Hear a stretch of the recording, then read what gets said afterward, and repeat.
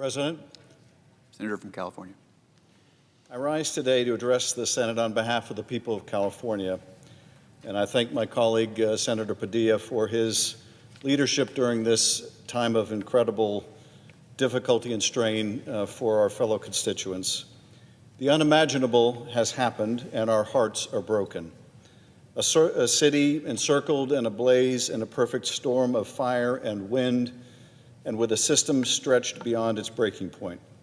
A natural disaster so immense in size and scale it will dwarf any recovery and rebuilding effort since the 1906 San Francisco earthquake and fire.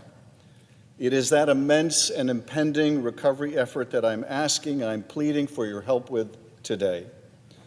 Already, the support that you and the President have given California have helped firefighters battle the flames, helped save lives, and helped those who have lost everything find shelter.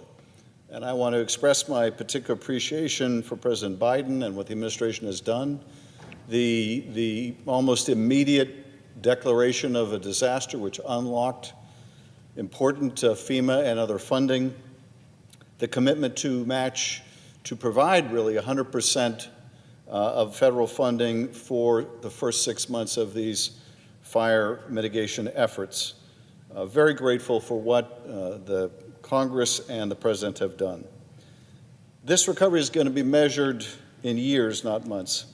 Even so, we must bring a sense of urgency to the recovery and not let it linger. When the flames are finally out, the cleanup begins in earnest and the rebuilding moves forward with all haste. After the attention of the world has turned away from the raging inferno and its aftermath, ours in this body must not. Because the loss is immeasurable.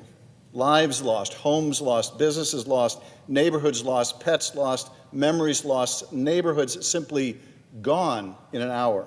Entire communities burned to ash, families brought together in grief, churches and synagogues have burned down, but their members still gather as one. Because amidst the darkness and destruction, we have seen rays of hope. For when one part of our state is hurting, literally on fire, we all come together. First responders from all across our great state and so many others rushed to Southern California. A woman I met at a Red Cross Pacoima evacuation site, so grateful despite everything for the assistance that she was receiving, for the dignity with which she was treated by these Red Cross workers. She told me she plans to set up a $10 a month donation from her monthly Social Security disability check. People dropping off clothes and supplies by the thousands, so much that some of these centers are overwhelmed with people bringing material by. That's the California way. This is deeply personal for Senator Padilla and myself. We know so many families impacted by these fires because they're our neighbors and friends. I represented Altadena in the House of Representatives for decades. It is a vibrant, diverse community, a city of families, of places to worship, of deep culture and history. When I drove through Altadena just a few days ago, the destruction was complete. Entire city blocks razed. Homes, small businesses, schools gone in just a few minutes, like some post-apocalyptic scene driving around that area at night in which small fires still dotted the landscape amidst the rubble. It was hard to even recognize what I was seeing. The place where my wife and I got married burned to the ground. So many other community institutions vanished. The Altadena Community Church, gone. The Pasadena Jewish Temple, gone. Still smoldering, that temple, when I saw it, and burning inside like an eternal flame, a symbol of God's presence even amidst the unimaginable. The mountains above Altadena, once the scene of such beautiful greenery and nature, now charred beyond recognition. And just like Altadena, much of the Palisades are just gone. Fire ripped through this community, leveling entire neighborhoods. One bakery owner in Topanga described the fires that tore through her community simply as Armageddon. Charred cars, burned out furniture, block after block. These were generational homes and neighborhoods people are proud to be part of and raise their children in, now forever changed. In Altadena, Victor Shaw was found in his house holding a garden hose. He died trying to save his home. His sister Sherry barely escaped as the house went up in flames. One man, Zaire, was separated from his sister who lived next door. In the midst of the chaos, he was able to evacuate his baby, an elderly mother. But the next day when he returned, he found his sister's car outside her home and found her remains in the rubble. "Evelyn, why didn't you leave?" he asked. "Why didn't you leave?" One father who refused to leave the side of his son who had cerebral palsy, fighting to his last breath. The last words he said were to his daughter, "Baby, I'm getting ready to evacuate. I love you, baby. I gotta go. The fire's made it to my yard." Anthony Mitchell, a hero. Edgar McGregor is well known in Pasadena for his daily trash pickups in the foothills. But now to the community, he'll be known for something more. In a face group post, he alerted residents 2 days before the fires to pack go bags. And when it mattered most, he typed 2 words: "Get out." Get out. His simple post may have saved lives. People are surviving now, but only barely hanging on. I spoke with Patricia at one of the shelters on the west side. She stayed a couple nights at a motel but could no longer afford it, and her asthma was making it hard to breathe. One firefighter, Jonathan, had been battling the blazes in the Palisades since the first night. I remember talking to this LA Fire Department firefighter, and he had told me he wasn't sure he was going to make it out when he was there during the early hours of the fire. And I asked him what that was like, and he said, well, there were flames in front of me and flames behind me. The water was running low, my communications were going out, and he said it was the closest thing to hell that I can imagine. One family in Altadena, who all lived on the same street, lost 3 homes. What was once a dream to live so close to each other had turned into a nightmare. Over the past week, we've seen firefighters exhausted and yet unyielding, waging war to save communities and lives and property. And in the last few days, we've seen some hopeful signs as the level of containment, particularly of the Eaton fire, has increased. More slowly, the containment of the Palisades fire. But we are not out of the woods. We've seen neighbors helping neighbors. We've seen Angelenos opening their doors to strangers, left with little more than the clothes on their back. These are the angels who remind us that even in our darkest hours, through smoky skies and uncertain times, we do not stand alone. Because what makes this city of Los Angeles so extraordinary, what makes California extraordinary, is that we are not defined by our tragedies. We are defined by our response to them. In Los Angeles, resilience is a way of life. It's what has allowed the city to rise from the devastation of earthquakes and floods and riots and fires time and again, and emerge stronger, more resilient, more united, more compassionate.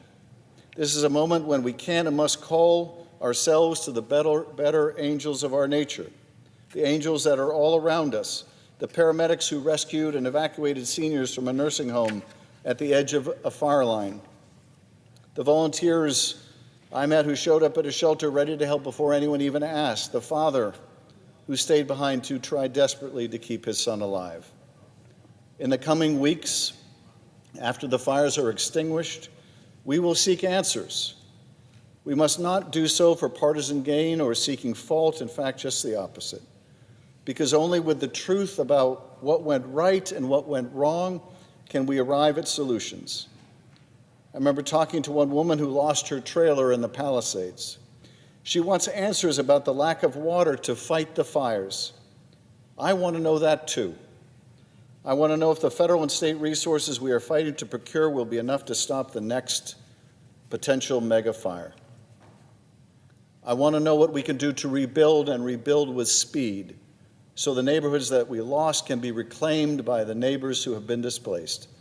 and communities can come together once more. I'm grateful for the governor's efforts to streamline the permitting process so that people can begin to rebuild and rebuild quickly. And I want to know if there was anything more that we can do or could have done to save more lives and more homes. We should all want that. We should all want to rebuild because Los Angeles is one of our nation's great cities. And to rebuild, we will need your help without fanfare or partisan rancor. We need your help. Just like we worked together to help rebuild New Orleans and Louisiana after Hurricane Katrina, we must do so again here. Just like after countless hurricanes struck Florida and the South, we rushed in aid. Just this year after Hurricane Helene, FEMA is still on the ground in North Carolina helping those in its destructive path. And we won't leave, we can't until the job is finished. That's what we must do here. During my time in Congress, I've seen a lot of disaster aid bills. Never in my time have I ever considered whether an area votes red or blue. When people need help, we get them help. When people are fighting to rebuild, we help them rebuild, period. That cannot and should not change, no matter who is president, no matter who's in charge of Congress, no matter who the governor is or who their senators are. That is my urgent plea today. We need your help desperately. Southern California, we will rebuild. We will. But whether we can do so quickly will depend on the actions we take in the next few months. This big, beautiful, diverse city is not just made of steel and stone, but of people. People who stand together when the skies turn dark and rise together when the smoke clears. We are going to rise again because it's who we are. And when we do, we'll show the world what it truly means to be the city of angels. Thank you, Mr. President, and I yield back.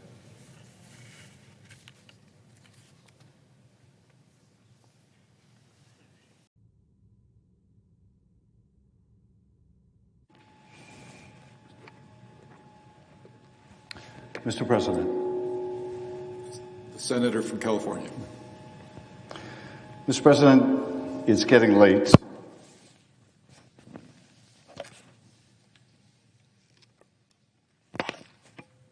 It's getting late, too late for some of the people we serve to even be awake, though I imagine many are. Not by choice, a mother in the Central Valley is awake, staring at her kitchen table, trying to work out where her sick child can receive the medical care that child needs, now that a federal grant supporting the only rural health care center in her community is in limbo. A federal employee is awake, trying to figure out how they'll make the rent next month if they're laid off. Maybe they spent a few decades serving this country overseas and were just called back home. Now what? People around the world are awake, watching humanitarian help. That means their next meal or safe harbor from disease has disappeared, wondering why, in their time of most need, their longtime ally has decided to abandon them. Because the Trump administration has turned so many of our lives into a series of question marks. Because this president and his cronies like Elon Musk and Russ Vought are putting politics and profits over people's lives, over people's livelihoods, over lives. They're creating chaos, and then somehow, worst of all, they're gloating about it. Imagine gloating about acts so callous. Chaos seems to be the watchword with this administration, but the chaos is not a consequence of this. The chaos is the goal. The chaos is the purpose. By throwing everything at the wall, they can create confusion. They hope to muddy the waters while opening the floodgates. Unconstitutional executive orders, illegal memos, illegally accessing private citizens' data. You name it. The scope and the speed of these actions is almost impossible to comprehend. And the impact is incalculable. This is all part of a larger effort to consolidate power, every possible power, in the control of one man, well, maybe two men, so they can plunder the country to benefit themselves and their billionaire buddies. And what is this all about?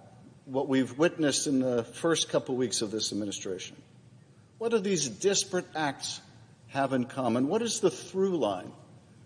What is it that the seizure of data belonging to millions and millions of Americans by Elon Musk, what does that have in common with the efforts to shutter development assistance, American development assistance around the world through USAID? What does that have in common with efforts to fire top prosecutors at the Justice Department and purge FBI agents at the Federal Bureau of Investigation? What does this have in common, too, with pardoning violent criminals who attacked this building? What does it have in common with a funding freeze and then a memorandum to implement the funding freeze and then the repeal of the memorandum and all the confusion that has caused? What does the mass deportation order have in common with all of this? What is the story of what they're doing here? How does this all fit together? And it fits together in this way. This is an effort to try to consolidate power, all the power of this government, in the hands of Donald Trump and a few of his hand-picked, very wealthy billionaire friends. It is designed to consolidate that power to essentially take the resources of this country and enrich themselves and their friends. An effort to enrich themselves which would not be possible, will not be possible, if our system of checks and balances work. But if they can somehow take apart these institutions, if they can somehow persuade or demand or cow the people in this institution and the House of Representatives and the courts and the Supreme Court, if they can prevent us from playing our institutional role as a check and balance, then what is left between them and the Treasury? Nothing. Nothing. And so this is the goal. Discredit the government, dismember checks and balances so that they can raid the till. Make government purposely dysfunctional.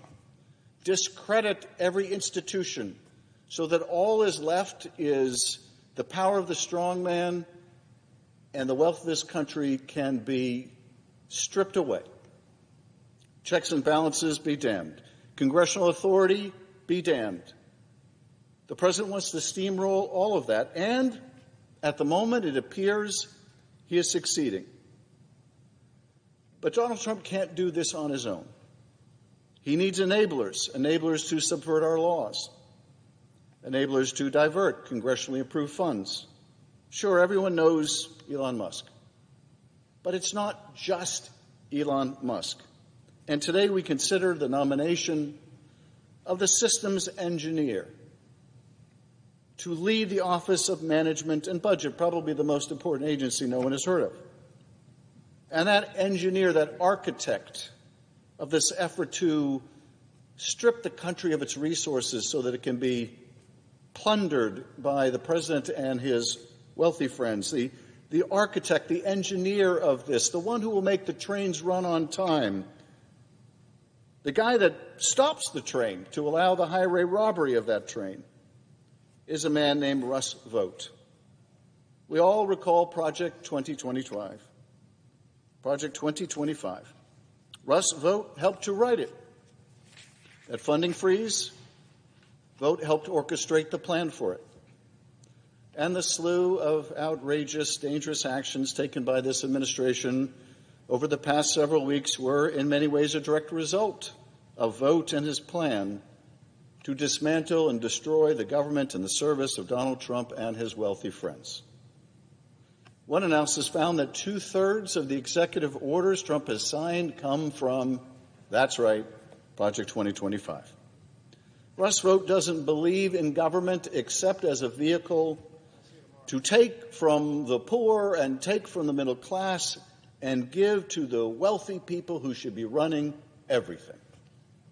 He doesn't believe in the simple idea that we, the people, compromise, or we, the people, compose our institutions. We, the people, are the government.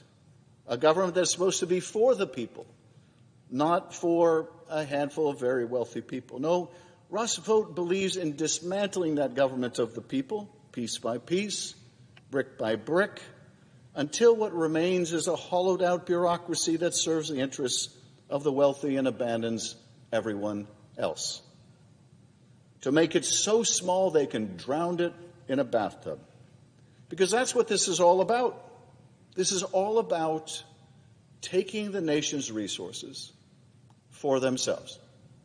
It is about using the infrastructure, the architecture of the government to enrich themselves.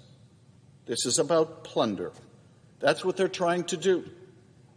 The last few weeks are not incompetence. It isn't mismanagement, although there's plenty of that.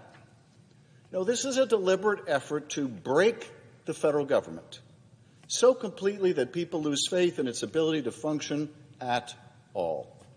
And when people lose faith in the government of the people, when they stop believing that it is for the people, that's when the real damage begins. That's when they can dismantle the safety net, program by program. That's when they can make the people beholden to the strong man.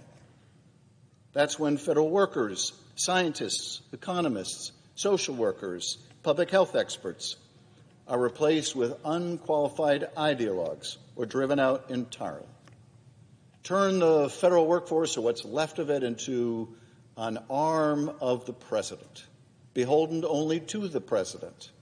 No more oath to the Constitution, but an oath to the person of the president. A loyalty oath demanded of our federal employees. That's when the next disaster, whether it's a pandemic, a financial collapse, or natural disaster, becomes unmanageable because the very institutions designed to respond have been gutted. Because that is their end goal. Not just to shrink the government of the people, but to sabotage it, to make it dysfunctional, to make it ineffective, to paralyze it, and then to turn around and say, hey, see, it doesn't work. The government of the people doesn't work. Because, of course, they don't want it to work except to the degree that can be used to take the resources of the American people and give it to their wealthy friends and to large corporations to distribute every possible dime amongst the privileged few and not working families. This is why they are elevating Russ Vogt. Because when you need someone to dismantle the very machinery of governance, to turn the government of the people into an engine of destruction rather than an agency of stewardship, Russ Vogt is your guy. And now he has a second chance to make sure that when that mother in the Central Valley reaches for help, there is nothing there. We're seeing, of course, Head Starts around the country, the Head Start program. Wonder whether they're going to be able to open their doors the next day. Wondering what's going to happen to their support. And, of course, all the parents that have their kids in Head Start are wondering what the future holds for their kids. But the view of this administration is, hey, that Head Start's getting valuable money. They'd rather give to themselves and to their wealthy friends. And if it means the sacrifice of those kids in the Head Start, well, that's just the price you have to pay for oligarchy. Russ Vogt is your guy. A second chance. He has a second chance now to turn Social Security and Medicare into bargaining chips in a political game that none of us have agreed to play. Keeping seniors up at night worrying whether a Social Security check might not make it to them after all. He has a second chance to rewrite the rules in a way that ensures the wealthy and well-connected are taken care of while everyone else is left behind. We should be clear about what this nomination represents. Russ Vogt wants to oversee the erosion of the very services that millions of Americans rely on every single day. To lead the charge to remake the United States into a country where people are left to fend for themselves. where the government doesn't work because they don't mean it to, they don't want it to. They don't want a government of the people or a government by the people or a government for the people. They want a government of them. They want a government by them, and they want a government for them. But let's be very clear. It does not have to be this way. We can reject this vision. We can reject this nominee. We can reject the idea that our government exists only to serve the powerful or to punish the vulnerable, and we will reject it. Because if we do nothing, if we simply sit back and let Russ vote take the reins of OMB once again, then we will be complicit in the destruction that follows. So let's take a closer look at the last few weeks. Let's take a closer look at Donald Trump and Elon Musk's hostile takeover of the federal government and the targeting of our institutions one after another over and over again. Let's take a closer look at this effort to gut critical programs to pay for their enormous tax breaks and what that means for all of us. And let's start with access to your personal data. As of today, Elon Musk, an unelected billionaire, I think maybe the wealthiest man in the world, with a vested financial interest in this administration's success. You would think that being the wealthiest man in the world or one of the top wealthiest people in the world, that would be enough. But no, he has a vested interest in the administration's success and billions in government contracts, because apparently the billions he has already are not enough. And he has deployed a team of loyalists to infiltrate government agencies to help with the plunder of the public fisc. So let's think about that for a moment. Let's try to take this in. The world's richest man has brought in his loyalists, some of them apparently just teenagers, to breach federal departments, to access sensitive data, classified information, and who knows what. And are we supposed to think that's okay? Are we supposed to pretend this is normal? To have the wealthiest man in the world run roughshod over private data, over our agencies? Are we supposed to act like this is anything other than what it is, a blatant and unconstitutional grab of power and our personal data? A takeover of government by a billionaire who has decided that the rules and laws don't apply to him. Our national security doesn't matter. But why? Why go to these lengths? And again, we have to follow the money. Trump's 2017 billionaire tax cuts, the ones that handed corporations and the ultra-wealthy an unfathomable windfall while exploding the deficit, are set to expire this year.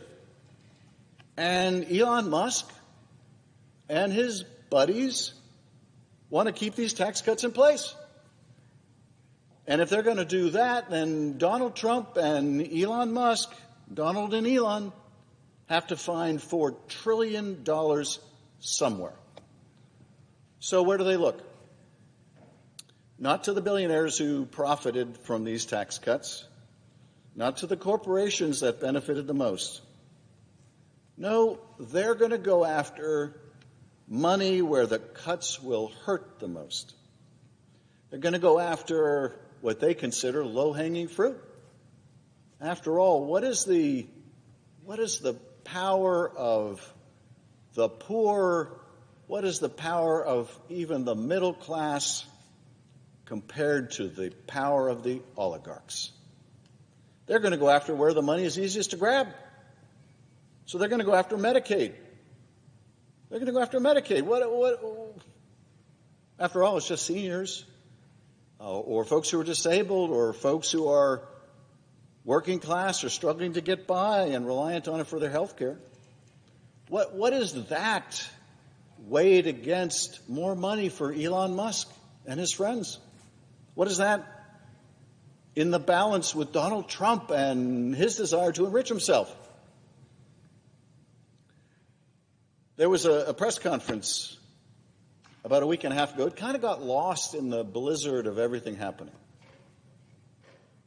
But I found it very striking. At this press conference, the president was asked by a reporter whether he was going to stop trading in his own personal interests and his meme coin. And what followed was this discussion between the president and this reporter while the cameras were rolling, where the reporter says, you're making a lot of money, and the president asks, well, how much money am I making from this meme coin? Well, a lot. Now, I don't know what the exact language of this dialogue was, but it was blatant. It was so out in the open. I mean, it takes your breath away. I'll remember, because it seems quaint, the beginning of the first Trump administration, when you might remember he had that press conference and he was talking about how he was, going to make sure that his business interests were somehow separated from his interests as president or the country's interests, and he had those stacks of, binders or white paper. And I don't think anybody knew what was in those stacks of paper, or whether it was just blank paper, but at least there was a superficial effort to suggest that he was going to have some walling off of his personal financial interests. Of course, what we saw those 4 years was there none of that walling off. There were Gulf nations that were essentially paying tribute by staying in his hotels and all kinds of other graft going on. But now there's no effort to even hide the profit-taking with this meme coin or the distribution from his social media platform to people like Kash Patel. I mean, the grift is out there right in the open. But that's really still small potatoes compared to the ability to raid the Treasury, compared to the ability to take all the money that goes into providing health care for sick people and Medicaid and using that to enrich yourself. Now, that's where the money is. Now, part of what they're targeting is also USAID. And they're targeting federal workers. They want federal workers to resign. They sent federal workers a letter that says basically, hey, you can reply to this message and say you quit and have basically a paid vacation until September. Of course, there's no money to pay for that. It's unlawful what they're offering. But if people respond to that message, well, then they're on a list. Why does Elon Musk and Donald Trump want all these federal workers to quit? That's more money for them. That's more money for those tax cuts. They've got to find those trillions somewhere. So let's see if we can push people who work for the government of the people out the door. Education of our kids, let's close down the Department of Education. Okay, comparatively, you look at the Department of Education, you look at the Department of Defense, not a whole lot of money already in the Department of Education, but hey, if it helps to pay for one more of those tax cuts, let's do away with the Department of Education. Essential public services. Okay, federal grants for firefighters or firefighting equipment. What's that in the scale of things when we're talking about another tax cut for very wealthy folks?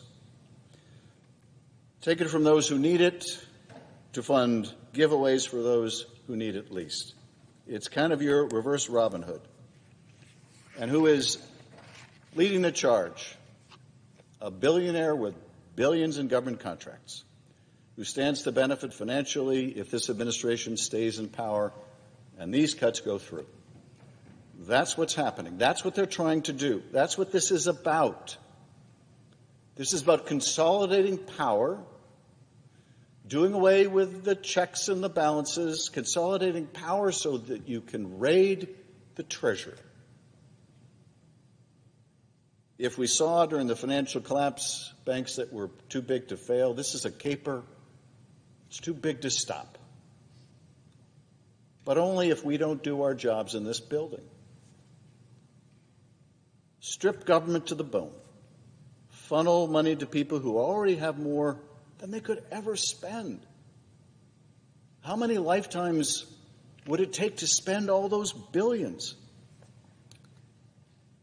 And use the federal government as an instrument of personal gain without accountability and without justice. And tragically, one of the things that makes this whole caper so possible now was something that took place in a building just across the street from here, when the Supreme Court of the United States said to the President of the United States, you can commit criminal acts while you're president, and they can't touch you. If you use the Justice Department, you have absolute immunity. If you use other departments, your immunity is so strong, you can argue the presumption is pretty much irrebuttable. They gave the president immunity to commit crimes. His pardoning of all these violent criminals that attacked this building is a message that says, hey, can't hold the president accountable, not anymore, not after this Supreme Court gave him that get-out-of-jail-free card. You do things for me that are unlawful, you do things for me that are unethical, I've got your back. There's a pardon waiting for you at the end of all of this. But let's turn to USAID. What is the deal with USAID? Now, USAID has been kind of a favorite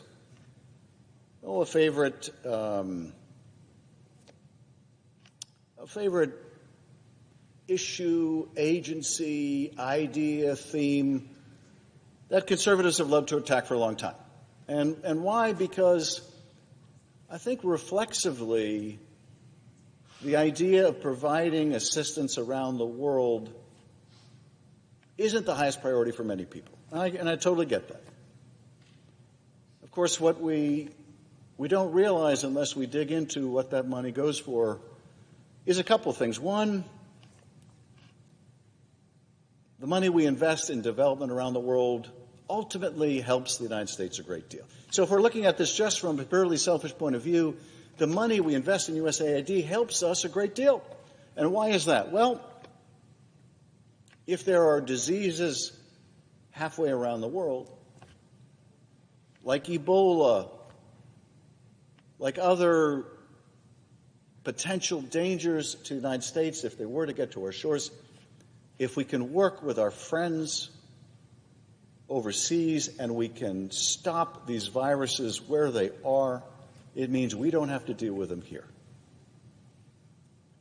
If we can stop the instability in places around the world, it means less fertile soil for terrorism and terrorists who might attack us here.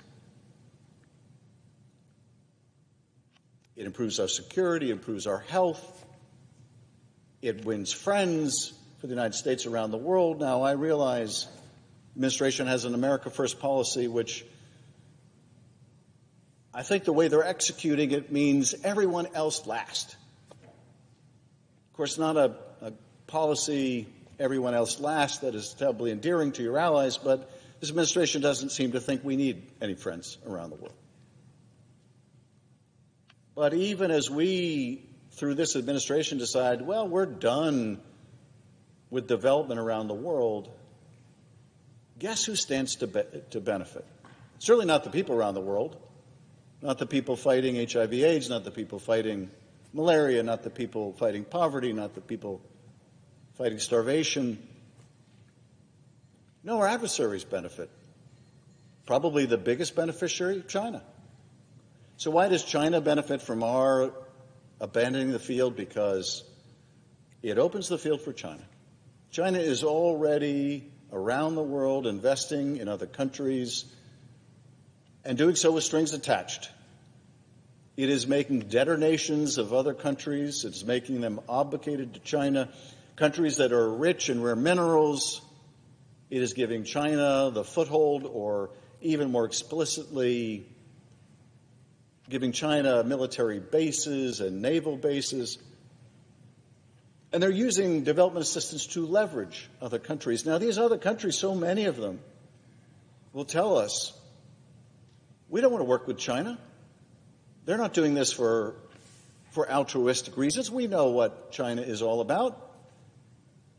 But if America is going to abandon the field, if we have no choice but to seek friends elsewhere, we will do what is necessary to feed our people. We will go to where we need to go to get help when we confront disease. And if America abandons the field, we will go to China.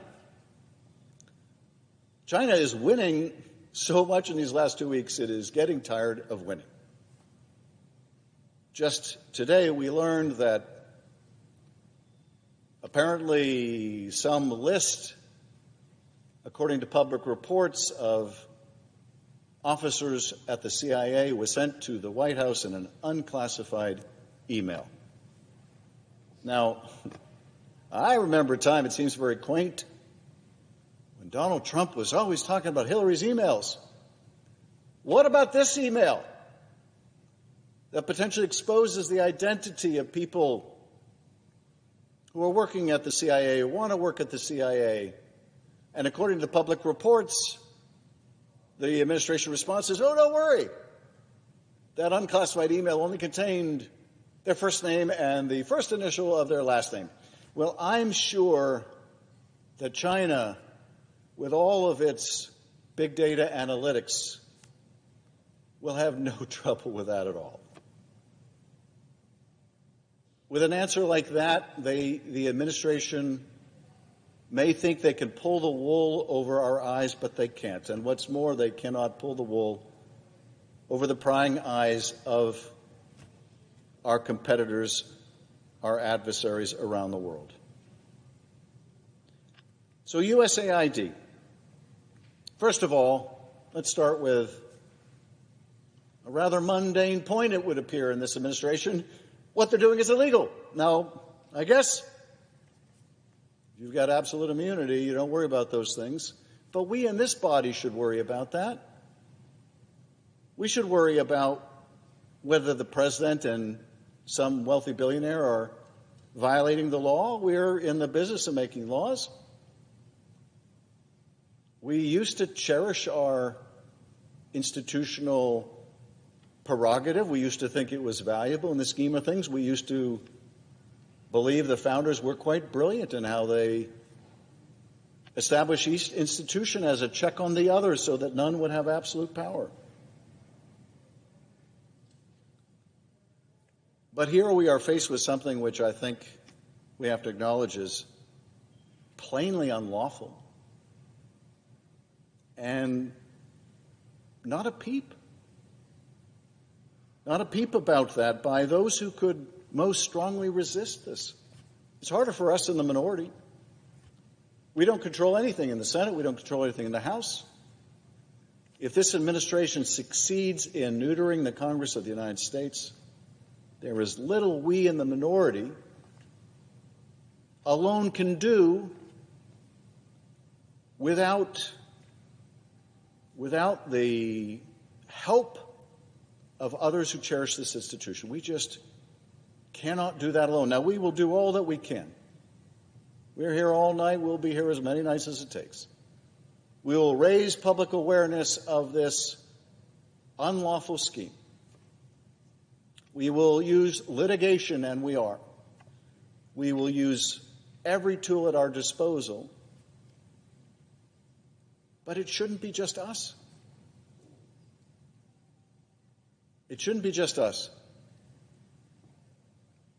I think a lot of Americans are wondering now whether the Constitution is so brilliant after all, whether it is adequate to meet this moment, a moment that our founders really anticipated, when we would have a demagogue who would ride the whirlwind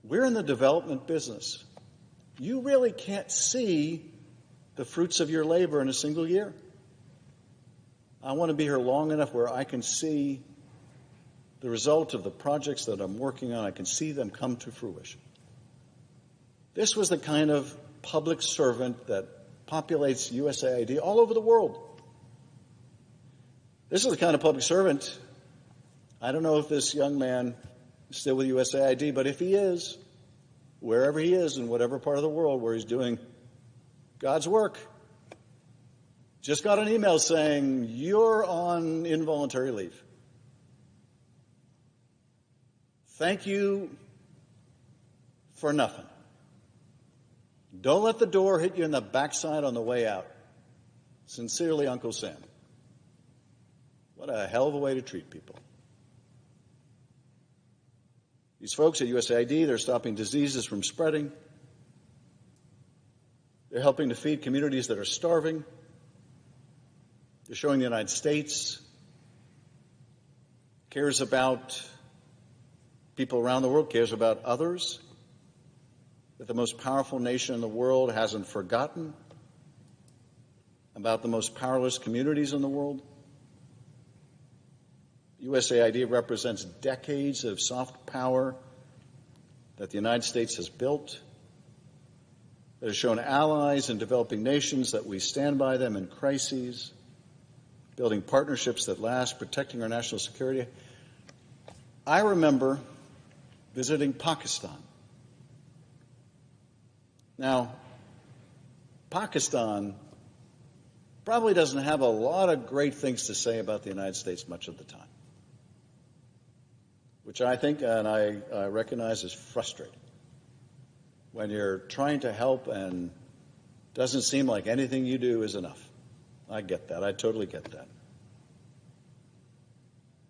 But I remember when an earthquake struck northwest Pakistan, and American helicopters were helicoptering in relief. And a toy became very popular in Pakistan, and it was a replica of an American helicopter, because we suddenly became associated with helping people in their time of need. Probably the single most valuable diplomacy we had done in years. I guess we're not going to do that anymore.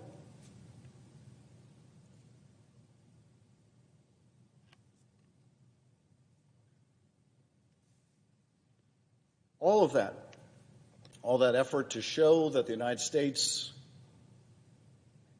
is concerned about the well-being not just of ourselves but of others all over the world, all that is at risk.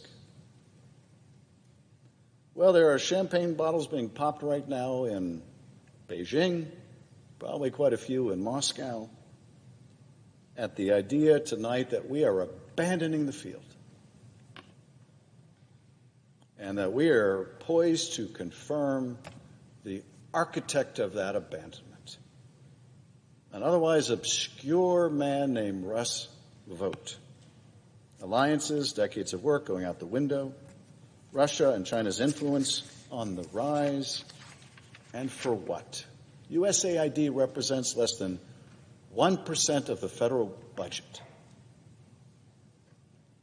But that 1% gets Elon Musk and Donald Trump closer to the $4 trillion hole they need to fill to give another tax cut to the wealthy. So it's on the chopping block, plain and simple. So let's look at some of the other events of the last couple weeks and put them in perspective. Let's look at the firing of these top Department of Justice officials.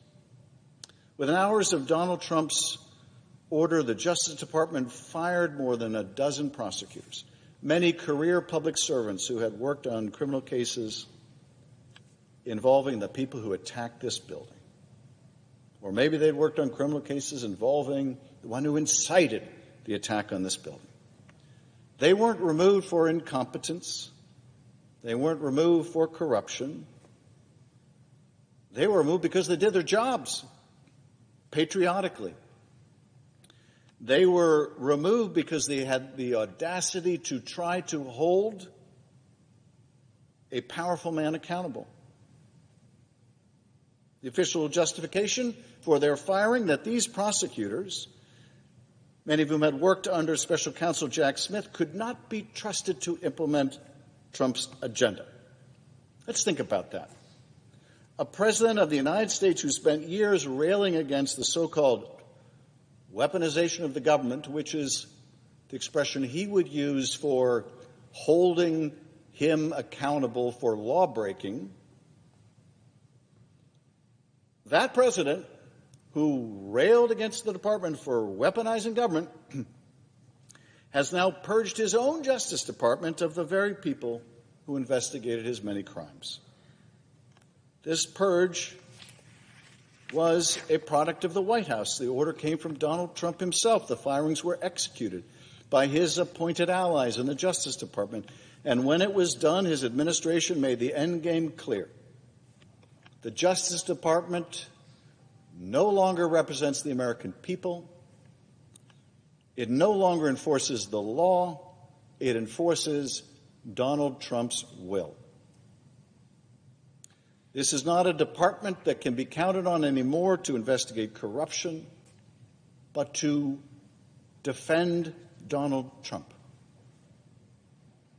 A Justice Department that doesn't prosecute certain criminals, it protects them, as long as they serve the president's interests or are the president himself. This is the new normal in Donald Trump's second term, a government that exists not a check on his power, but an extension of it. The message was unmistakable. To prosecutors, to judges, to anyone working in law enforcement who still believes in the rule of law, or an idea now which seems quaint that no one is above the law. Do your job, protect the person of the president, not the people of the country, or you and your job may be next. Because in Trump's America, there is only loyalty, not to Constitution, not to country, but to the person of the president. And now, with the firings complete, the vacancies will be filled not with independent prosecutors, but with loyalists. With lawyers who will spend the next 4 years reshaping the very foundation of the Justice Department, ensuring that the next time Donald Trump or anyone like him breaks the law, there won't be anyone left to prosecute it. They will be there to go after Trump's enemies, whether they are real or just perceived. We are not inevitably headed towards authoritarianism or one-man rule. But firing these top prosecutors takes us one step closer. If we don't stop it now, if we don't draw a line here, there will be little justice left in the department to save. I spent almost 6 years with that department. I was an assistant U.S. attorney in Los Angeles. One of the best jobs I ever had.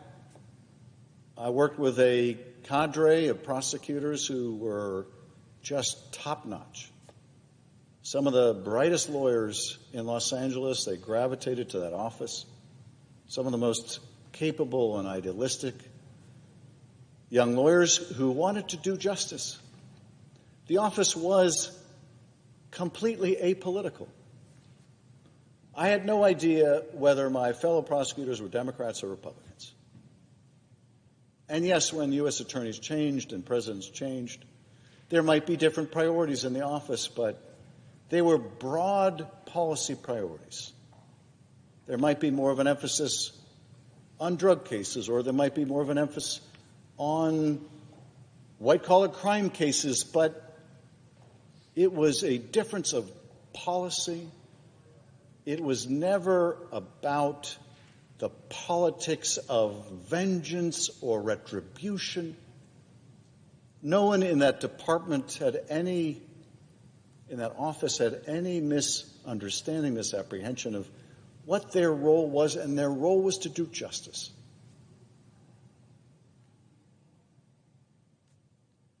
Now, I think the department made a mistake after this building was attacked, after our police officers were savagely beaten, after this president sat in that White House dining room and watched that violence occur. I think the Department of Justice made a mistake not by investigating that massive crime on this building, on our police, on the peaceful transfer of power, on our democracy, but in taking so long. I think they made a mistake in focusing on the foot soldiers of that attack who broke into this building rather than those who incited it and organized it. But I understand why that mistake was made. That mistake was made because there was a desire, after the first 4 years of Donald Trump and the terrible politicization of that department by Bill Barr, there was a desire to restore the independence of the department. There was a reluctance to follow the evidence where it would lead.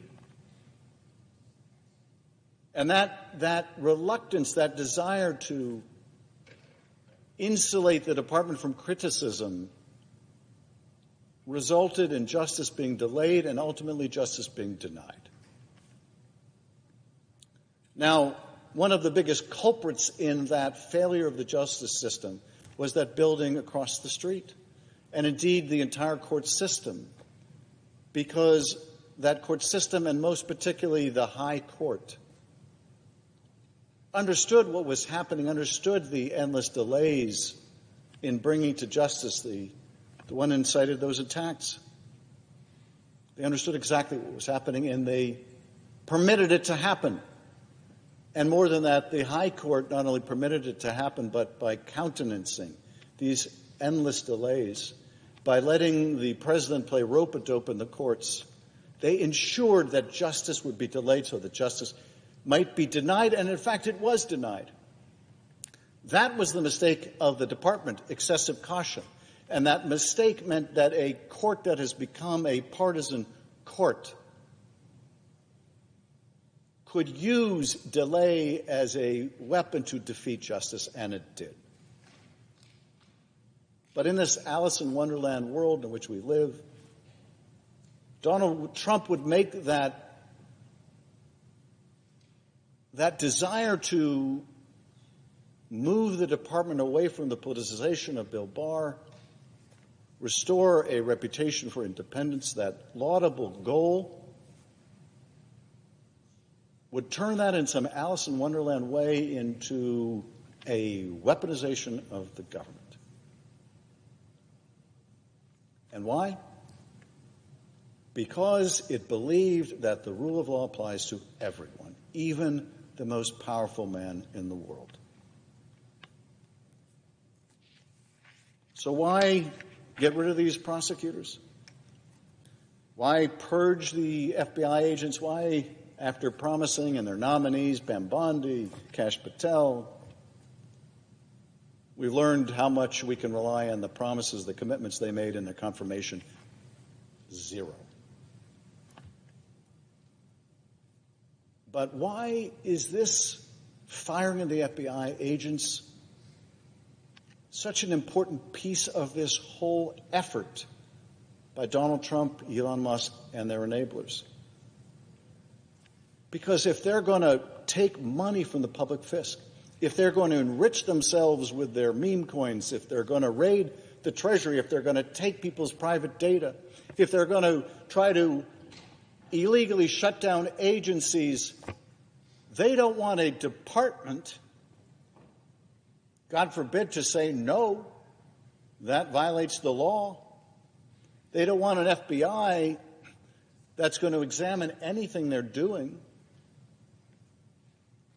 So stripping the department of its independence, instilling fear in thousands and thousands of FBI agents, telling them you are just one wrong step away from being fired.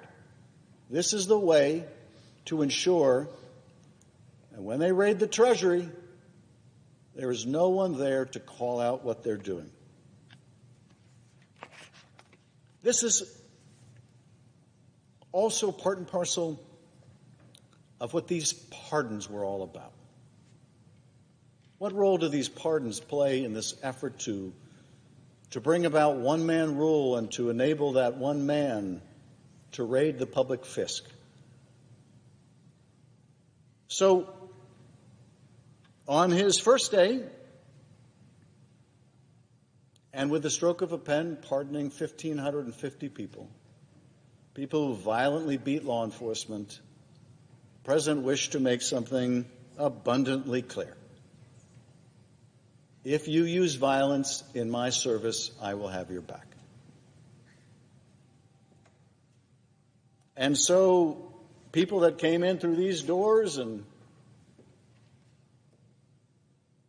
bear-sprayed police officers and beat them with flagpoles, took apart metal barricades and beat them with that, crushed them in the doors. Officer Daniel Hodges, I'll never forget the images of him being crushed in that revolving door. Well, the people who did that, they got a pardon. Pardoned the ringleaders or gave them clemency. Leaders of the Proud Boys and the Oath Keepers, violent, unrepentant white nationalists who conspired to overthrow the peaceful transfer of power. I mean, how did we get here where a president of the United States would pardon people for doing that? Some were convicted of seditious conspiracy, one of the most serious crimes in our legal system. Others were convicted of dragging police officers into violent crowds and of beating them, of bear spraying them, of crushing them. We witnessed it. We were here. I was here, not on this side of the Capitol, but on the other side. I was here. I was here when they were breaking windows to get in. I was here on the House floor. One of the floor managers that day opposing the efforts to overturn the election. I was here when the Speaker was whisked out of her chair. I was here when the Capitol Police first informed us there were rioters in the building. I was here when the Capitol Police told us that we needed to get our gas mask out. I was here when we struggled to open the damn things that were in these sealed plastic pouches. I was here when those masks were deployed and it was a polyurethane bag you were supposed to pull over your head with an elastic band around your neck. I was here when the fan that circulates the air in those masks so that you don't asphyxiate, when the sound of those fans was everywhere on the House floor and in the gallery. I was here when Capitol Police told us that we needed to get out, that they'd cleared an exit route. We needed to get out. I was here when some of my Republican colleagues in the House, as I waited on the House floor, and we could really hear those people banging on the doors to get in, said, "You can't let them see you." One of them said, "I know these people. I can talk to these people. I can talk my way through these people. You're in a whole different category." And I have to say, at first I was oddly touched by their evident concern for my safety. But my next impression was, if they hadn't been lying about the election, I wouldn't need to worry about my safety. None of us would.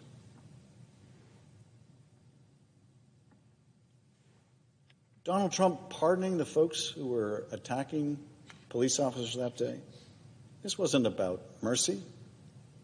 This wasn't about justice. These people hadn't made restitution or shown any repentance, far from it.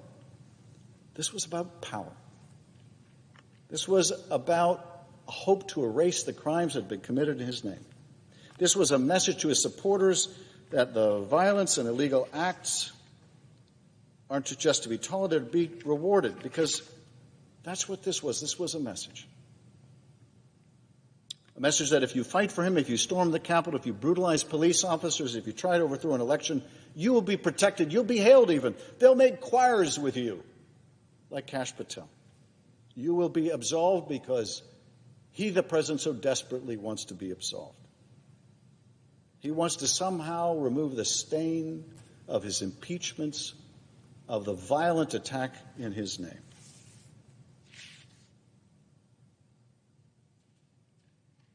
So what's happened to some of these criminals since they've been pardoned by Donald Trump? One of those pardoned was killed in a shootout with police in Indiana. Model citizen, I'm sure. One of them was arrested 4 times between storming the Capitol and being pardoned by Donald Trump. Another was rearrested for unlawfully possessing a gun as a felon. That was for his 2017 conviction for domestic violence battery by strangulation. Seems like a worthy candidate for a pardon by Donald Trump. One rider who attacked police with bear spray and a metal whip on January 6th is now grappling with unresolved charges of soliciting a minor, a third-degree felony carrying up to 10 years in prison. Maybe he'll be pardoned for that. These are the people that Donald Trump pardoned, that he celebrated because they showed loyalty to him. And in Trump's world, nothing else matters.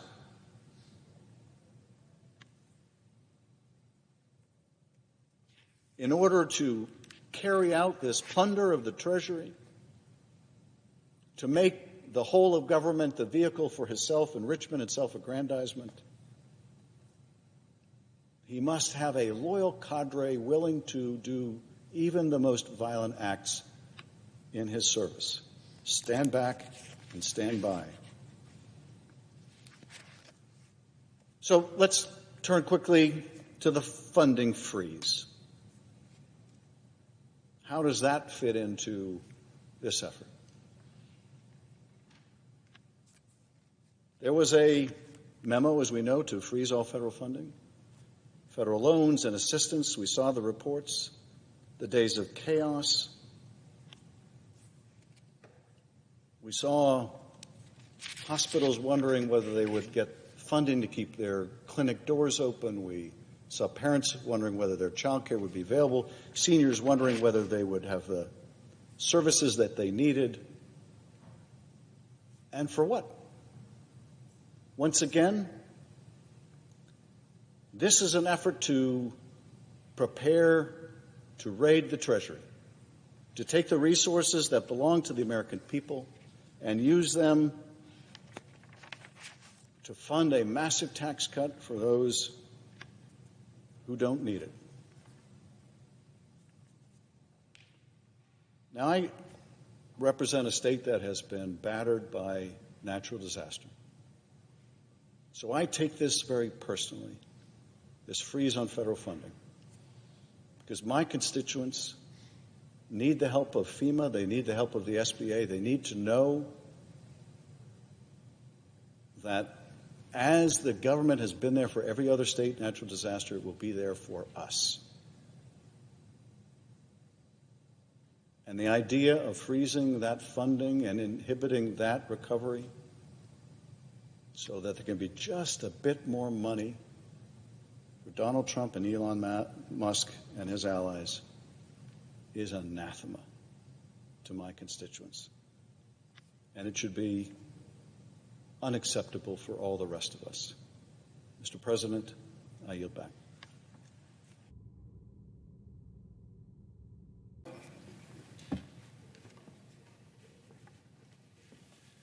Mr. President. Senator from California. After Tulsi Gabbard was selected as Donald Trump's nominee for Director of National Intelligence, the Russian newspaper Komsomolskaya Pravda was overjoyed. They wrote, "The CIA and FBI are trembling." Sadly, the Russian newspaper is probably right about that. Another Russian state outlet called her a comrade.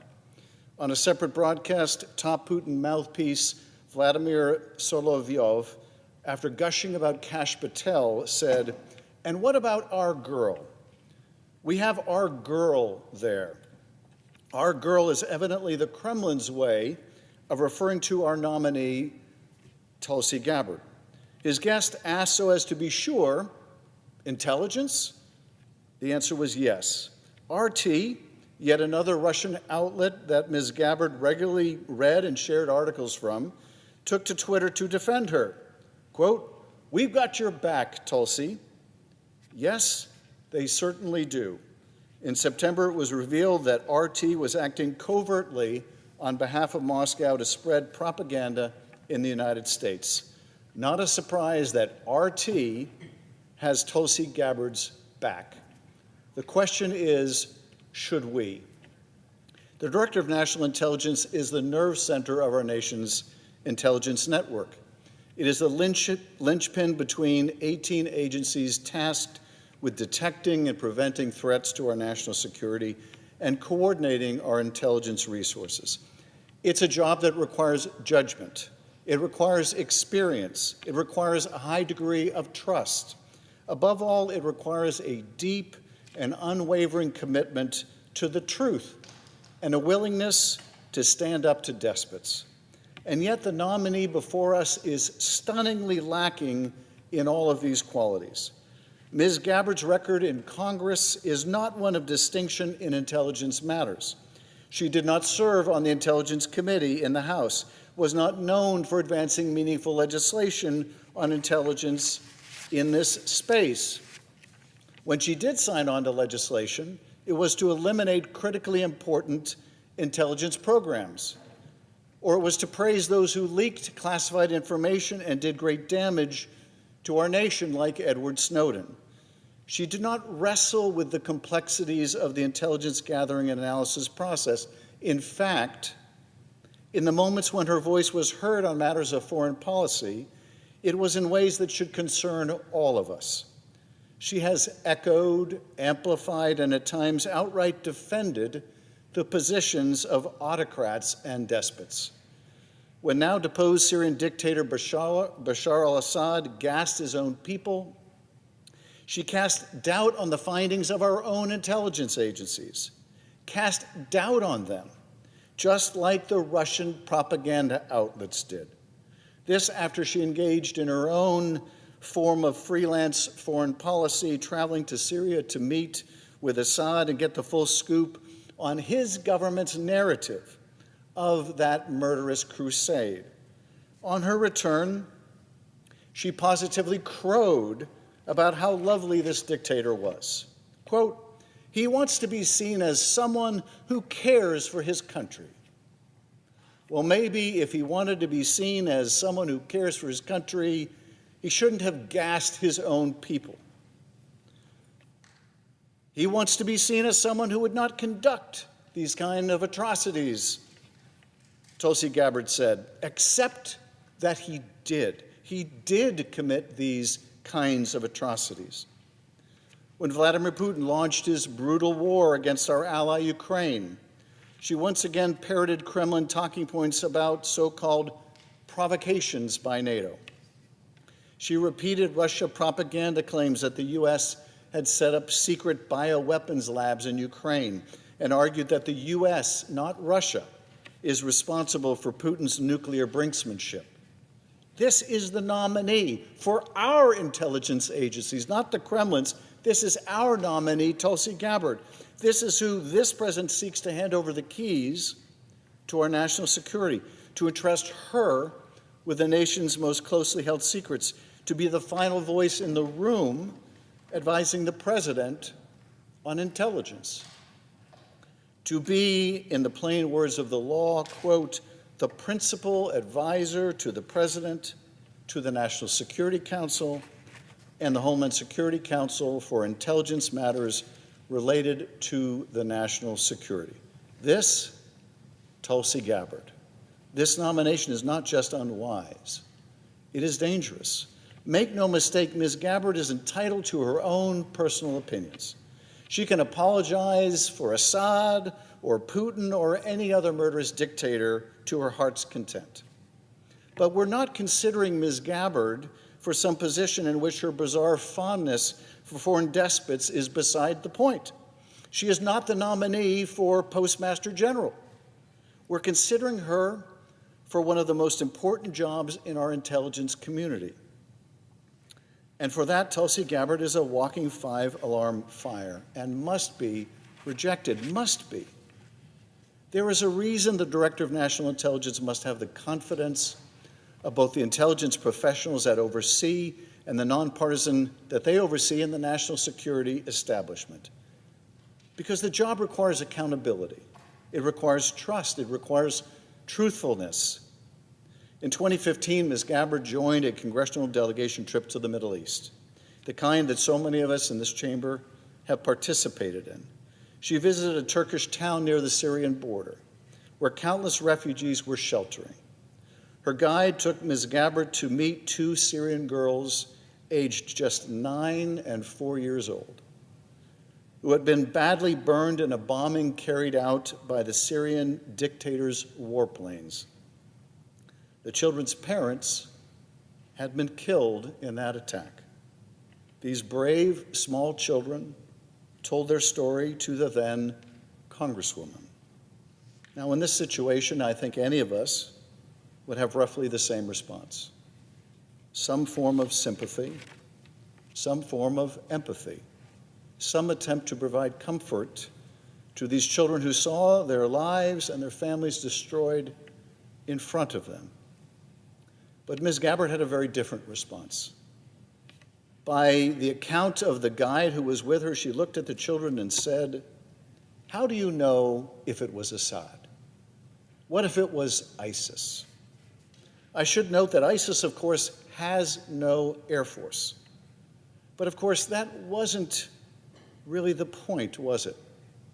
The point was perhaps best illustrated by her guide, who was with her to that day and who said that experience, those days with Ms. Gabbard, he said, quote, "It dawned on me that Tulsi wasn't misinformed or ignorant."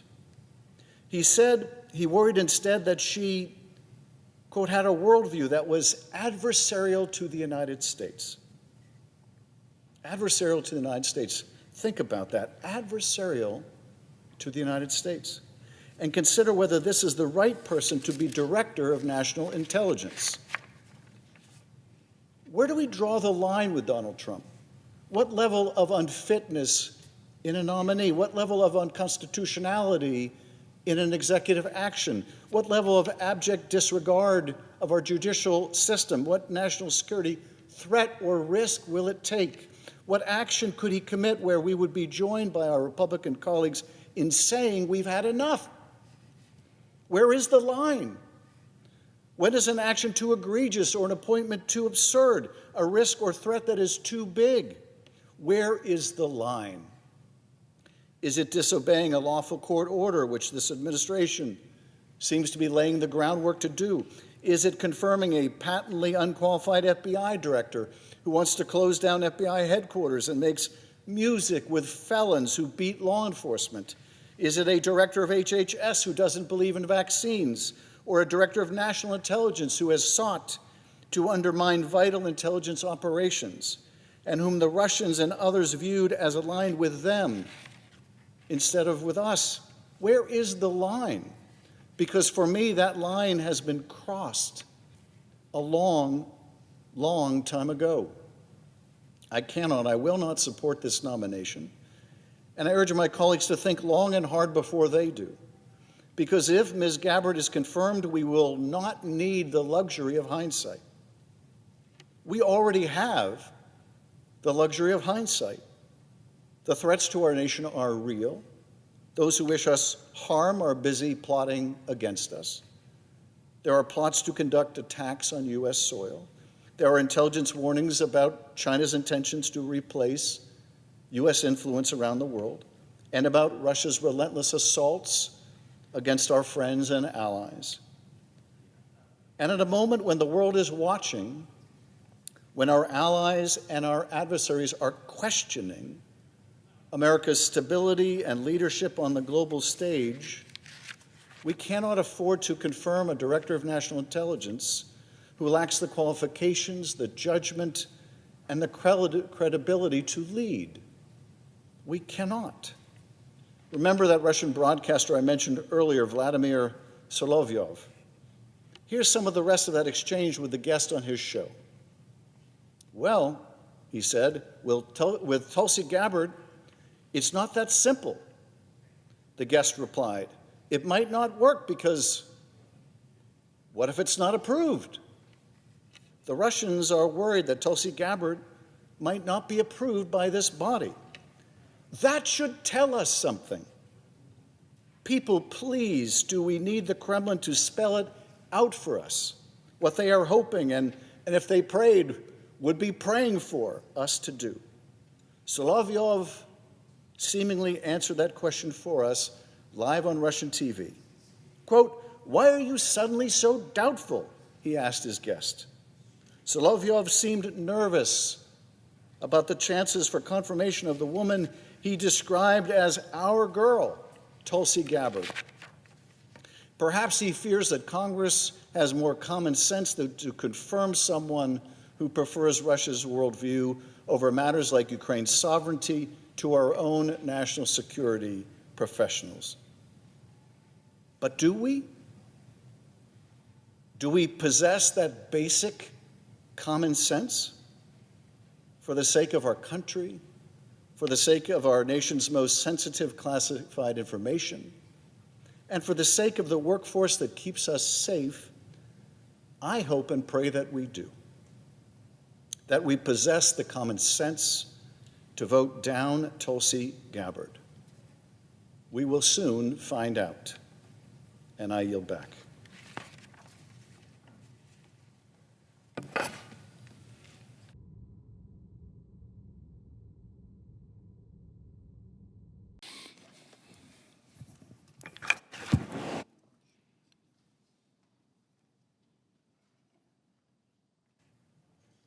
Mr. President. Senator from California is recognized. Today, the Senate is on track to confirm Kash Patel as director of the FBI. Think about that statement for a moment. Kash Patel, conspiracy theorist, January 6 denier, MAGA sycophant, and political provocateur, will be FBI director. The absurdity of it, the destructive consequences of it, and it's worth asking today, how did we get here to such an extreme point, to this moment when someone so patently unqualified, really disqualified from any position of responsibility, is poised to become director of the nation's preeminent law enforcement agency?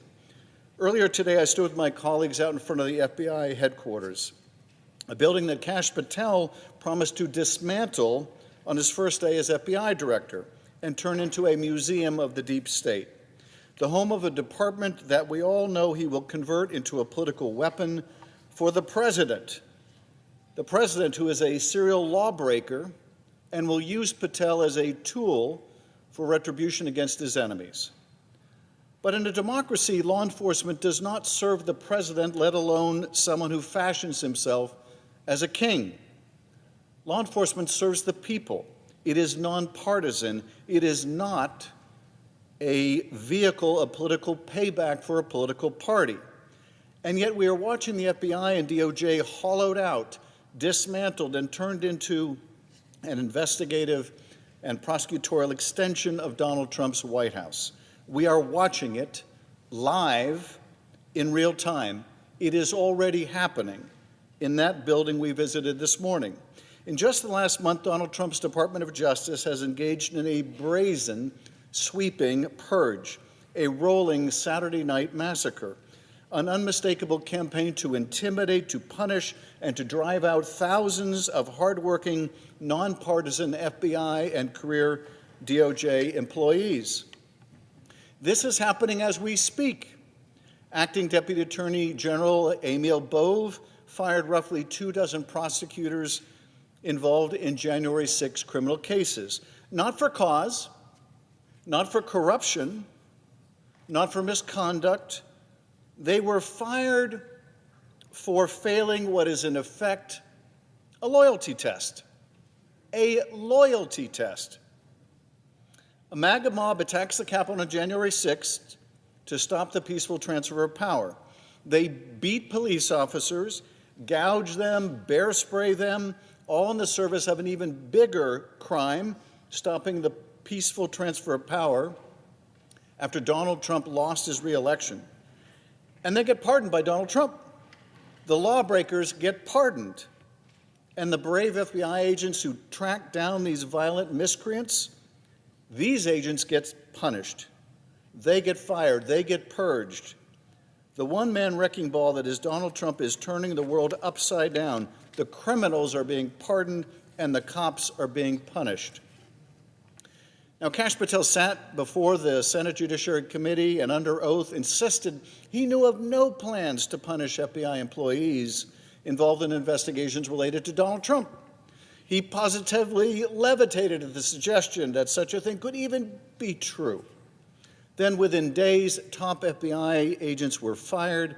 Thousands of FBI employees, career professionals, were sent a detailed questionnaire demanding they disclose any involvement in investigations related to the January 6th insurrection. A warning accompanied this. Additional personnel actions could follow. And yet, Mr. Patel testified that, quote, there will be no politicization at the FBI. There'll be no retributive actions taken by any FBI should I be confirmed as FBI director. He sat in that committee room and told the Senate all FBI employees will be protected against political retribution. That was a Thursday. 3 weeks ago, the very next day, the purges began. Before the ink had dried on the transcript of that hearing, the retribution campaign had begun.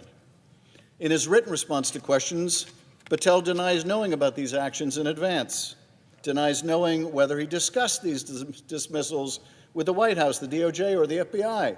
He wrote, I do not recall having conversations with the transition team about pursuing any particular investigations or targets. I asked him in writing about these actions, and his answer was he doesn't remember.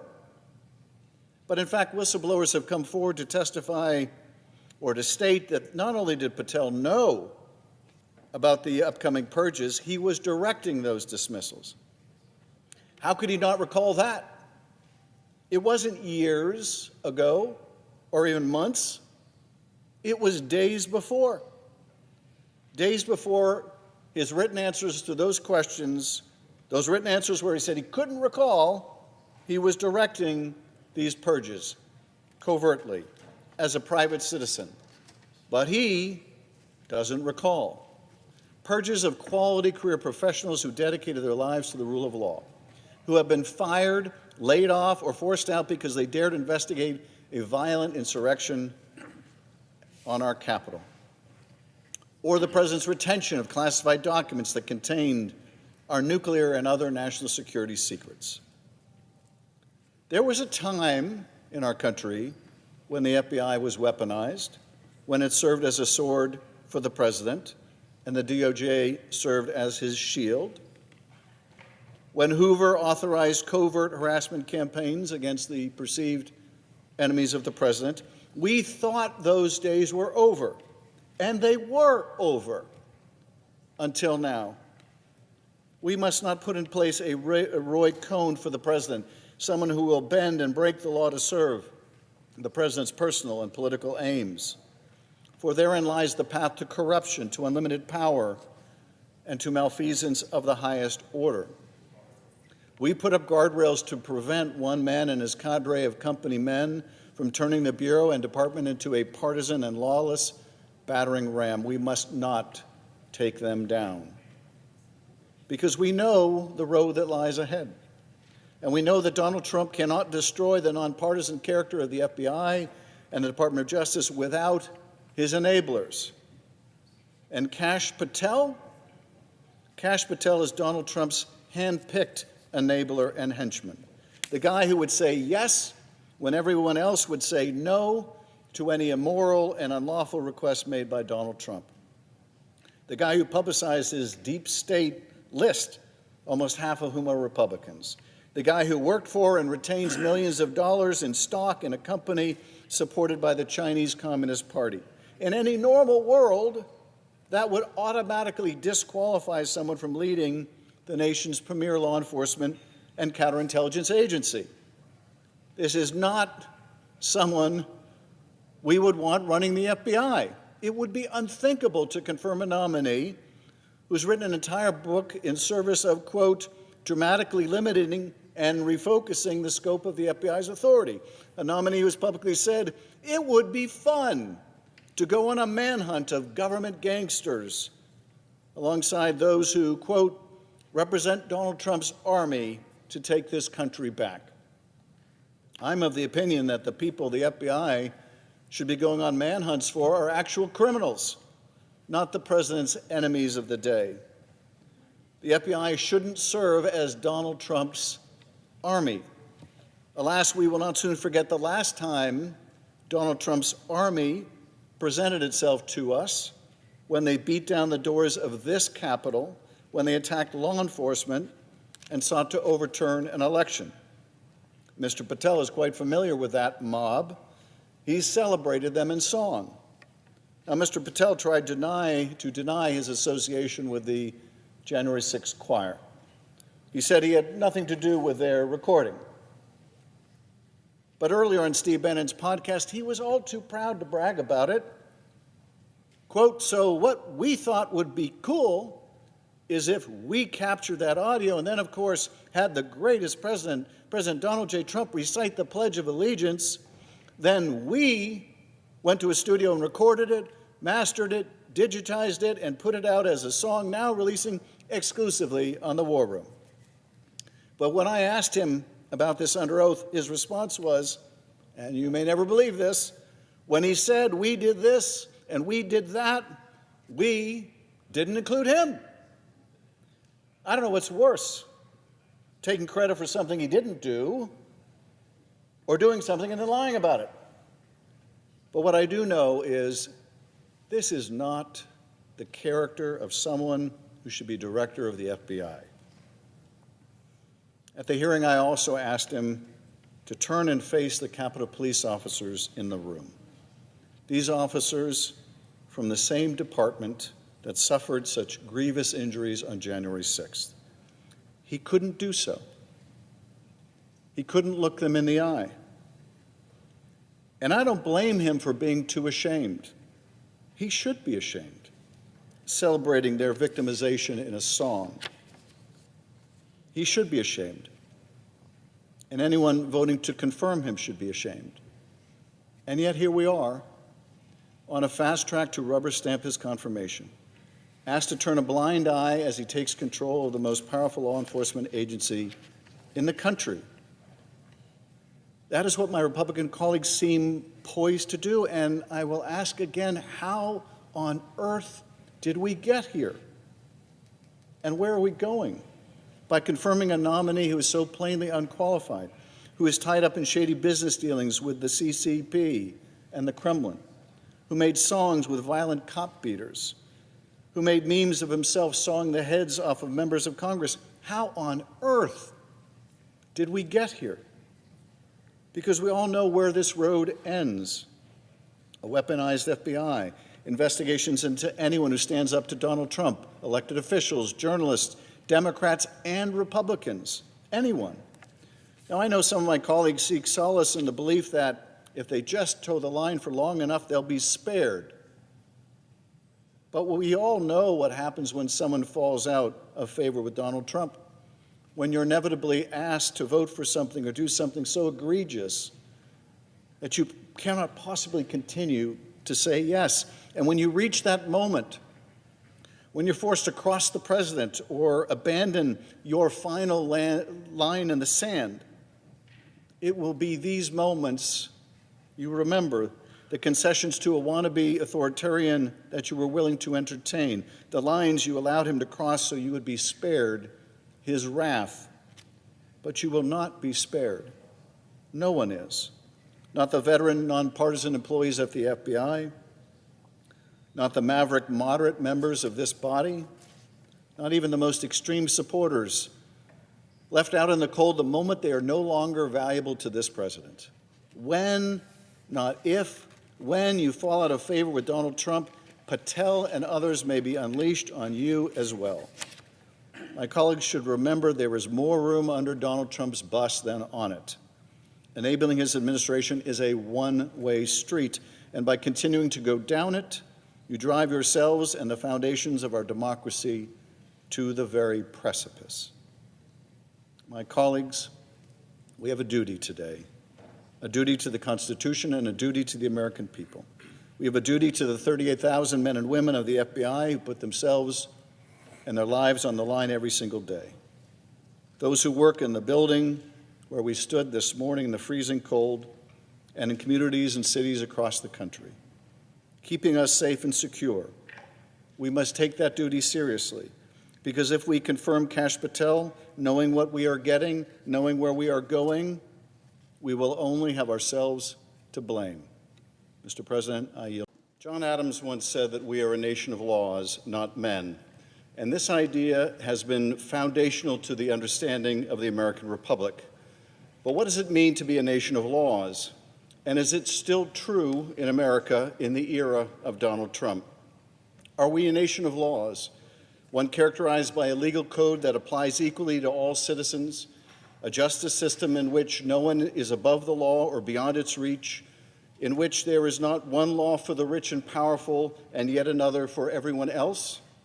Or have we become a nation of men, in which the law must bend to the will of its most powerful citizens, a society in which wealth and privilege mean that the law need not apply to them with the same force as it applies to others, or not at all?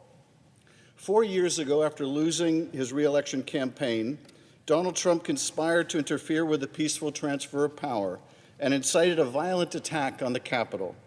He also withheld highly classified material and obstructed an investigation into that offense. In what can be seen as a vindication of the rule of law, Donald Trump was indicted for these crimes.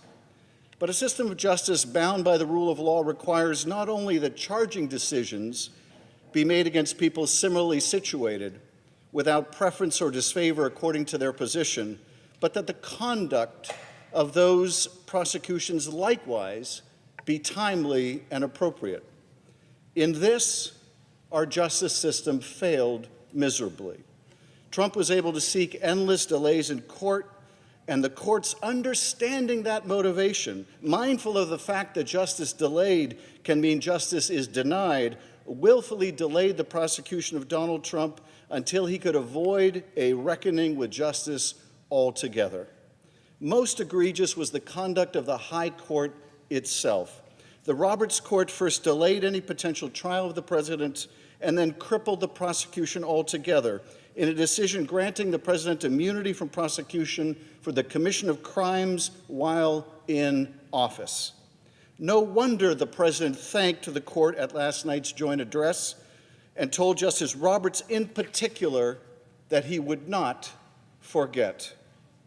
For the first time in America, the Supreme Court held that if you reach the pinnacle of power, the presidency, the criminal laws need not apply to you, that indeed you may use the power of that office itself to commit crimes and never be held to account.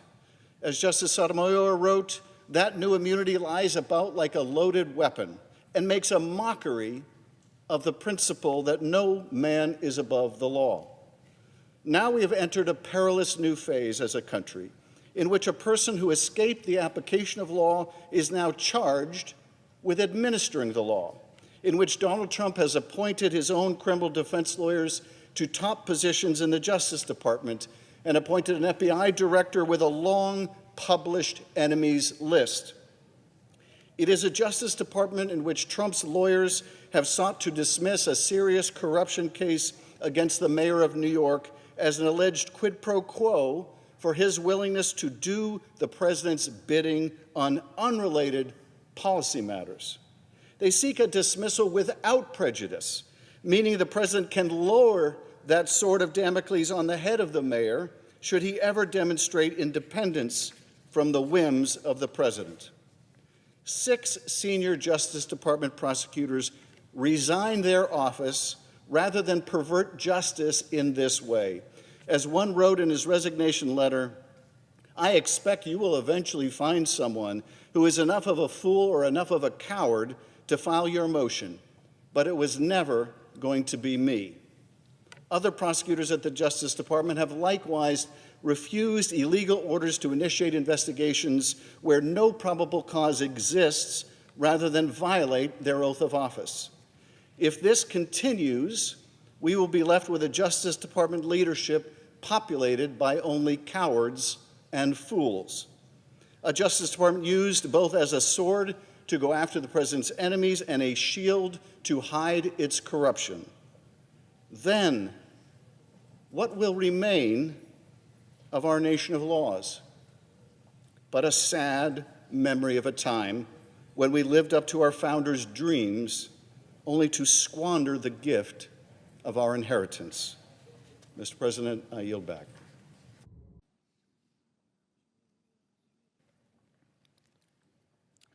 Mr. President. Senator from California.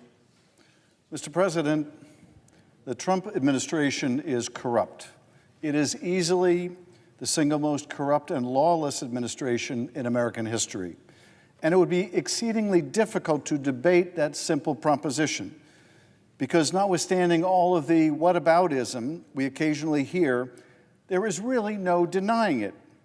The self-dealing by unelected billionaires like Elon Musk, the presidential meme coins, the quid pro quos, the dismissal of corruption cases in exchange for help on the president's policy agenda, the dismissal of national security personnel, not on the basis of national security, but on the word of right-wing cranks, the deportation of someone to a maximum security prison in another country on the basis of a clerical error, the mass illegal firings, the reckless use of commercial apps for classified information, the scorning of court orders, the phony math to hide the deficit-exploding impact of tax cuts for billionaires, the attacks on Social Security, calling it a Ponzi scheme, when people are making the attacks, those that are making the attacks are the con men who want to raid the hard-earned retirement funds belonging to our nation's seniors and veterans. The swamp is full, it is overflowing, and Donald Trump is standing right in the middle of it, up to his ears in the filth. And it is plainly obvious to anyone who is watching that the president simply doesn't care about anyone but himself. Not you, not your families, certainly not the American people. He is in it for himself.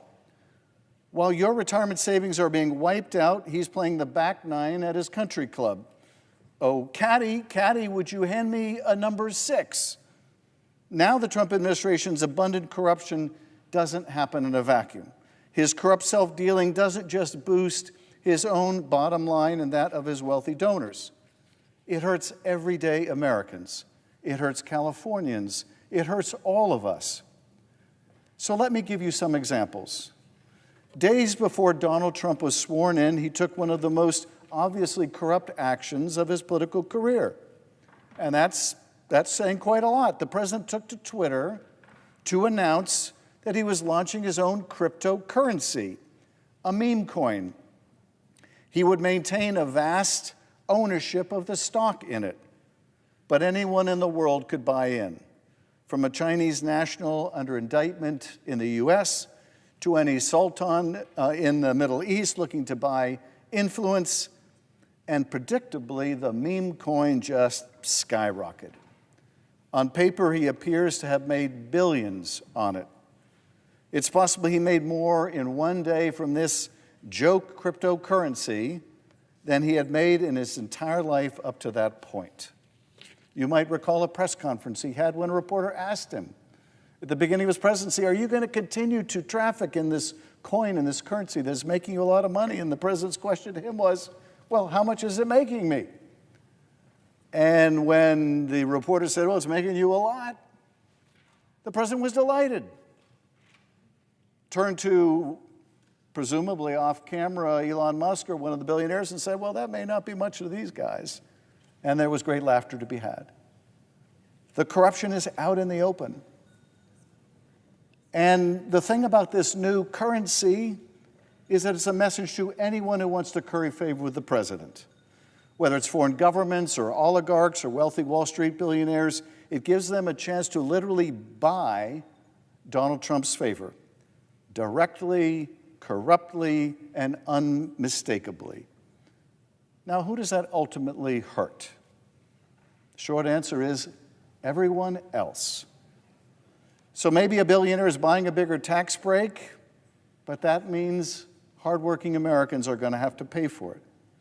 Or maybe it's someone under indictment for fraud who can now get their case dismissed by Donald Trump's DOJ for the right price in meme coin. That hurts every American because it just invites all kinds of further corruption. Now the president's kids are in the crypto business, and there are even more opportunities for graft.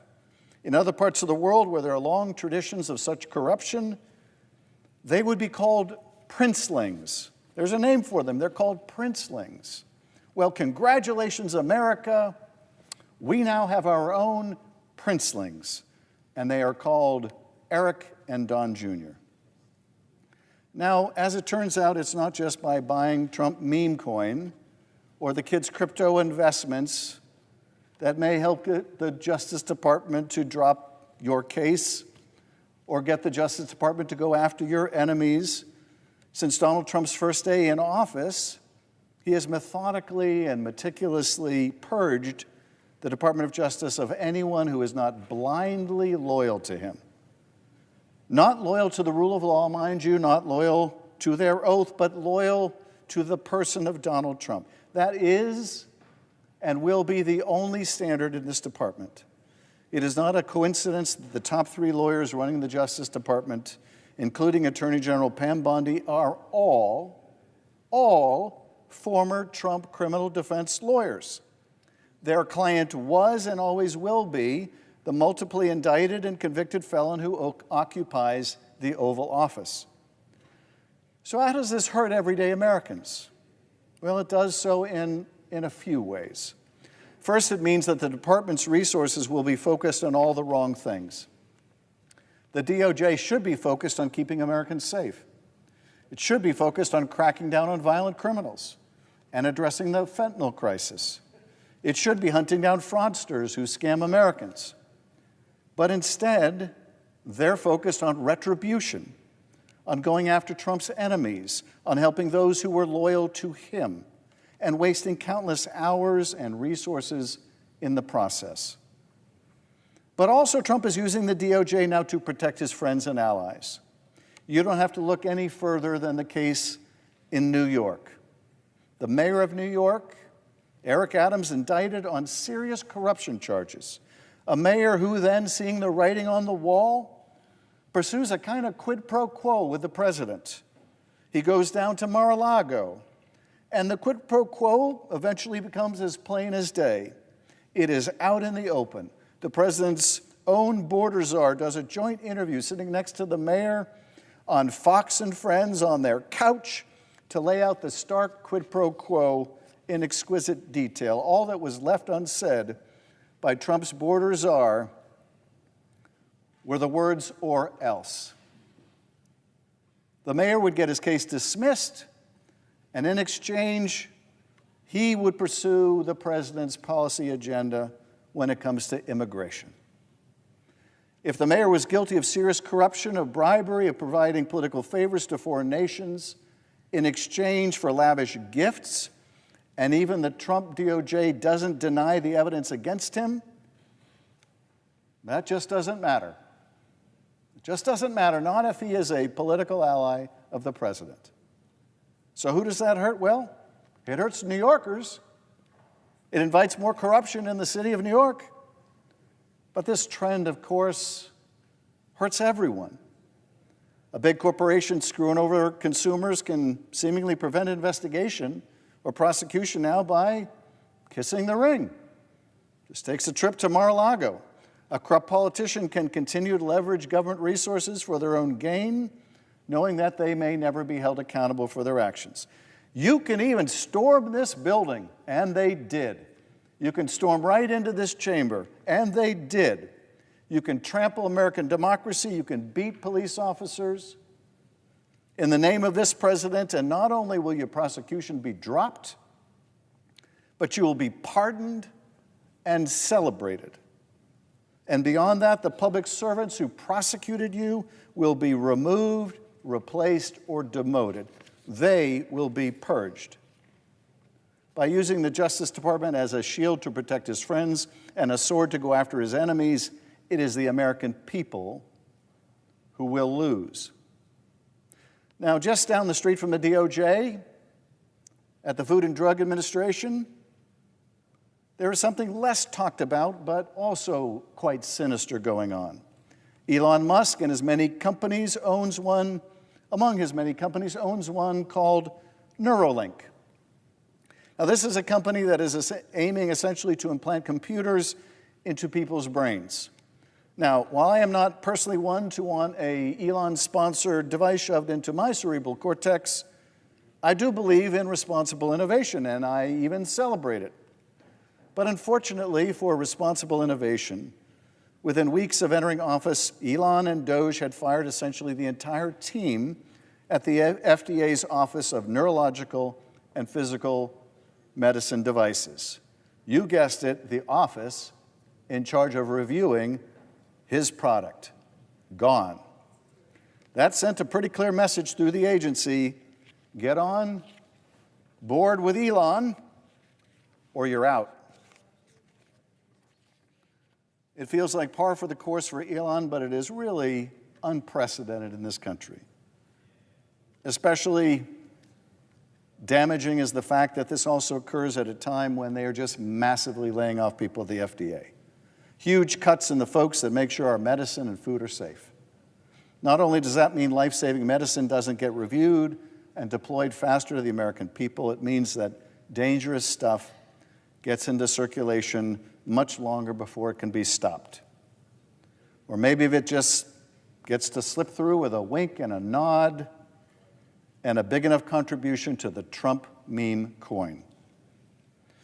And if you thought Elon stopped at the FDA, well, I have some more news for you. Doge has pulled the exact same move at other agencies, providing oversight over him or with which he has contracts. The FAA, where Elon Musk has desires for contracts for his Starlink satellite system. The Consumer Finance Protection Bureau, where Elon's companies face a significant threat of oversight, or at least they did before he made that agency largely go away. Or NASA, where Elon's SpaceX has billions in contracts. The Pentagon, more contracts for Elon. And now FDA. You can't find more corrupt self-dealing than that. Not in our history. You may be able to find it in other countries, but until this administration, you couldn't find it here. Now, in the category of good news, I guess if you're really wealthy, there is some good news for you at the IRS. And that is Donald Trump and his buddy Elon are gutting the IRS, tearing apart the agency that ensures that rich folks pay their fair share in taxes so they can't and don't scam the system. Well, by firing thousands of IRS employees, thousands of tax collections of rich folks will never occur, and billions of dollars that could be used to help our communities will never materialize. They're gutting it so that they can say it doesn't work, and then they can gut it even further, all to reward their billionaire friends. But it's worse than that. Much like the DOJ, it seems clear the Trump team has every intent of weaponizing the IRS to go after their enemies. They can order audits against people who speak out, protect those from audits who toe the line. Those attacks won't be just on big business, but also prominent political enemies. They could come for anyone who dares to speak out. A small business that sells a product they don't like, a nonprofit that supports a cause they don't like, they get an audit. But the president's wealthy buddies, no, they do really well. But this gutting of the IRS, this tax giveaway to people by gutting the IRS, this isn't the biggest con. This isn't the biggest con, not by a long shot. Because the biggest con involves trillions of dollars. And that, of course, is the tax cut. How they pay for it and how they don't. Donald Trump, who solicited untold sums from billionaires in the form of campaign contributions and shady schemes to enrich himself, delivers in a way that those donors could hardly imagine. Massive tax cuts for the wealthiest among us, paid for by cutting Medicaid and other vital services, and by borrowing a ton of money from your kids and grandkids, sinking the nation further into debt. Tax cuts for billionaires and more. Well, if you're one of them, that's great news. That means time to buy another yacht, or maybe another vacation home, more money to invest in the stock market, and they may need to, given what the Trump tariffs are doing in the market right now. But that's what their contributions bought them, a few billion here and a few billion there. And pretty soon we're talking about serious money for these wealthy donors and large corporations. But the thing is, these tax cuts aren't free. Yeah, they're using this phony math they call the current policy baseline. It's a phony math that says if you spent $3,000 on a vacation last year, you can spend another $3,000 this year and it won't cost anything because it's the current baseline in your family. But the reality is, these tax cuts aren't free. Somebody's going to pay for them. Well, it won't be the real wealthy that pay for them. Everyone else is going to pay for them. Working Americans are going to see their costs skyrocket. They're going to see their retirement accounts plummet, and their Social Security and Medicaid ripped apart to give more money to billionaires.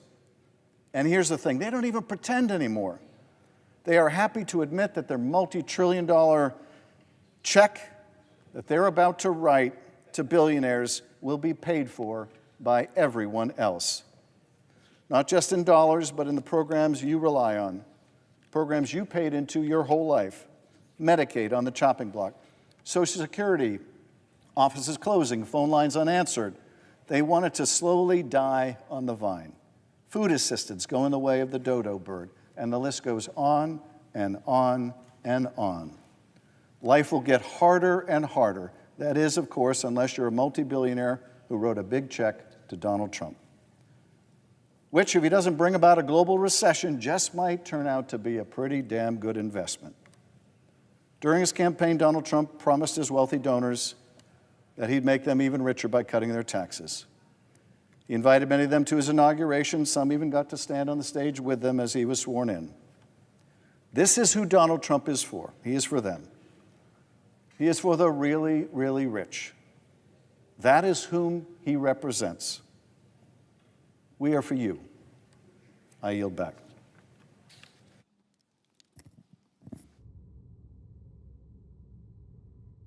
Madam President. Senator from California.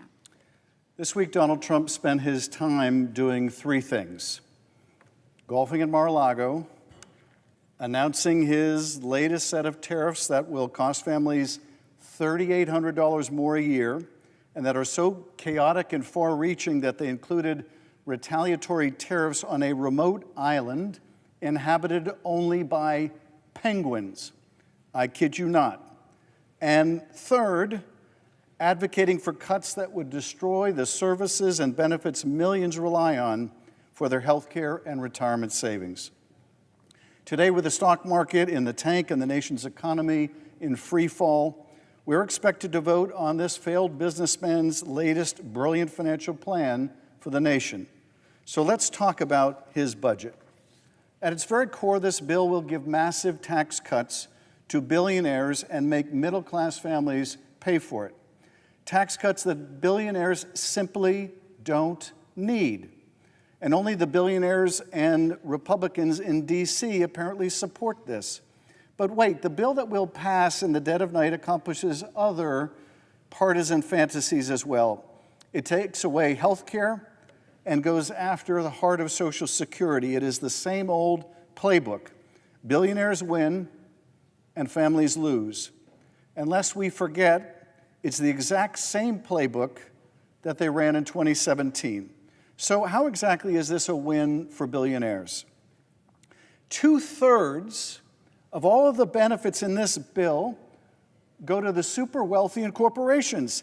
2/3. Over the next 30 years, this bill would spend $25 trillion, that's trillion with a T, on tax cuts for the wealthy and big corporations.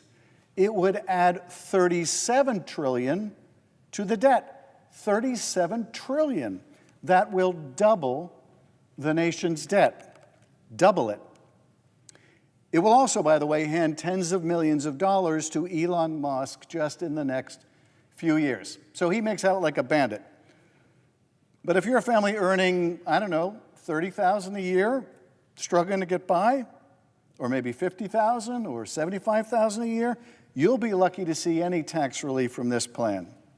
But if you're in the top 0.1%, you'll get an extra $300,000 a year at the very least. For every dollar that would go to people waiting tables or teaching at a preschool, someone in the top 0.1% would get over $52,000. That's $52,000 for every dollar that someone waiting tables or teaching at a preschool will get. To pass this bill will mean that the top 5% of earners will get nearly half of all the tax benefits. That is just not right, not fair, not wise, not sound, not sustainable. Life is already too hard for working families without taking more from them to make the rich even richer. So how is this bill a loser for families? It's a loser because it would raise costs by more than $1,000 on low-income Americans across the board, from health care to groceries to housing. Families who are already hurting and are going to be hurting more big time because of Donald Trump's massive tariff tax. Tariffs that are raising the costs of everything they buy, from coffee to the eggs they have for breakfast, to the clothes they dress their kids in before school, to the gas they use to drive to work, to the materials their small businesses import, to the meals that they have when they arrive at home or the sandwich they grab in between jobs. These families are getting punched right in the gut. And Donald Trump knows it, and knows that this budget would amplify their pain. Because beyond exploding costs for working Americans, it will also decimate Medicaid, threatening health care for nearly 80 million Americans. That's 2 in 3 nursing home residents, 2 in 5 children, and 1 in 3 Americans in rural communities. But even if someone isn't on Medicaid, they'll still feel the cost, they'll still feel the pain. Medicaid is the largest insurer in the nation, so when it goes down, so will the care that so many families rely on. Now, whether you're on Medicaid or you are not, it is your local hospital that may close. Clinics will close, doctors will have to move or shutter their practices. Care that used to be maybe one town away will now be an entire county away, and a very long drive, especially for Americans in rural areas who already cannot afford the cost of living. This bill would be the equivalent of an atomic bomb on the care and the caregivers they rely upon. Caregivers like Sabrina Bishop, a California home care provider. She serves 3 clients around San Diego. 2 are disabled veterans. 1 receives care through California's in-home support services, all of which is funded through California's Medicaid provider, Medi-Cal. Bathing them, medication management, cleaning, laundry, food preparation. She does it all. She lives with her client, Mike. He is at the end stage of dementia and unable to communicate. He can't dial 911. If he sees any medication bottles, he'll just take them. If he sees a car door open, he might just get in, no matter whose car it is. Here's what she told me. My work means that he has someone to help him, that he can safely live and with dignity in his twilight years. Many of the folks who rely on funding from Medicaid don't have a family who can help with around-the-clock care. And without the services that she provides, which are funded by Medicaid, those people won't get their medications on time or be bathed or fed. We are talking about a person's most basic needs. If funding were to get cut more, Sabrina says she thinks many caregivers will just decide they can't afford to do the work they love anymore. There's already a major shortage of care providers. Thousands of people who need care are stuck on waiting lists. And Republicans in this bill want to make things so much worse, so much worse. Seniors and disabled individuals will be trapped in their homes without anyone to look after them or be institutionalized at greater cost, if indeed they can even find a skilled nursing facility that is still open. When asked what she wants members of Congress to understand about her situation, Sabrina said, "Don't be so quick to cut funding for Medicaid. You yourself may end up needing a caregiver. You may be diagnosed with a terminal disease at your next doctor's appointment. You may have a car accident and can no longer take care of yourself." But without Sabrina and the countless others who do the life-saving work that she does, there may be no one to call. That's what we're talking about here. And yet that's what this administration and this Congress seems intent on doing, to deny this care, to give Elon Musk, Donald Trump, and all of their billionaire friends even more money. And that is a disgrace. What about Social Security? On that one, DOGE is starting the dirty work already. We're already seeing the cuts and the clawbacks. Elon and his bros heading into Social Security Administration and firing the staff that make sure you get your check on time. They have plans to close 26 Social Security offices this year alone. They're cutting phone services and pointing seniors to online options that are often unreliable and inaccessible, and if we're being honest, something that not all seniors are able to do. But this is their plan. They're taking a program focused on helping seniors and then turning around and removing all the tools seniors use to get the help that they need. And they're not hiding it. They're celebrating it. Donald Trump's co-president, Elon Musk, went on Joe Rogan to say that Social Security was, quote, the biggest Ponzi scheme of all time. The billionaire Secretary of Commerce, Howard Lutnick, said that his mother-in-law wouldn't even notice or care if her check didn't arrive, that only fraudsters would complain if their check didn't arrive on time or at all. And Donald Trump himself, who stood in front of Congress and delivered an address so riddled with false claims about Social Security that it was impossible to disguise his true intention. And that is to sow mistrust, broad mistrust, so they can come for it all, so they can slash it and leave seniors in the lurch, so they can privatize it. That is their plan for much of the federal government. First, they cut the staff, then they cut the services, and finally they say, it doesn't work. It doesn't work. Privatize it. Let the billionaires run it. Put it in the market. What could possibly go wrong? Have you seen the market lately? Leaving your hard-earned benefits to the whims of the stock market that Donald Trump has so recently destroyed, plunging millions of seniors into poverty. That is their plan, all for a few more bucks in their pockets. It is up to each of us to stop them, to protect Social Security and Medicaid. But I want to talk for a moment, not to my colleagues here in this fancy building, but to you at home. Whether you're in California or anywhere else in the country, I want to talk to you. Right now, I'm standing on the floor of the United States Senate. In just a few hours, we will be voting on a budget resolution that sets the framework for government funding. Now, that may sound wonky or unimportant, complex and complicated, but I want to cut through the noise and speak to you about exactly what this will do. In the simplest terms, it will make your life more expensive, make your health care more inaccessible, and sow the seeds to slowly destroy or privatize Social Security. It will do these things because Donald Trump and Elon Musk do not care about you. They don't care about you. They care about Donald Trump and Elon Musk. They care about their billionaire buddies. They care about their bank accounts. They don't care about you or the fact that whether you can afford a home or you can't afford a home, whether you have the money to take vacation days that you have saved up, whether you can afford to take your kid to the hospital, whether you have to drive 2 or 3 hours to the nearest hospital, they don't care. They don't care if you're paying $6 for eggs, $5 for a gallon of gas, or depending where you live, maybe a lot more. They may say they care about those things,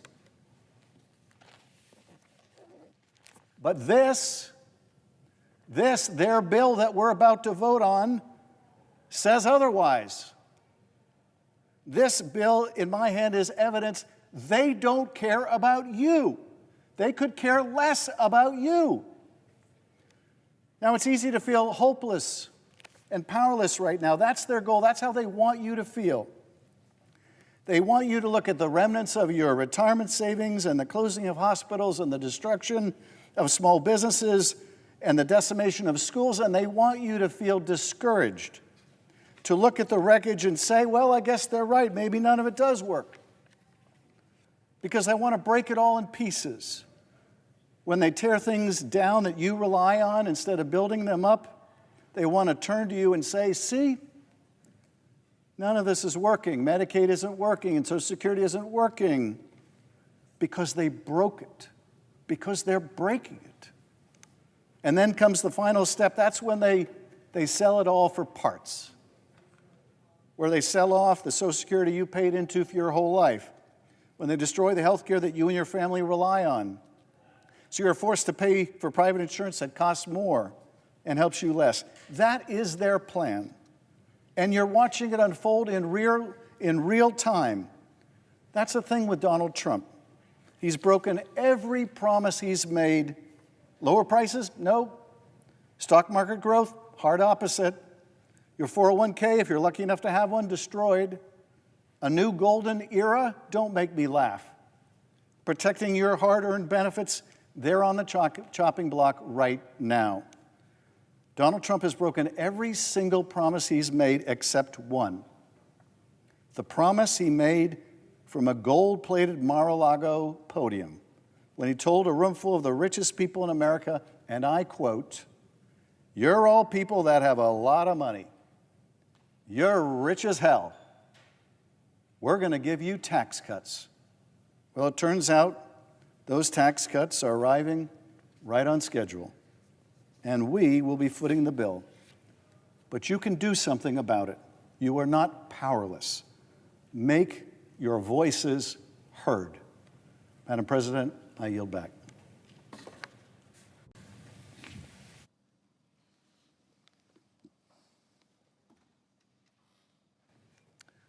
Mr. President. Senator from California.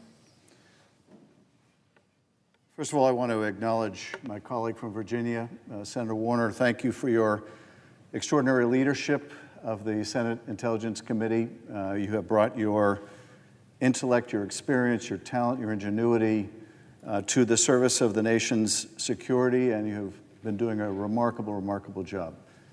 So I thank you. Mr. President, in February 2024, Russia began its invasion of Crimea, a part of Ukraine. Little green men arrived suddenly in masks and unmarked uniforms, but everyone knew them to be Russians, acting on the orders of the Kremlin, despite the Kremlin's rather pathetic denials. I traveled to Ukraine shortly afterward, joined by my colleagues in Congress from both parties. We were there to speak with our friends in Kyiv and to pledge our support for our ally, to reinforce in our own way our commitment to NATO's eastern flank and to uphold our obligations under the 1994 Budapest Memorandum. That memorandum assured Ukraine's territorial integrity if Ukraine gave up the nuclear weapons it acquired when it was part of the Soviet Union. At the time, Ukraine had the third largest nuclear stockpile in the world. Not only was the U.S. a signatory to that assurance, along with the UK, but so was the Kremlin. Well, Ukraine did give up its nuclear weapons in 1994. And sadly, Russia violated the terms of that agreement with ferocity. When people like Steve Witkoff say they believe Russian leaders live up to their word, they are dangerously ignorant of history. In 2022, Russia launched an even more massive invasion of Ukraine. And just a month later, I returned to that country alongside Speaker Pelosi for the first congressional visit to that country during the war. Now, I'm not here today to talk about Putin's aggression or this administration's shameful betrayal of Ukraine and capitulation to the Kremlin. I'm here to talk about the fact that before those trips, we received clear guidance. Assume everything you say will be overheard by the Kremlin. Everything you type on a phone may as well be a direct message to the Kremlin dictator. Certainly do not message anything sensitive. Just don't do it. The danger of Russian hacking and spying is high enough abroad. Just imagine how aggressive they are in a country they're actively invading. But that caution, that instruction was not limited to our visits to Ukraine. As the former chair of the House Intelligence Committee, I found myself traveling around the world to places like Iraq and Afghanistan, to Pakistan and Yemen, and more. Numerous secret trips over a decade, and every time, the same message. Assume everything you do on your phone, personal device or burner phone, it doesn't matter, will be snooped and scooped up by any adversary who cares to do so. And let me tell you, they care to do so.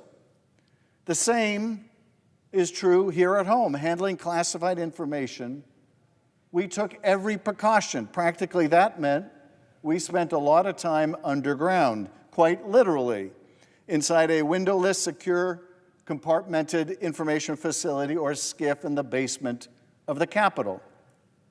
An actual bunker. No phones allowed, no recording devices of any kind, not even a Fitbit.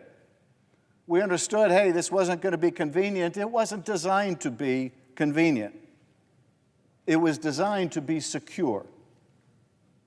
And we all knew then, as we all know today, that preserving the classified nature of our nation's secrets is of the utmost importance, which brings us to today, where we have witnessed the top officials in this administration discussing classified military operations, military strike plans, war plans in the open on Signal, a commercial app like WhatsApp.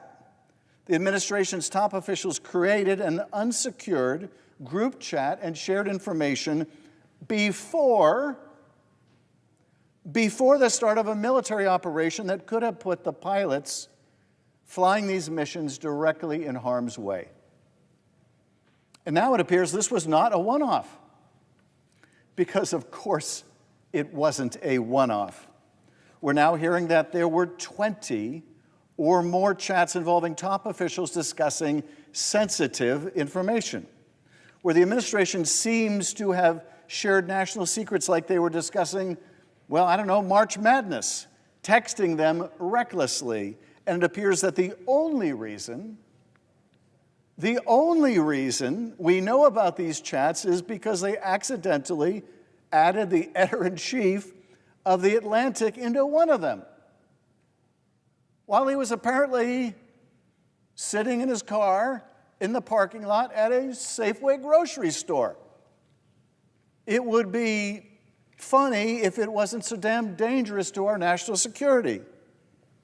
Put aside the amateurism of debating and deliberating over our national security operations using emojis and whatever else they used on this chat. From a counterintelligence perspective, this was the effective equivalent of shouting our national security secrets on the busy streets of Beijing, or leaving folders of information in cafes near the Kremlin. It's a national security screw-up of epic proportions.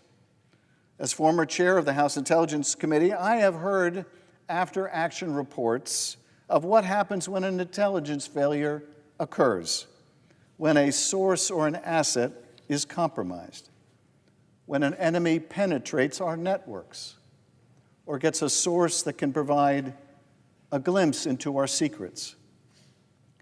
Because when an intelligence failure happens, it can be catastrophic. Informants can be burned. Lives can be ruined. In some cases, human sources can be tortured and murdered. Operations can be compromised or soldiers put in harm's way without their knowledge. Our methods exposed and therefore adapted to. Future missions scuttled because the source, human or technical, has been burned, gone. In Syria, the Houthis are undoubtedly turning everything upside down to figure out how we knew where the target of this operation would be. Was there a human source who knew the location of the building, which was, apparently, according to this chat, the girlfriend's residence? Or was there a technical source, like the target's phone or someone else's phone?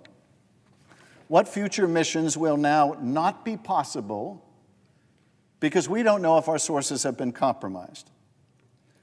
The loss of trust is also significant from our allies around the world that contribute intelligence to support operations like this one. Published reports indicate that Israel may have provided some of the information used in support of that attack on Houthi missile operatives, and that the Israelis are furious. For me, it brings back memories of other published reports of President Trump whooping it up with the Russian ambassador and foreign minister in the Oval Office, if you remember that saga, during Trump's first term, while reportedly discussing still other intelligence reportedly provided by Israel. The accidental inclusion of a reporter, Jeffrey Goldberg, sitting in that Safeway parking lot, privy to that classified exchange of operational military planning, is a serious indictment of the arrogance and incompetence of this administration. The fact that information was shared with such reckless disregard on an unsecured, vulnerable network, apparently with regularity, is a scandal of historic proportions, and yet they refuse to accept any accountability. They engage in more whataboutism. They dodge every which way, deny, deflect blame, blame the journalist, blame the publication, blame the app, call it unimportant, call it a lie, call it a hack, say that someone's contact information was just sucked into their phone. The list goes on. The lies and obfuscation gets worse, and in the end, no accountability, no security, no nothing. Signalgate is the perfect microcosm of this administration's carelessness with our national secrets. But it doesn't start or end with Signal or using Gmail for sensitive national security matters. Just yesterday, we learned of another purge, this time at the National Security Council. If firing of inspector generals and ethics lawyers and career prosecutors wasn't enough, senior officials at the NSC just got shown the door. Among others, Lieutenant General Timothy Hawk, the well-respected director of the National Security Agency, the NSA, and commander of Cybercom, fired. Not because of incompetence, no. Not because he was responsible or involved in the Signal group, no. The folks in that Signal chat, they're doing just fine. No, these folks were fired because a right-wing influencer and conspiracy theorist apparently told the president to get rid of them. Because an internet troll, not an intelligence professional in any sense of the word, walked into the Oval Office and claimed that these officials were not sufficiently loyal to the president. National security be damned. In this troll's view, they were not sufficiently loyal to the president. How can we not see what's happening here? Or do we see it and just don't care enough to do anything about it?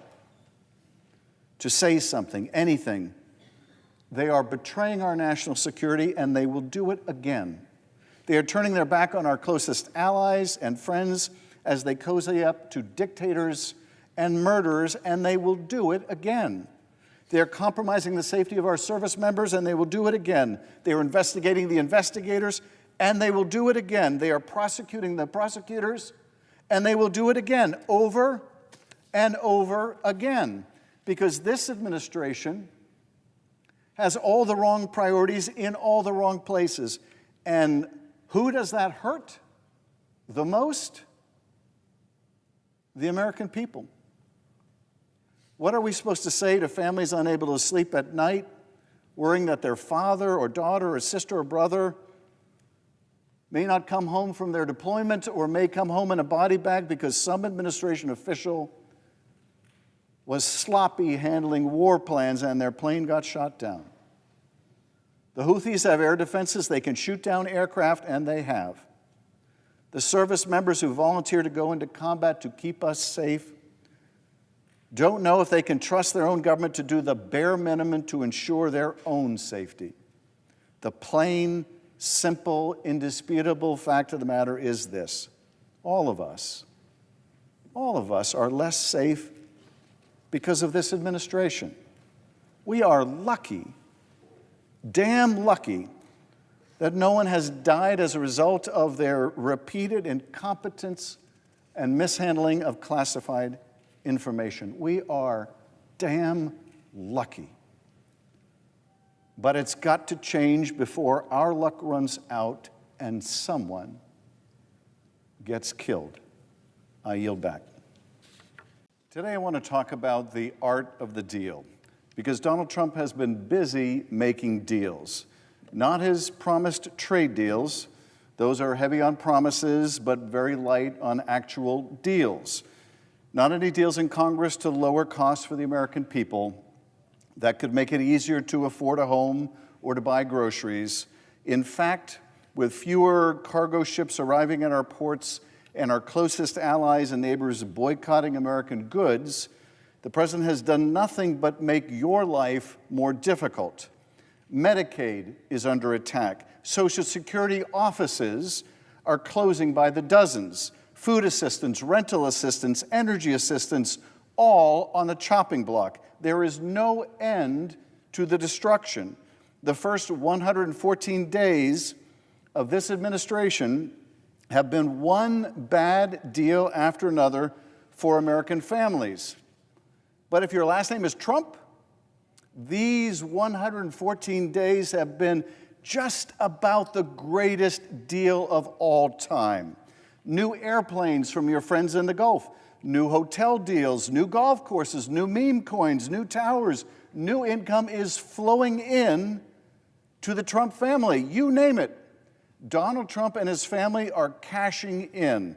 So today, I want to highlight just a few of those deals for the Trump family, how he's lining his own pockets and fleecing the rest of us in the process, how his family is getting even richer while the rest of us are treated like suckers.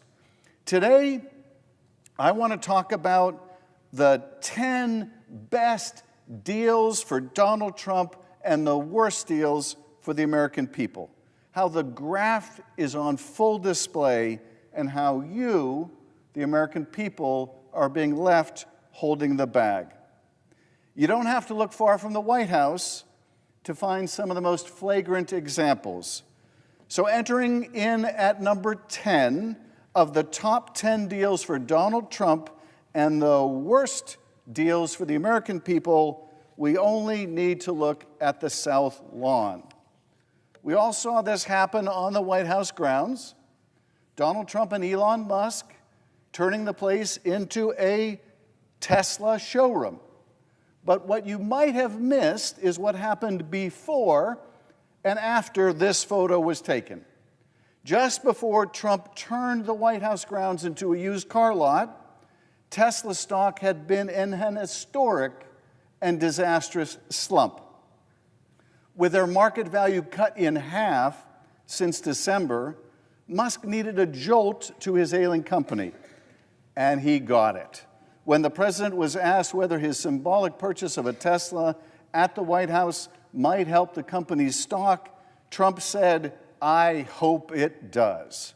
But that wasn't all, because the best part of the deal for Donald Trump took place after the Teslas had been driven away and the cameras had been packed up.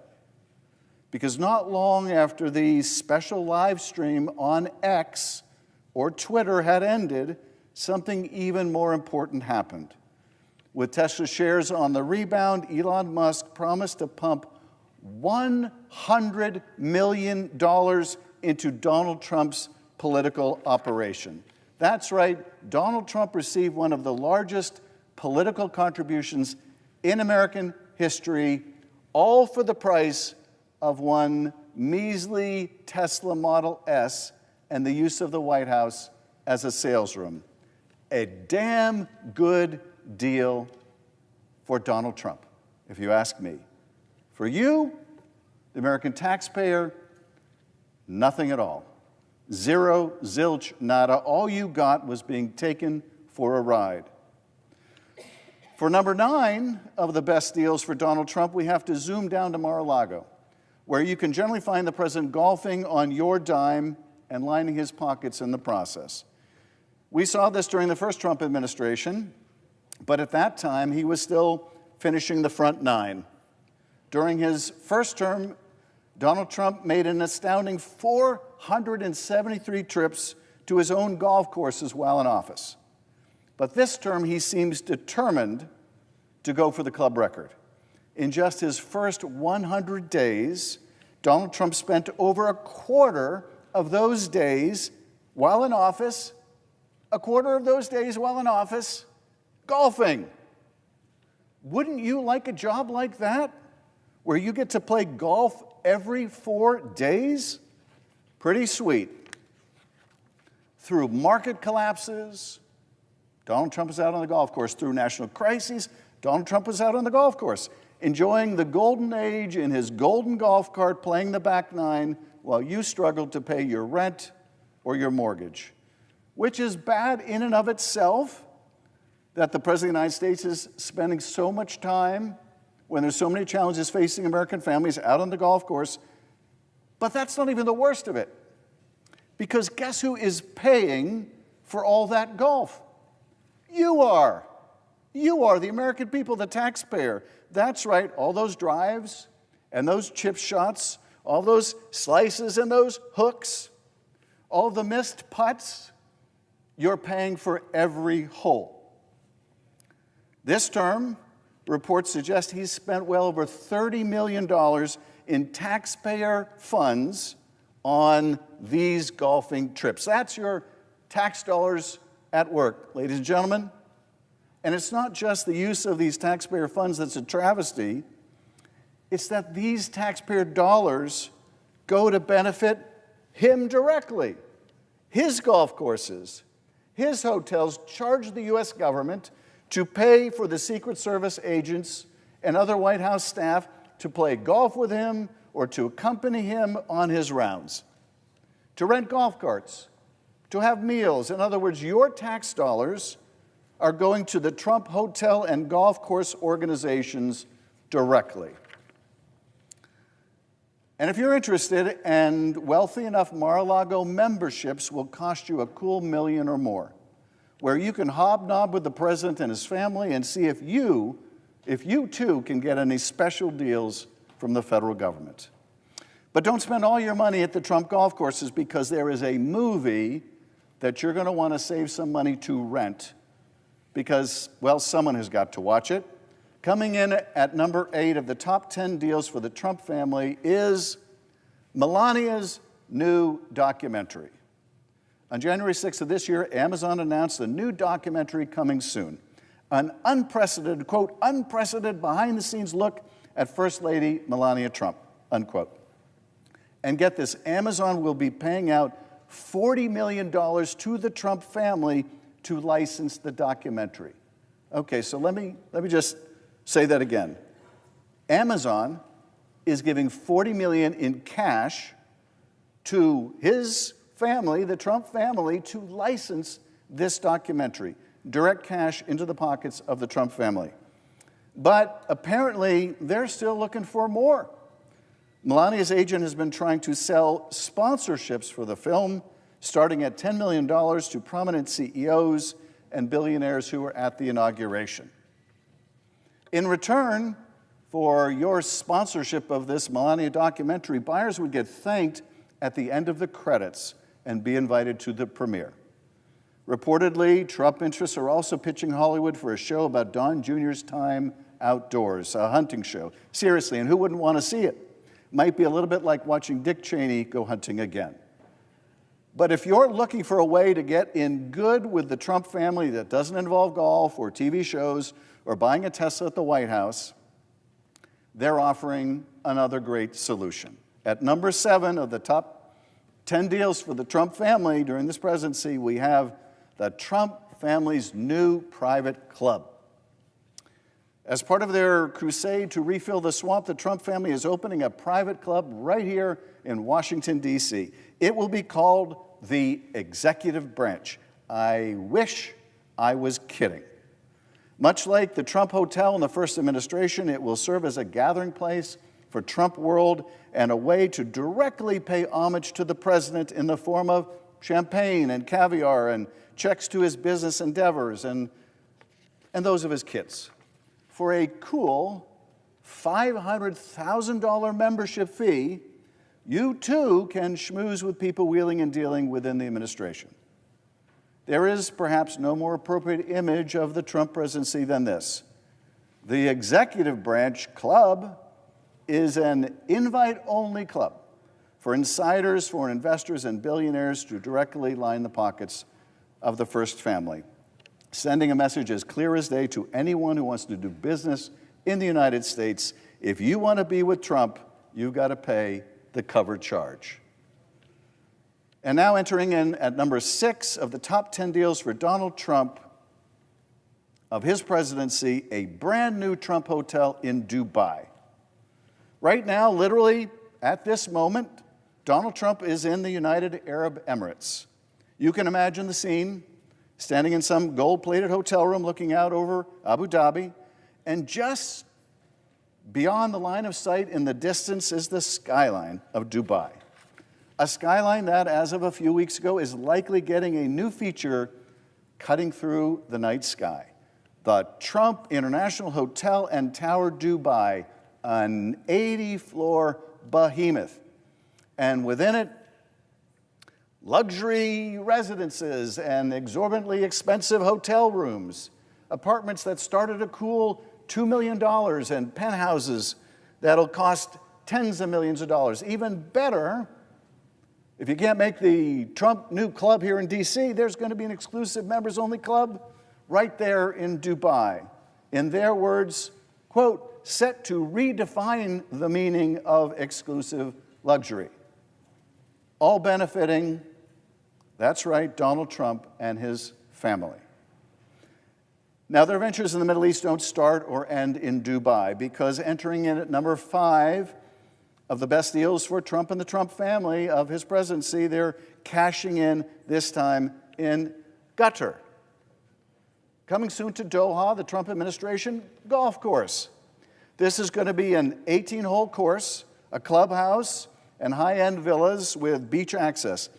A $5.5 billion deal, billion with a B, set to net the Trump family hundreds of millions of dollars. A deal that's reportedly in partnership with Qatari DR, a company owned by, in this case, the Qatari government itself. Now, I'm sure Qatar's multi-billion-dollar investment in the personal finances of the Trump family is entirely coincidental. I'm sure it is not intended to influence U.S. policy towards the country, which also hosts Al Jazeera, in any way. I know it's easy in all the Trump corruption and schemes to miss the forest for the trees, but let's not fail to appreciate just how unprecedented this is, just how corrupt and dangerous this is. The president's namesake company is directly in business with a foreign government. And the money is going into his pocket, not the Treasury, not your pocket as the taxpayer. It's going into Donald Trump and his family's pocket, his. But that's not the only Gulf nation in business with the president and his family, not by a long stretch. There is also Saudi Arabia, because entering in at number 4 is the newly announced Trump Tower in Jeddah and their two brand new projects in Riyadh.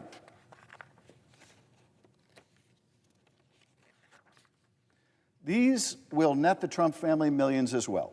And this isn't the first time the Trump family has cashed in with the Saudis.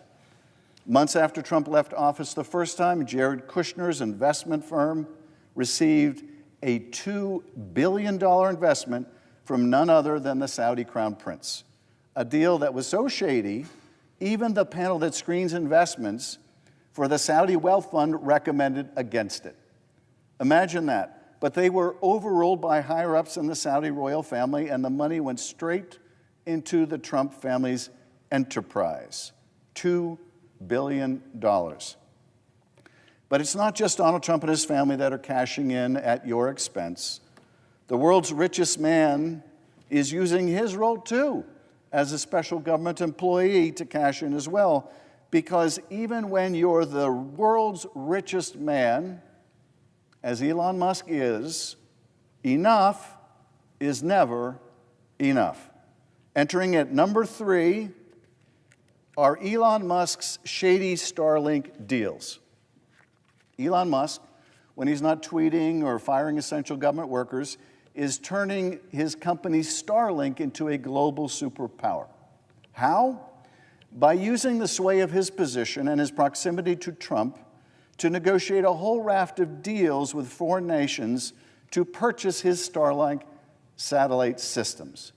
Just look at what happened with the nation of Lesotho, located in South Africa. Donald Trump slapped crippling tariffs on the country. In the hopes of a trade deal, they came to the table, and that meant coming to Elon Musk's table. To understand this best, I want to read verbatim from a leaked internal State Department memo.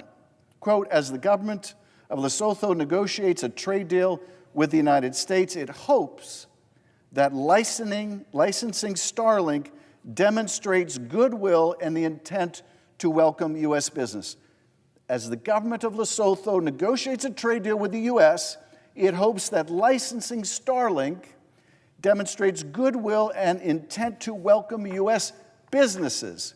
This is from the State Department's own cable in black and white. It's just pay to play to get out from under the tariffs that Trump imposed on Lesotho. That country is going to buy Elon Musk's satellite system. Wow.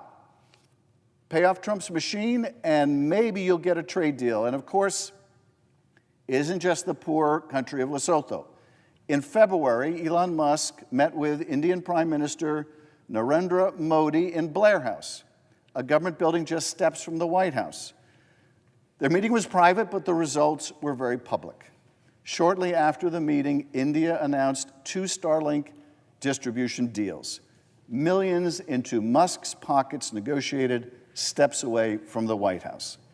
Since then, since the imposition of these tariffs, since the need of other countries to come in and to negotiate tariffs away with the Trump administration, Elon Musk has reached deals with Somalia, the Democratic Republic of the Congo, Bangladesh, Pakistan, and Vietnam.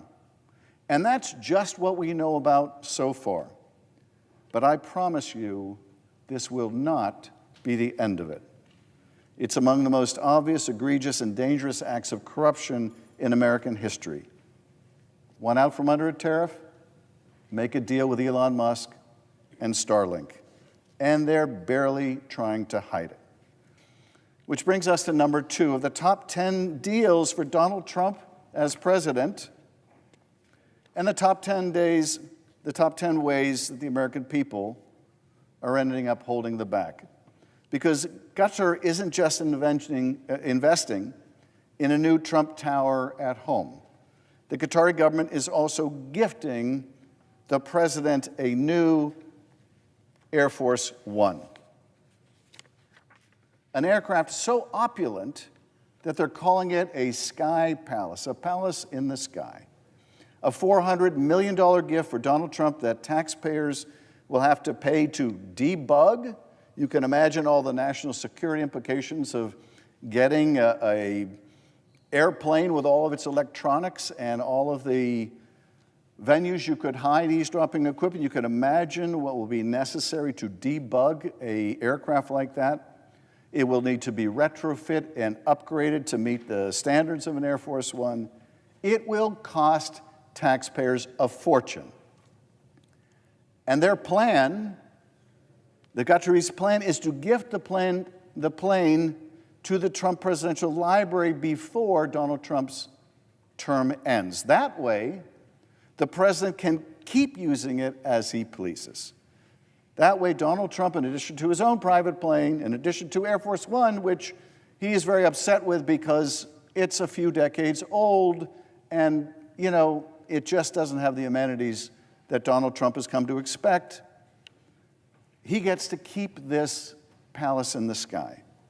While American airports are in crisis, air traffic controller shortages, radar blackouts, massive delays, and surging prices for you, the passenger, this is what the President of the United States is focused on. Not bringing down airfare for you, not dealing with those luggage fees and all the hidden costs when you buy airplane tickets. No, that's not what the President of the United States cares about. This is what he cares about. He cares about getting a $400 million gift from the Guthries, which he calls a nice gesture. Giving a whole new meaning to the term nice gesture. I kind of associate nice gesture with maybe someone picking up the tab at Chipotle, or maybe giving me a ride instead of having to take an Uber somewhere. But for Donald Trump, a nice gesture is a $400 million palace in the sky that he gets to keep or make use of when he's no longer president. Never mind that the gift violates the Constitution's prohibition on a president receiving gifts or emoluments. Never mind that it violates the Constitution. That seems to be of little concern to the president. But the fact is, the Guthries are not stupid. They're going to want something for that $400 million plane. There's no such thing as a free lunch. There's no such thing as a free $400 million plane. And that's something that the Guthries are going to want, is favorable U.S. policies towards Qatar in the Middle East. If they didn't want something for that plane, maybe they would have given it to you or somebody else not named Trump. This is, in fact, why we have a clause in the Constitution that prohibits gifts like this, because we want to know that the President of the United States is acting on our behalf, on our country's behalf, on our national security behalf, our interests, not some foreign interest that gave them a $400 million gift. And if you really believe that Trump won't return the favor when the time comes, when the Guthries want something that may or may not be in our national interest, if you really believe that Trump won't return the favor when that time comes, then I've got a 747 palace in the sky that I'd like to sell you. But that's not even the most corrupt deal of the 114-day-old Trump presidency, because coming in at number one of the top 10 best deals for Donald Trump and the worst deals for you, the taxpayer, is Donald Trump's crypto scheme. You've heard about the meme coin by now. This is, I think, the logo of the meme coin. The president's most brazen cashing in, a corrupt effort that's already made him and his family billions of dollars between its soaring values and the trading fees. Now, this meme coin's gone up and down in value, but the thing is, every time it gets traded, every time it's bought or sold, this guy gets a cut. He gets the fees, estimated already at the value of hundreds of millions of dollars. It's like posting his Venmo account online, inviting personal monetary tributes from foreign powers, foreign investors, or anyone else who's willing to pay up. You've heard about the private dinner that they're offering associated with this meme coin. The top 220 meme coin owners, many of whom are foreign investors, invited to a private dinner with the President of the United States. Businesses are buying and jockeying to be one of the favored few who also get a private audience with him if they're willing to buy millions of meme coins. not to mention a personal tour of the White House. But beyond the meme coins and the dinner parties, there's something else also brewing behind the scenes. As I speak, Eric, Trump, and Don Jr. are getting into the action, jetting around the world, building their own financial empire in the crypto business space. In Dubai, the Trump family's World Liberty financial firm announced a joint venture capital firm backed by the government of Abu Dhabi that would invest $2 billion using Trump digital currency. Now, I know it's hard to keep all these billions apart. You got the $2 billion investment in Jared Kushner by the Saudis. You got $5.5 billion investment by other Gulf nations in Trump properties. You got $2 billion here, $5.5 billion there, another $2 billion here, and pretty soon you're talking about serious money for the Trump family. This deal alone will generate hundreds of millions of dollars in revenue and fees for the Trump family. So that's the art of the deal with this president. Trump gets rich, you get screwed, over and over and over again. It's obvious to anyone who looks, but it bears repeating. He does not care about you. He does not care about making your life better. He does not care that prices are soaring or that home ownership seems impossible. He doesn't care if you have to choose between rent or groceries, let alone whether you'll be able to take that family on a vacation that you've dreamed of. He doesn't care if the health care you rely on gets cut or your local Social Security office closes down. He doesn't care. If it helps pay for his billionaire tax cuts, it's all the same to him. He does not care. Trump cares about one thing and one thing only. The same thing he cared about when he wrote this book. And the same thing he's focused on every day of this presidency. Deals to make himself richer, to make his family richer, to make his billionaire friends richer. And my colleagues, he is succeeding. He is succeeding beyond his wildest imagination. He will likely make more money in the next 4 years than he did in his entire life up to that point. In fact, he probably already has. With new gold-plated skyscrapers around the world and a suite of new golf courses to match, a fancy new plane, a speedy new Tesla with the richest man in the world in the passenger seat, a crypto empire and projects around the world that will keep the gravy train going for generations. And no matter what wreckage he leaves behind here, he knows that he can head off to one of those gold-plated skyscrapers, look down on the rest of us, and chuckle at his good fortune. The art of the deal, indeed. For Donald Trump, not for you. I yield back. President. Senator from California. Madam President, members, welcome to the Roaring Twenties. Not the ones you may have read about in F. Scott Fitzgerald novels, not the ones with jazz and liberation and industrial boom. I mean these Roaring Twenties, the ones where instead of flappers you get fossil fuel and dirty air, where instead of innovation you get obstruction, tariffs, isolationism, blinding nostalgia for a world that no longer exists. Instead of leaders who want to tackle the climate crisis head on, you get votes to tear down the tools that we need to fight it. The reason I stand here today and was here last night until 1:32 in the morning is that Senate Republicans have pushed through resolutions to revoke California's authority to set its own vehicle emissions standards, to set its own rules about what kind of air we breathe in California. This is an authority that my state has had by statute for more than 50 years. We've had the right to deal with our unique problems of congestion, our topography, our smog. We've had the right to demand of ourselves cleaner air for ourselves and for our children. And that is under attack right now, and not just California's ability to set its standards to protect its people, but because other states have also followed California's lead, this will affect the quality of air all around the country.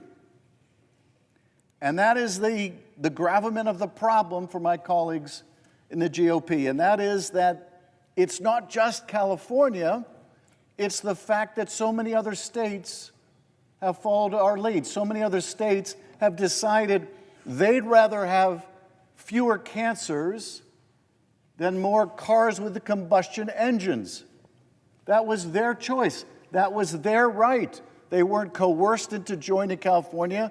They made the decision about what was best for their constituents. And it is not for us in this body to arrogate to ourselves to decide we know better for Californians or we know better for people in other states than what their own leaders have decided about the quality of their air.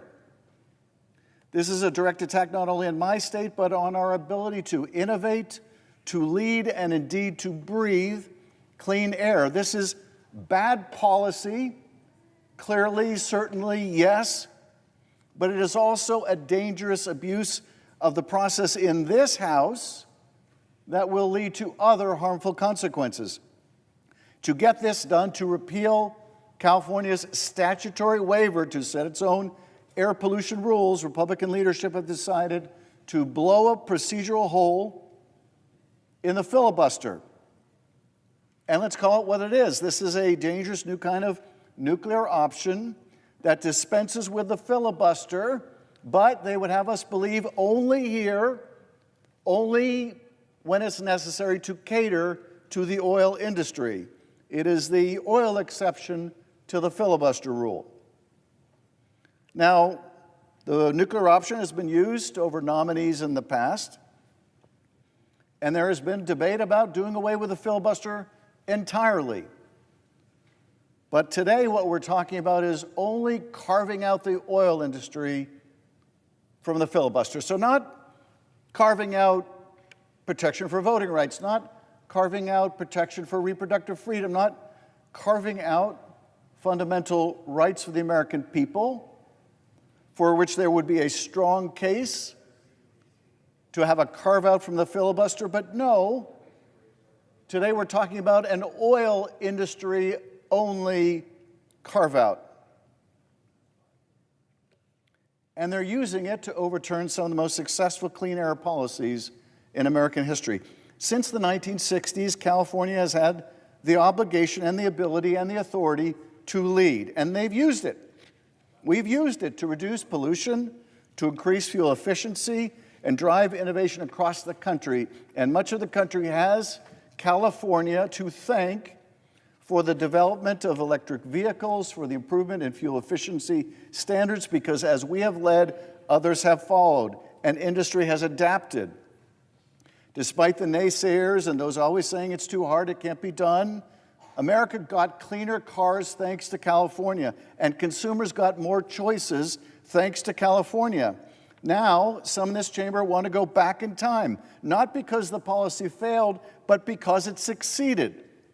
Imagine if just after Henry Ford unveiled the Model T, Congress passed a resolution demanding we double down on bigger, stronger horses.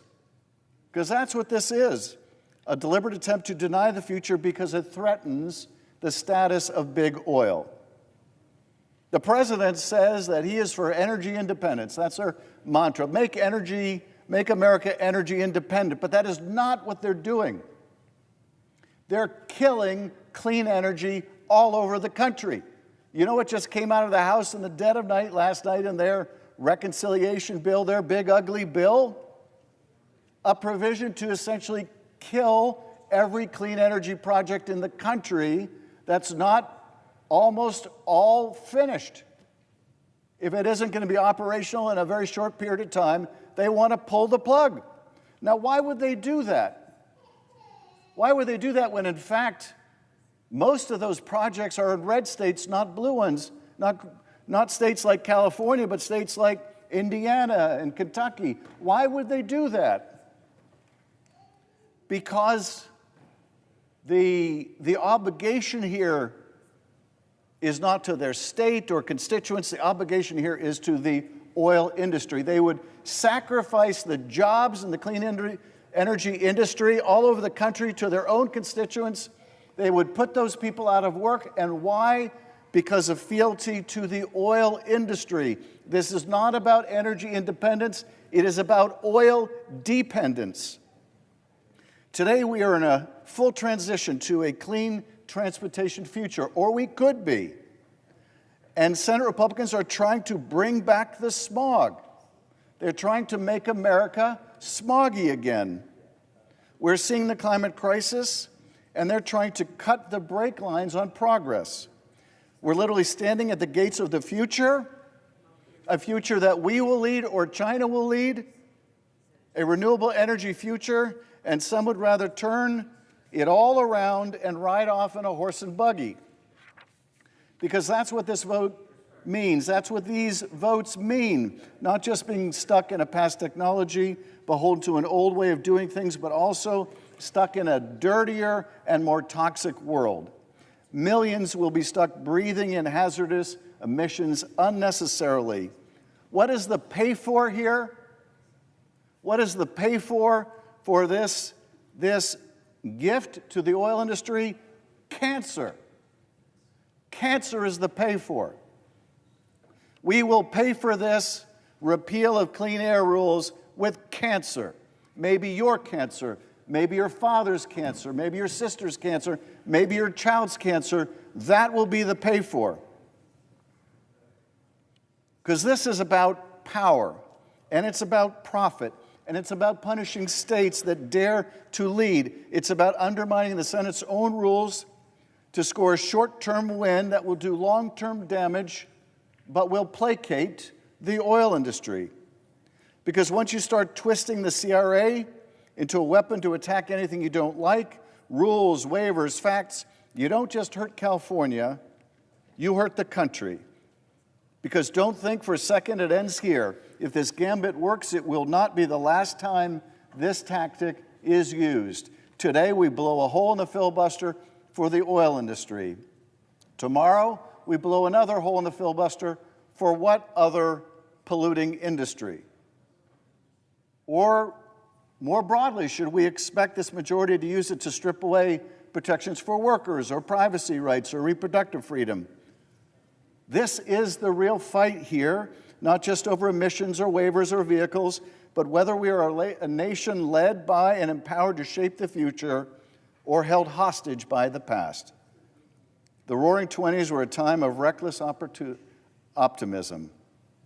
The stock market soared, inequality deepened, and political leaders told Americans not to worry, everything was under control. Until it wasn't. Because the same decade that gave us jazz and swing also gave us the Smoot-Hawley Tariff Act, a disastrous attempt to protect American industry by walling off our economy to the rest of the world. It sparked global retaliation, strangled trade, and helped turn a market crash into a full-blown depression. And what are we seeing now? New tariffs, retaliation threats, political attacks on states that lead, and now an attempt to tear down environmental progress and green innovation, just as the global economy is demanding more of it, much more of it. The Roaring '20s gave us invention, yes, but also illusion. A false belief that we could grow forever without rules and without consequences. We are in danger of making the same mistake again. We should be building the EV infrastructure for the future, not dismantling climate progress. We should be investing in clean energy, not clinging to combustion engines. We should be protecting the rules of this chamber, not torching them when they become inconvenient to the oil industry. The gutting of these norms doesn't end in prosperity. The sacrifice of clean air doesn't end in making us healthy again. It ends in cancer. It ends in an enfeebled economy. It ends in a country going backward and shrinking in on itself. It ends in crisis. Let's not go there. I yield back. While retaining the right to the floor. I thank the gentleman for yielding. I just watched footage of our colleague, my California colleague, Senator Alex Padilla, being forcibly removed from a briefing by the Secretary of Homeland Security's staff. He went there to observe and to ask questions, and I watched with horror on this video, seeing these agents grab my colleague, my fellow senator from California, grab him, push him out of the hearing as he was identifying himself as a U.S. senator, bring him into a hallway, bring him down to the ground, bring his arms behind his back. I saw this happen to my colleague, and I am shocked by how far we have descended in the first 140 days of this administration, where we have a president calling out the military over the objection of a governor to try to intimidate and interfere with law enforcement in California, calling out the Marines to try to inflame tensions in our city, and now this latest act when a U.S. senator goes to demand questions about the lawfulness or lawlessness of these actions, to see him tackled to the ground, brought to the ground. What is becoming of our democracy? Are there no limits to what this administration will do? Is there no line they will not cross? We see lawlessness after lawlessness. We see threats to judges of impeachment and of physical harm. We see arrests of members of Congress. And now this. All of us have lived as part of a generation since World War II that was used to seeing our freedoms ever expanding. We saw walls coming down. We saw new democracies being born. We came to think that somehow this was inevitable, like the laws of nature, that it was the moral arc of the universe always bending towards justice, only to see that it was not bending towards justice. And to see this now at home, to see in the United States of America the executive use force like this against a member of a co-equal branch of government, to see that it has come to this already, and not a peep yet from my colleagues on the other side of the aisle, no whisper of dissent yet. I hope that changes. I hope that changes. That the founders separated the powers between the executive and the legislative and the judiciary because they wanted to set ambition against ambition, ambition of one institution against another to protect all of our freedom. But that requires that we go beyond our partisan affiliations. And when something is wrong, dead wrong, when something is a threat to our democracy, that we call it out regardless of party. And this is wrong. This is wrong. We ask, how do you lose a democracy? How does one lose a democracy? This is how you lose a democracy. Actions like today, but even more importantly than what has just happened is what will happen in the next 24 hours. Will this be roundly condemned? Will this be roundly condemned, or somehow will we just fall down some partisan line again and see another leap towards autocracy in this country? Alex Padilla is one of the most decent people I know, one of the most dedicated public servants I know, someone of just the greatest character. We all know him well in this institution. He embodies public service. He never forgot where he came from. He came from very humble origins, and he never forgot where he came from. And the beauty of this country is You could come from a very humble origin and you could end up here. When I first got here, John Tester, a farmer from Montana and a senator from Montana, told me about a conversation he had with John D. Rockefeller when he got here. And he said, Rockefeller told him, you and I came from very different places, but we both ended up here. It's the beauty of America that Alex Padilla could end up here by dint of his brilliance and his integrity and his compassion. And all of that is at risk. All that is at risk right now if we let the abusive handling of this good man and so many other good men and women around the country, if we let this go without our firmest opposition, without our strongest pushback, without our strongest defense of our democracy. And with that, I ask the gentleman from New Jersey whether he will yield to the gentlewoman to my right. I intend to yield, but I don't mean yield, but yield for a question. May I, excuse me, let me consult the parliamentarian for just a second. Madam President, Senator from California. I rise today in support of Senator Kane's resolution for the simple and compelling reason that it upholds our constitutional duty.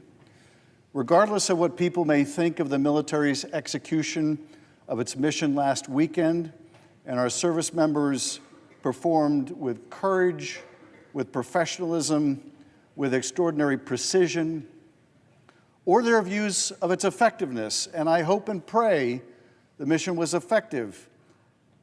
Iran is a malevolent regime. It is the paramount sponsor of terrorism in the world, and it must never be allowed to obtain the bomb.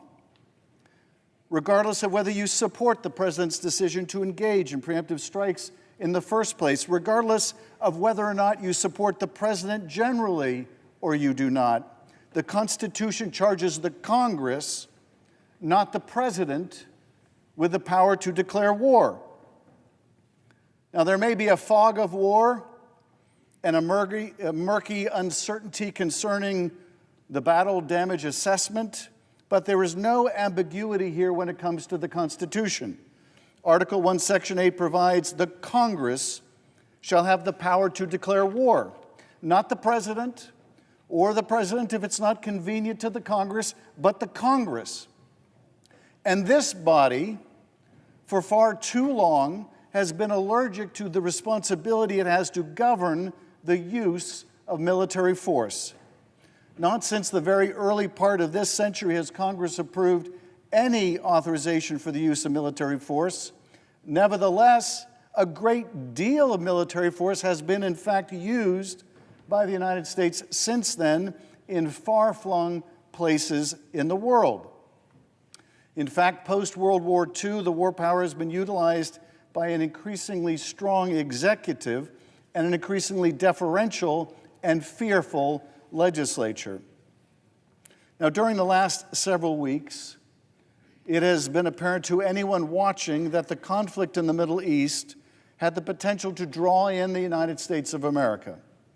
When missiles began striking Tehran and Tel Aviv, when the President of the United States, with signature bombast, began to telegraph the possibility that we would enter the fray, when countless American families were forced to consider whether their children would be the next to bear the burden and carry the sacrifices of another potentially endless war in the Middle East. And so, with those families and our service members in mind, Senator Kane introduced this resolution to ensure that the president did not risk committing the United States to yet another open-ended conflict in the region without a debate in Congress and a decision by Congress as to whether the country should go down that dangerous road. Now, at that time, many senators, myself included, pushed for an intelligence briefing from the administration. We had significant questions we needed answered. Had Iran made the decision to build a bomb? Had Iran begun the process of building the mechanism of a bomb? Was there an imminent threat to the United States or our forces? What were the threats to U.S. personnel and facilities in the region should Iran respond? How might Iran and its proxies escalate and harm U.S. interests, not only in the region, but here at home and other parts of the world? How much damage could U.S. military action do to the Iranian nuclear and missile programs, and for how long would it set them back? And most important, what was the risk that such a bombing campaign could escalate into all-out war? Days passed, no briefings. Even after last Saturday's strikes, still no briefing. Not until yesterday did the administration come to Congress to answer the most basic of questions. And only after suggesting, it was reported, that they would potentially choke off further information to the Congress. The Constitution demands otherwise. The founders split the government's wartime powers just as they divided responsibilities for so many other things. It is Congress which declares war, which raises an army and a navy, and pays for the financial costs of defense and war. And keep in mind, the need for congressional approval of war-making was not hypothetical to the founders. The United States had just fought a war against a king, and the founders did not want to put the power to start another war in the hands of any single person. The framers put their thinking on parchment. And in a letter to Thomas Jefferson in the summer of 1789, James Madison reflected on how they had approached this question of war power, which was the subject of much debate in Philadelphia at the Constitutional Convention. He said, "We have already given in one example an effectual check on the dog of war by transferring the power of letting him loose from the executive to the legislative body, from those who are to spend to those who are to pay, from those who are to spend to those who are to pay." That is, because a decision as consequential as entering into war requires informed debate and buy-in from the people's representative and the public, from us here in the Senate and from our colleagues in the House, because we need to weigh the benefits and the risks for our constituents and for the country as a whole, because a decision like this one should be insulated from partisan politics and not made with haste or with blinders on. There are perhaps senators in this body who will say this debate is no longer needed. The mission is over. Iran has backed down. A lasting ceasefire is in place. The threat has passed. And I would say to them, I don't know that to be true, and neither do you. And on behalf of all those who could and would pay, we should not allow this great and solemn power to make war to be usurped any longer. The only way for us to know whether the United States might be drawn into a broader conflict is if we exercise our authority to prevent it, or to determine that the Congress wants to affirmatively provide a president with the authorization to use force. So I am a yes on this resolution. And if the Senate votes to bring this resolution before the body, which I hope it will see the wisdom of doing, I will move an amendment that I have filed with Senators Kim and Kaine that I would hope would receive all of our support. Our amendment makes clear what is implicit in Senator Kaine's resolution already, and that is that terminating the use of U.S. armed forces against Iran does not affect the ability of the United States to defend itself, to share intelligence with Israel or our other partner nations, or to assist them in taking defensive measures to protect themselves from an attack by Iran or its proxies. Our intent in this amendment is to make it crystal clear that calling up and passing this resolution would in no way restrict the United States' ability to defend itself or our partners. And with that question settled, we should be able to turn to the real need for this debate. Should this Congress continue to abdicate our constitutional duty to an administration that at every turn has deemed us irrelevant? An administration that for too long deferred its obligation to brief Congress and has reportedly threatened to take steps to choke off the amount of information we have and need to assess the impact and the consequences of unilateral military action. An administration that openly disdains and threatens a free press, ignoring the fact that our fourth estate exists to ask questions for the people, even if those questions are uncomfortable, especially when those questions are uncomfortable, and shine a light on the places where tyranny and despotism can grow and foster and fester. Because here's the bottom line. Article 1, Section 8 says, the Congress shall have the power to declare war. And every American should know that Congress is not giving up on its most basic constitutional right to debate and determine whether U.S. forces undertake further operations, offensive operations, against the Iranian regime or any other. This resolution, with my amendment, would give senators confidence that a vote on that question will in no way put American troops or our allies at increased risk, and the underlying resolution would give the American people the confidence of knowing that they will not be dragged into another war without their consent. There must be a check on the dogs of war. There must be a voice for those who will pay the costs of going to war. And the Senate must be that voice. I yield back. President. The senator from California. Mr. President, over the last 250 years, this country has grown from a handful of rebellious colonies to an economic, scientific, military, cultural, technological, and agricultural behemoth. And crucially, through it all, we have remained a democracy devoted to the hard work our founders envisioned of making our nation a more perfect union. Progress has not always been straightforward, but it has been consistent over time and nothing short of extraordinary, which is why it is all the more heartbreaking to see so much damage, so much self-inflicted harm imposed on our country by this administration over the last 170 days. Indeed, if you were to design a presidency and policies to diminish our scientific and technological prowess from within, it would look a lot like this administration. If you were determined to kill our clean energy future and retreat from any hope of addressing climate change, it would look a lot like this.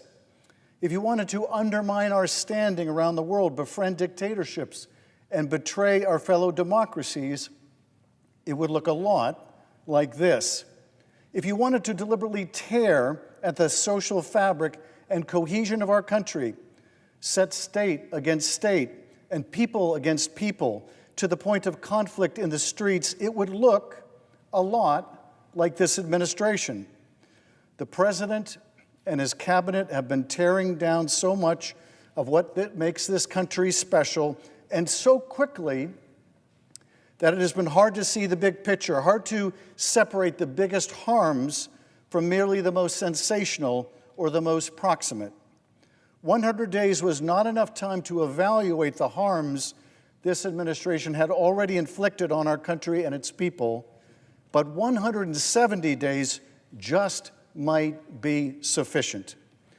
So today I want to go through the top 10 ways this administration has been wrecking the country, from the thoughtless and irresponsible, to the illegal and unconstitutional, to the deliberately cruel and malicious. I want to tell you what the actions of this presidency have really meant for the country and for our future. So here they are, the top 10 ways the administration is wrecking the country. Number 10, Donald Trump is waging an all-out war on America's research universities. America's universities have been the envy of the world for much of the last century, powering scientific achievement and economic growth, dramatic breakthroughs in medicine, significant achievements in the arts, technological innovation, and all of the attendant economic benefits have been driven by a decades-old partnership between universities and the federal government. As a part of this grand bargain, the federal government invests in research conducted at top universities, and the country enjoys the benefits. From brilliant scientists in academia, the military gets new technologies and capabilities, including innovations in fusion energy, laser technology, electronic jamming capabilities, and so much more. Our healthcare is improved, and our lifespans are increased by university-led research into new medicines, medical implants, and devices. Food science helps us grow healthier crops and produce more food with less water and less pesticides. You would be hard-pressed to find a field of scientific endeavor in which university research has failed to deliver. Now all of that is on the chopping block. The administration has canceled tens of billions of dollars in university research funding. It is stopping some of the best and brightest students from coming to the U.S. to study by banning international students from attending. Already, some of the world's most promising students are choosing to go elsewhere, to China or the UK or Sweden or Canada. The reason we want the very best students is that we can remain the global leader in every field of endeavor. That is what makes us great. But this is a one-way brain drain in the wrong direction. The administration is also raising taxes on research universities and threatening the removal of accreditation from universities which fail to bow to the president's ideological and political whims. And it is using real concerns about anti-Semitism on campus as a pretext, or the policies of athletic departments that it disfavors, to justify attacks on universities that will do nothing but set the country and our economy back. Their real agenda is to change the agenda at schools, to eliminate academic independence, and to indoctrinate students in an ideology that is more to their liking, turning administration bureaucrats into a kind of thought police. Coming in at number 9 of the top 10 ways the administration is wrecking the country, taking away food from hungry kids in America. Donald Trump promised to make America healthy again, but he is not. Instead, he has settled for making America hungry again. The budget just realized through their big ugly bill makes a multi-$100 billion cut to the SNAP program. That's supplemental nutrition and food assistance, basically food for hungry kids and families. This isn't a cut that can be explained away with a vague multi-purpose phrase or platitude like waste, fraud, and abuse, or by engaging in funny math. Feeding hungry families is not wasteful. Providing fresh food at schools for kids that can't otherwise afford to eat is not a fraud. And helping seniors living on the edge of poverty afford a meal is not an abuse. But taking this food away to fund tax cuts for wealthy people and corporations, that is a fraud. That is a waste, and that is an abuse. These cuts will mean more kids who are unable to get a school lunch, more seniors literally sitting and starving in their homes, an America that is more hungry than before, an America that, though it is the richest nation on earth and the most productive agricultural nation on earth, has chosen to adopt more hunger as its policy. Moving on to number 8. Coming in at number 8 of the top 10 ways the administration is wrecking the country, Donald Trump is destroying our alliances with democratic nations around the world and aligning our country with dictators. Across administrations and decades, America has been a symbol of stability for the globe, a trusted partner, a champion of freedom and democracy. We have stood up to evil empires and championed the cause of liberty. And though we have made more than our share of mistakes in trying to rebuild other nations in our image, we have strived to achieve a foreign policy consistent with our values. Now, in just the first few months, so much of that legacy has been betrayed. So many of our alliances have been degraded. So much of our standing in the world has been made small. So many of our friends have become estranged, our treaty partners unsure of whether they can count on us in a pinch. Donald Trump likes to talk about peace through strength. He likes to think that bullying our friends or extorting a price for our security guarantees is what makes us strong. But he is wrong. He trashes our relationships with our friends. He belittles the Canadians and the British who fought and died alongside American soldiers in Iraq and Afghanistan. He denigrates Ukrainians and their brave president, who fight nobly in the defense of their democracy and their sovereignty. And he insists on Ukraine paying tribute in the form of mineral rights to secure his support. He flatters and fawns over the Kremlin dictator, at least he did, until even Trump could see that he was being made to play the fool by a mass murderer who did not want peace, only further mayhem.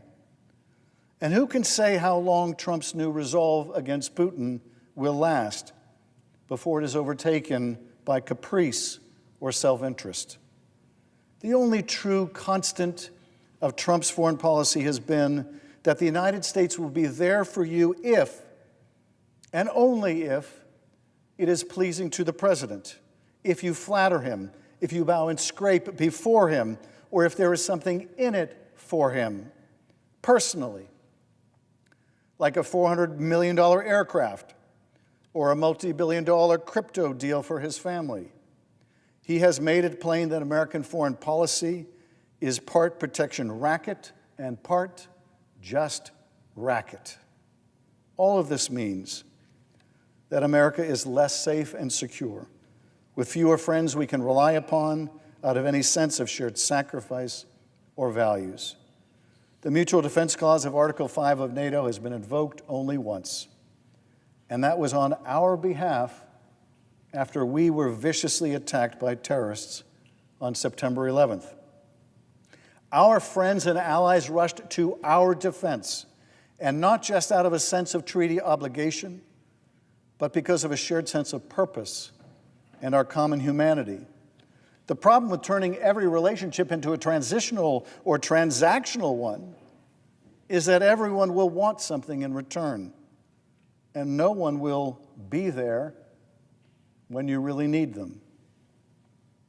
Moving on, number 7 of the top 10 ways the administration is wrecking what is best about this country is their pointless, economically suicidal, and self-destructive attack on the development of renewable energy. Renewable energy can lead the world away from a climate catastrophe. It can be an economic slingshot catapulting us into an abundant energy future that is American-made. It can truly make us energy independent instead of simply more dependent on the fossil fuel industry. But Trump has attacked clean energy with a vengeance, repealing incentives passed during the Biden administration. And why? Because they were passed during the Biden administration, and because Donald Trump made a promise to oil companies in exchange for campaign cash. Lots of it. More than $1 billion of it. The big ugly bill phases out tax credits meant to spur development of solar and wind power and replaces them with tax credits for coal. If you were wondering whether you heard that right, you did. Tax credits for coal mining in the year 2025, at a time when we've harnessed the capacity of the sun and the wind to power entire communities. We are disinvesting in a renewable energy future in order to fund an industry from the 1800s. It is the policy equivalent of investing in black lung, and it will choke our energy supply over time and kneecap our economic potential. China knows this. In May, China installed 93 gigawatts of solar capacity. That's enough to power almost 70 million homes. And they did it in a single month. China is installing almost 100 solar panels every second.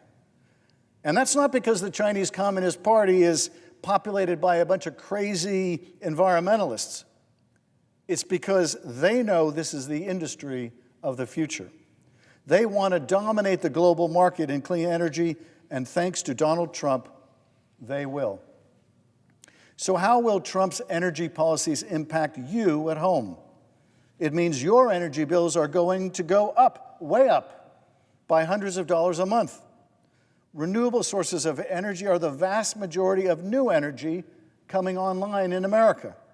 Take that away and we are reliant on the same old capacity, your same old utility, less competition, and higher prices, costing you more to heat your home in the winter or cool it down during the hot, hot summer. It means more families will make the impossible choice between paying their utility bills and putting food on the table. Now, earlier I talked about this administration's cuts to research universities, which brings me to number 6, the broader attack on health and science. The administration is slashing the National Institutes of Health, the nation's premier medical research agency. They have cut NIH by almost half. Almost half. Now, I'm no scientist, but I took enough science classes in college to know my way around a lab. And I'm certainly no economist, but I can do basic math. And I can tell you with certainty, as anyone can who looks at this, that cutting NIH in half, massively gutting research grants and positions, will lead to the cancellation of clinical trials and new treatments, and to Americans needlessly suffering from any number of illnesses and disease. It will mean scaling back research efforts on everything from cancer to Alzheimer's to HIV/AIDS, destroying years or decades of research in any number of fields that might have been weeks or months away from a breakthrough. That hurts everyone.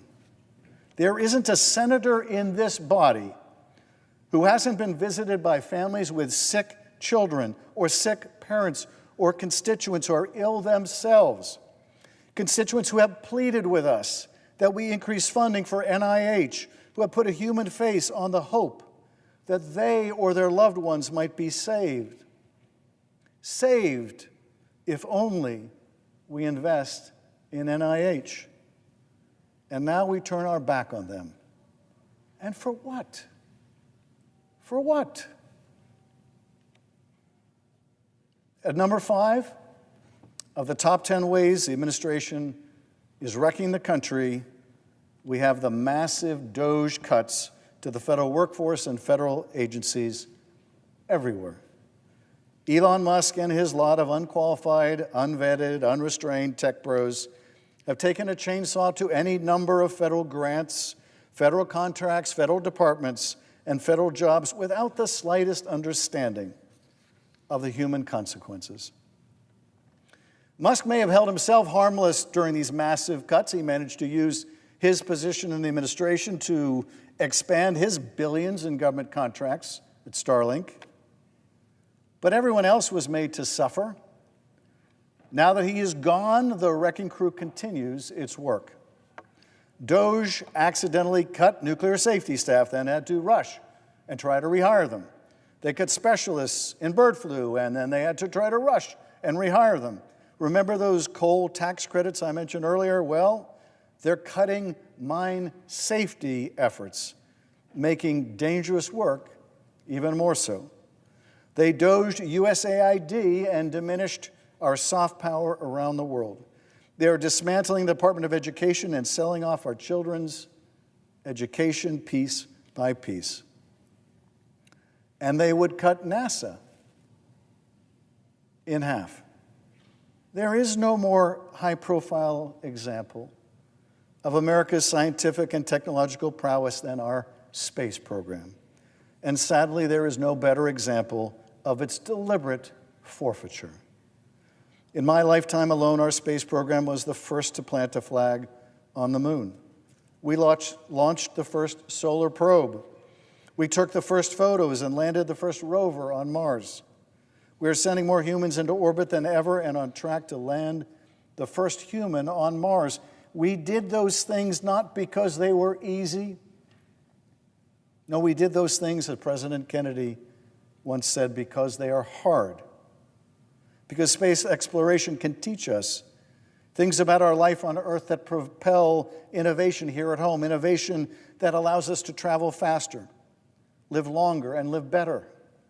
And because exploring space can provide the most profound thoughts of our place in the universe and whether amidst all of that we are alone. This agency that has brought such hope and excitement and pride will be brought low. It may be one small step for Doge, but it represents one giant leap backward for mankind. The Trump administration has also paused the hiring of critical seasonal firefighting staff, laid off probationary employees just as we begin another devastating fire season. They cut staff and programs at NOAA and the National Weather Service, hurting early earthquake warning, early warning of all disasters, warning that is pivotal when tragedy strikes, like it did in Texas this week, in North Carolina months ago, or in Los Angeles in January. They cut staff who run the phones at Social Security while closing regional offices, making it harder for seniors to get the benefits they paid into their entire life. Because that was the goal. That was the goal. And for all the pain that Doge has inflicted and continues to inflict, the only thing that bastard agency has really served to accomplish is making government less effective, less efficient, and less trustworthy. Because more than anything else, the Doge bloodletting has killed the trust of countless Americans. Trust that the federal jobs and programs they relied upon would continue. Trust that they might be paid less than private sector workers to do the work they love, to unravel new mysteries in space, in the oceans, in our bodies, in ourselves, but that they could rely upon the government as an employer, that they could be insulated from political and partisan considerations, that they would not become some ideological arm of the president or his party or its collateral damage. Now that trust is gone, and the loss of that talent and that trust just might be the most expensive loss of all. Now, number 4. At number 4 of the top 10 ways in which the administration is wrecking our country and our economy, tariffs. The on again, off again, on again, off again, on again, off again, on again tariffs. The ill-considered, ill-executed, unpredictable, unproductive, costly, indiscriminate, and self-destructive tariffs. For a president who ran on lowering costs, his most significant economic action has been a colossal backfire. Prices for your 4th of July barbecue last week were the highest they've ever been. Like the costs of burgers or beer. Phones are now more expensive. Cars are more expensive. Prices at Walmart, Target, Costco, up, up, up. And on Amazon, they were going to add a specific line item for the cost of the Trump tariffs besides each affected product until the Trump administration begged its owner, Jeff Bezos, not to be so transparent with their own customers because it made the president look bad. This didn't stop Amazon from adding the Trump tax to the price of the goods you buy on Amazon. It's just stopped Amazon from showing you just how much more you are paying. And while you get poorer because of these tariffs, America is not getting any stronger. While your pocketbook is getting hit, so too is our standing around the globe. After all, these chaotic tariffs give our trading partners all too accurate an impression that we are unpredictable, that we are unstable, that America, with all its power, is unreliable. So those trading partners are flocking elsewhere. They go to China, or to India or elsewhere. The fact is we have so alienated even our closest friends and allies that some countries like Canada have gone beyond reciprocal tariffs to a downright boycott of American goods, devastating American farmers, small businesses, and consumers alike. The art of the deal, indeed.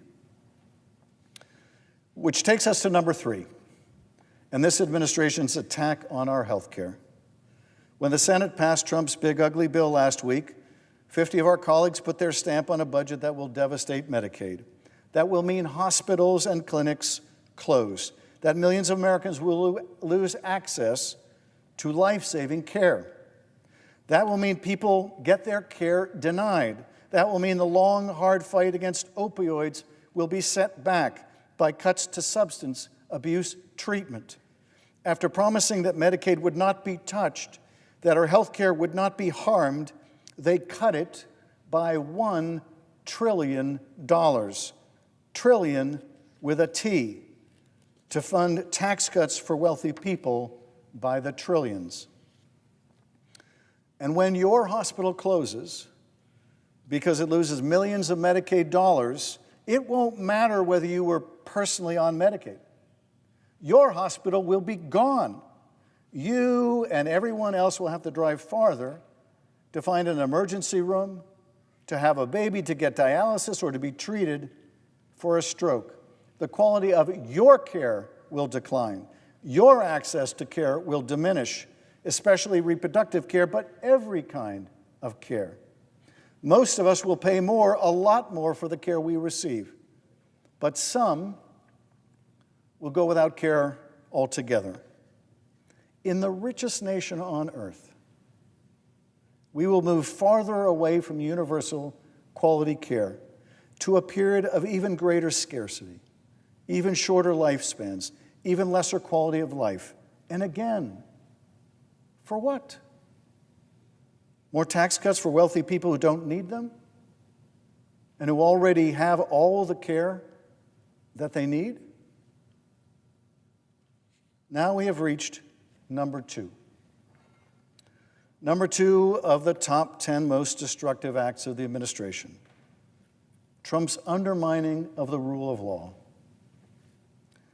The assault of the rule of law began almost immediately with the pardon of 1,550 people who committed one of the most serious offenses in the nation's history, attacking the U.S. Capitol to stop the peaceful transfer of power.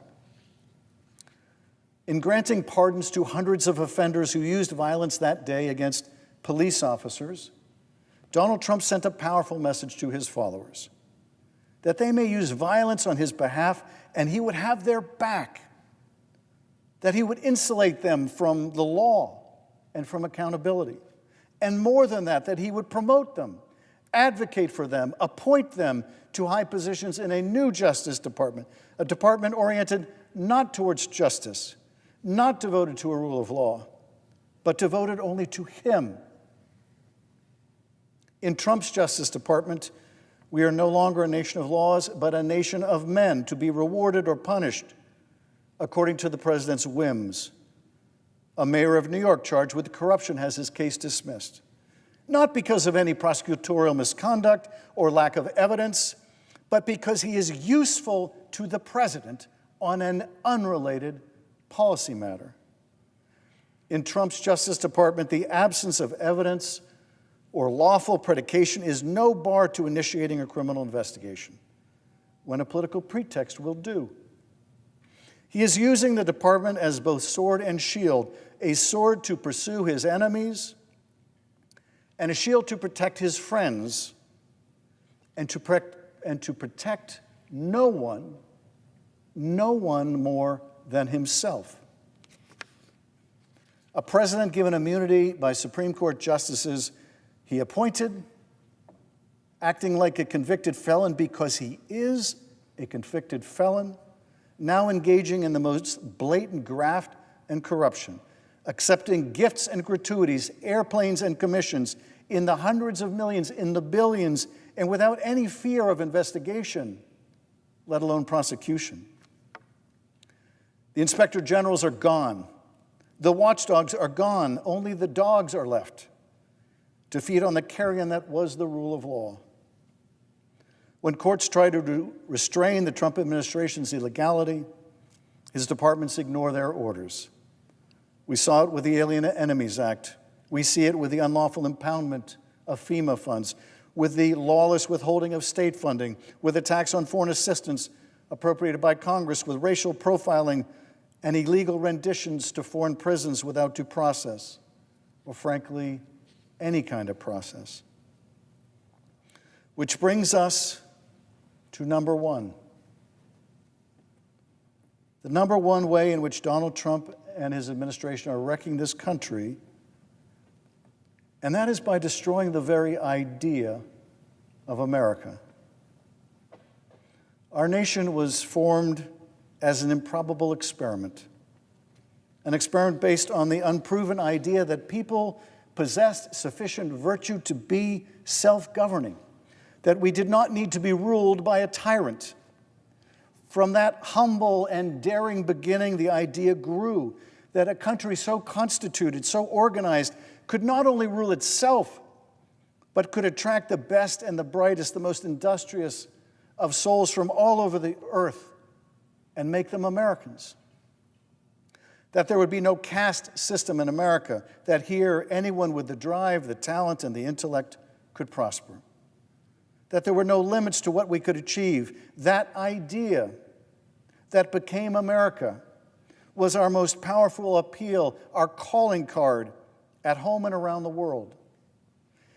It has driven people to our shores. It has inspired people in dark prison cells in Iran, in labor camps in China, in gulags in Russia, and in impoverished places everywhere to dream of America, what it stands for, and what it might mean to them if only they were so lucky, so very lucky, to one day move to this great place called America. And Donald Trump's destruction of that idea, the idea of America as the last best hope of mankind, is the worst offense of this administration. During Ronald Reagan's final speech as president, he spoke of a man who wrote to him of the uniqueness of America. You can go to live in France, the man wrote, but you cannot become a Frenchman. You can go to live in Germany or Turkey or Japan, but you cannot become a German, a Turk, or a Japanese. But anyone from any corner of the earth can come to live in America and become an American. Other countries, Reagan said, may seek to compete with us, but in one vital area, as a beacon of freedom and opportunity that draws the people of the world, no country on earth comes close. This, he said, is one of the most important sources of America's greatness. We lead the world because, unique among nations, we draw our people, our strength from every country and every corner in the world. And by doing so, we continually renew and enrich our nation. While other countries cling to the stale past, here in America we breathe life into dreams. We create the future, and the world follows us into tomorrow. Thanks to each wave of new arrivals to this land of opportunity, we're a nation forever young, forever bursting with energy and new ideas, and always on the cutting edge, always leading the world to the next frontier. This quality is vital to our future as a nation. If we ever close the door to new Americans, our leadership in the world would soon be lost. That was Ronald Reagan. But now we have Donald Trump, a president who, more than any other in our history, clings to a stale past. I can forgive the president for his reckless tariff policies, for his sycophantic hires, or his foolish tax giveaways to the rich.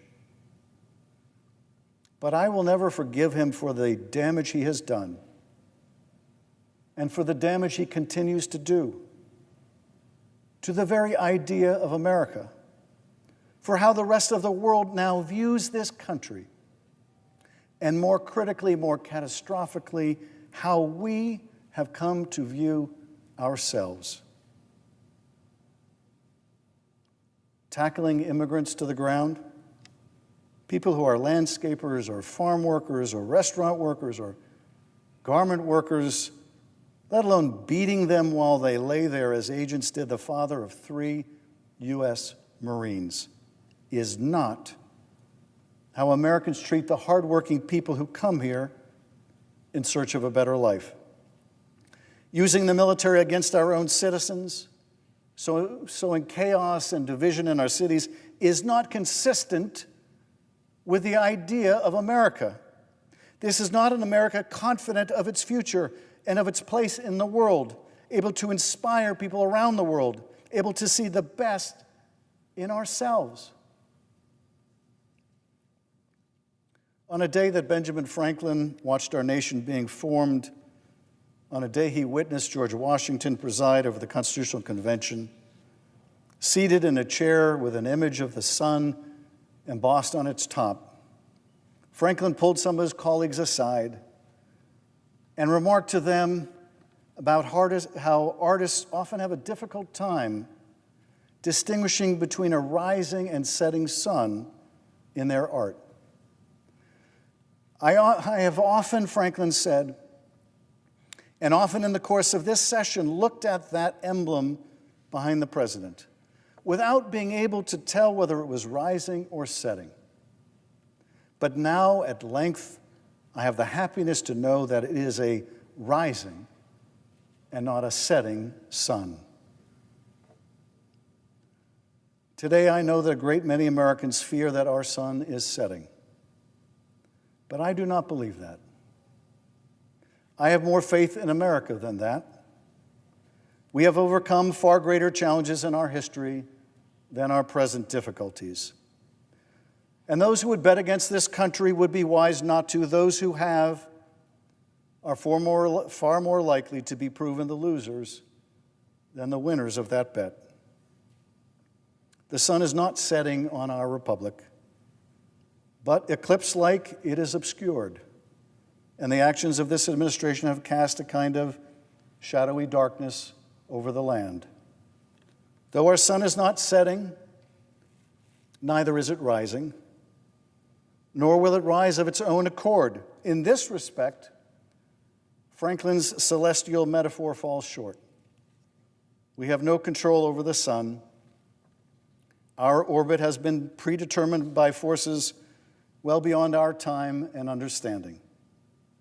We are powerless to change its trajectory, but we are not powerless to change our own. We are not powerless to save our country, to remember who we are, to once again capture the imagination, the hopes, and aspirations of a weary mankind. Our sun, America's sun, will rise again and shine brightly unto ourselves and to all nations. But it will take all of us working together and well into the future to make it so. Until then, we must press on, doing all we can to mitigate the harms of the current administration, until we can end them, until we can bind up our nation's wounds, as Lincoln said, and begin again the sacred work of restoring the very best of America. Mr. President, I yield back. Mr. President, I call up Amendment 2862 and ask that it be reported by number. The clerk will report. The senator from California, Mr. Schiff, for himself and others, proposes an amendment number 2862 to amendment number 2853. Mr. President, my Republican colleagues have offered a substitute amendment that claims to prohibit cuts for programs dealing with HIV, tuberculosis, malaria, as well as nutrition and maternal health support. But the total amount of money they are rescinding is unchanged, putting all of those efforts at risk. If this sounds familiar, it's a lot like a reconciliation process that demands $1 trillion in cuts, but says that Medicaid should not be touched. And we know what happened there. Medicaid was cut massively. Several Republicans have pointed out that we don't know how the administration is going to implement this bill. That's a major problem. So let's make this as simple as possible. The Senate doesn't want to cut funding for AIDS, tuberculosis, malaria, and other diseases. Then let's remove those rescissions. My amendment would reduce the amount of cuts to global health programs in order to ensure that funding for HIV, tuberculosis, malaria, and maternal health and nutrition programs remain, not just in theory, but in real dollars and cents. I urge a yes vote.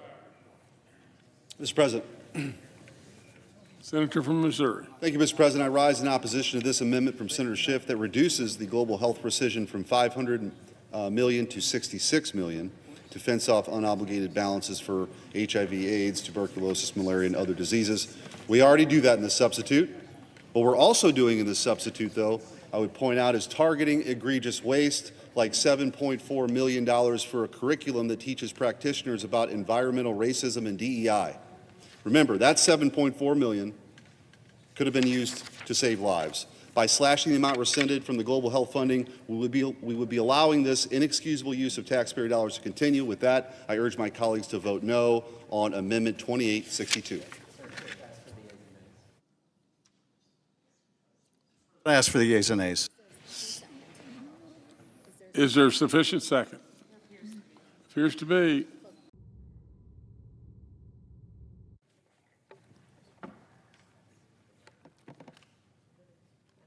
Mr. President. The senator from California. Mr. President, the Senate this week is considering a nominee so patently unfit to be a federal judge, so lacking in the temperament, integrity, and judgment to serve as an arbiter of the nation's laws, that the chorus of opposition has grown deafening, and the facts revealing his unfitness for office are too voluminous to be ignored.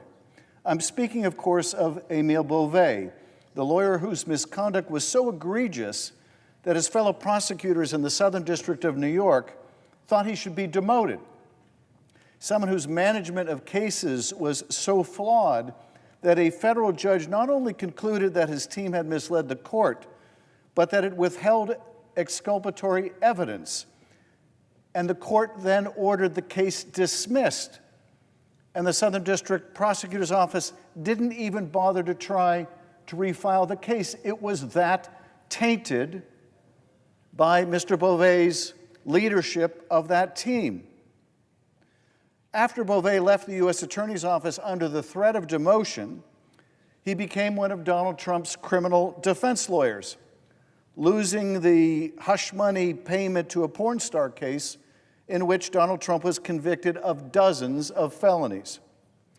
Beauvais, though, turned that loss and his blind obedience to Trump into a top position at the Department of Justice.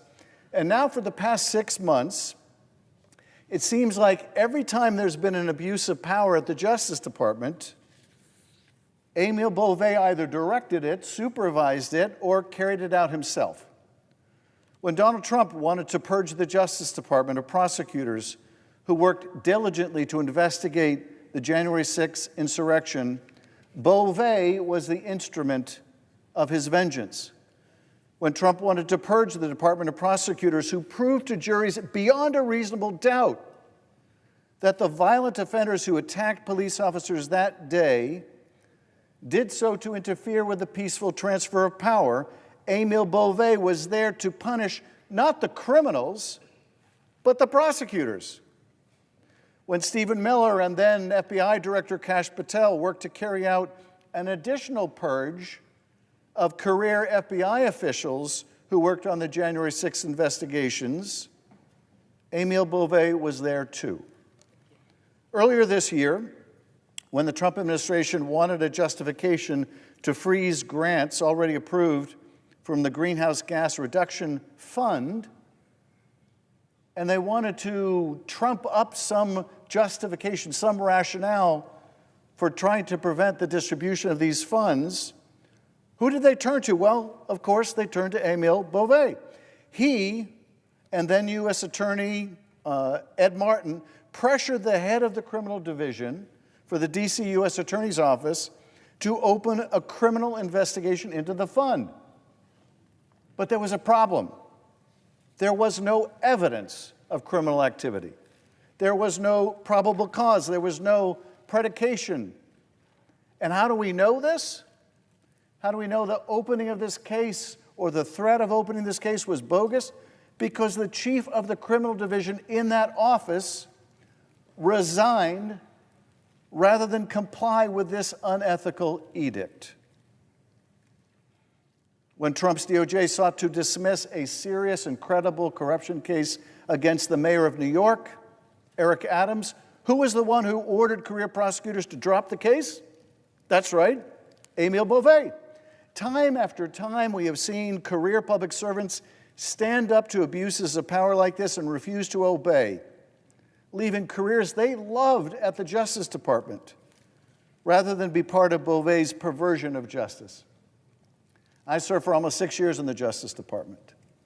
I know the sense of mission that the lawyers in that department feel and how much they love serving and appearing before a court and introducing themselves as on behalf of the United States. It is not a job that people give up easily or for no reason. But I also know that when put in the position of choosing to follow their ethics and the law, choosing to obey a dishonorable and dishonest instruction from a supervisor, yes, they will resign their post, and so many have. Acting U.S. Attorney Danielle Sassoon was ordered by Beauvais to dismiss the indictment against Eric Adams. In refusing, she called it what it was: an improper offer of immigration enforcement assistance in exchange for the dismissal of his case. In other words, a quid pro quo. Now, I just want to underscore for people what this means and how astonishingly abnormal, unethical this action was. The Justice Department intervened in a criminal case in New York over the objection of the prosecutors handling the case, including the acting U.S. attorney, to dismiss that corruption case against a public official, not because there was a lack of evidence. They didn't even try to claim that. Not because there was any prosecutorial misconduct. They didn't even try to argue that. But because he was useful to the president on his immigration policy. It is an edict from Beauvais that says, if you do the president's bidding, we've got your back. We'll make your corruption case go away. Quid pro quo. Now, interestingly, they didn't want it to go away completely. They wanted it to go away without prejudice. That is, so they could bring it back if he didn't do exactly what the president wanted. Anyone who's ever served in the Justice Department could tell you just how unethical that is. And rather than obey those orders from Beauvais, the acting U.S. attorney, Sassoon, resigned, and many others followed. One of them said, quote, "I expect you will eventually find someone who is enough of a fool or a coward to file your motion. But it was never going to be me." No, it didn't have to be him because it was Eric. It was enough for Emile Beauvais. He is there whenever Donald Trump needs someone to carry out his will, regardless of ethical or even legal considerations. And dedicated public servants, career prosecutors are standing up to him, willing to risk their jobs, willing to risk retaliation by a vindictive president. Some of those brave attorneys have come to our committee as whistleblowers. In one case, Erv Ravani, a 15-year veteran at the department who worked in both Republican and Democratic administrations, shared with our committee that Emile Beauvais told DOJ lawyers that they would need to consider telling the courts, F you, and ignore any such court order that might get in the way of the Trump administration's strategy of rapid deportation without due process. And in fact, Beauvais' lawyers at DOJ would go on to lie to the judge and violate court orders, prompting the judge to issue an order to show cause why they should not be held in contempt. And Senator Whitehouse is exactly right. The Court of Appeals has delayed that hearing on the order to show cause why those lawyers under Beauvais' supervision should not be held in contempt. And my colleagues here want to rush this thing through. Well, what will they say if the judge finds that Beauvais and others at the Justice Department willfully ignored court orders? What will they say once they've given him a lifetime tenure on the Court of Appeals? Now, during Beauvais' confirmation hearing, I asked him about his FU instruction, and he made the dubious claim that he couldn't recall. Now, that's remarkable. It's not like we're talking about events that happened 10 years ago. This was like 2 months ago, just a few weeks ago. I think I would remember if I had told other lawyers that we should say FU to the courts. So either he instructs them frequently to say FU to the courts, such that he wouldn't remember this particular occasion, or he's being dishonest with us. But his use of that vulgar injunction was corroborated by other DOJ lawyers in text messages, so we really don't need to wonder about this. As one DOJ lawyer texted another, "Guess it's find out time on the FU." Well, now it's find out time for the U.S. Senate, where we find out whether we are willing to confirm just anybody, no matter how unfit, no matter how terrible the record, no matter how abundant the evidence. It is find out time for the U.S. Senate. Now, what was Beauvais' role in tasking DOJ and FBI to scour old Epstein files and flag mentions of Donald Trump? I know my colleague, Senator Booker, has tried to find out, and Senator Durbin has tried to find out. We don't know because Beauvais refuses to tell us. But we do know that his fellow criminal defense lawyer, Todd Blanche, he and Blanche were the two lawyers that represented Trump in that hush money payment to a porn star case, that Todd Blanche is now rushing to meet with Epstein's chief co-conspirator in jail. It is self-evident that Blanche is there to represent the president's personal interests, not the public interest. And Beauvais represents exactly the same problem. With Beauvais' nomination, we are about to find out if Republicans are content to give a man so routinely in defiance of the rule of law a lifetime job interpreting it on behalf of millions of Americans. We wanted to hear from those whistleblowers like Erev Ravani, just some of the hundreds of public servants who are speaking out, but Republicans declined our request for testimony and additional hearings even as they rushed to jam through this nomination for a lifetime position. And sadly, we will all have a lifetime to regret it. Like so many of his unfit cabinet nominees, Donald Trump is daring Senate Republicans to oppose him. I hope and pray they will, because the pattern is clear. Emil Beauvais takes orders from Donald Trump, and that is it. His only merit is blind obedience, not to the law, but to the president. And not just any president, but to one who is also a convicted felon. And so I urge my colleagues, look at Beauvais' record of disrespect for the law and reject this dangerous nominee. Mr. President, I yield back. Senator, thank you. There are lots of extraordinary and suspicious happenings around the Epstein case in the last few months, but just by way of background to those who may not be following each development, you have Epstein at one point describing himself as one of Donald Trump's closest friends. You have Donald Trump saying at one point that he shares a bond with Epstein over their mutual like of attractive women, and pointing out that in the case of Epstein, they tend to be on the younger side. You have the president recently acknowledging his upset with Jeffrey Epstein for stealing young women from Mar-a-Lago to buy Epstein for purposes that he did not disclose, the president did not disclose. Tragically, in April, one of those women, one of those children, underage women working at Mar-a-Lago, committed suicide. She was a victim of the Ghislaine Maxwell, Jeffrey Epstein sex trafficking. Just this past April, she took her own life. But she was one of those women, apparently, that Trump was upset that Epstein was taking away from him at Mar-a-Lago. Now, it certainly begs the question of what did Trump think Jeffrey Epstein was doing with these young women he was taking from Mar-a-Lago?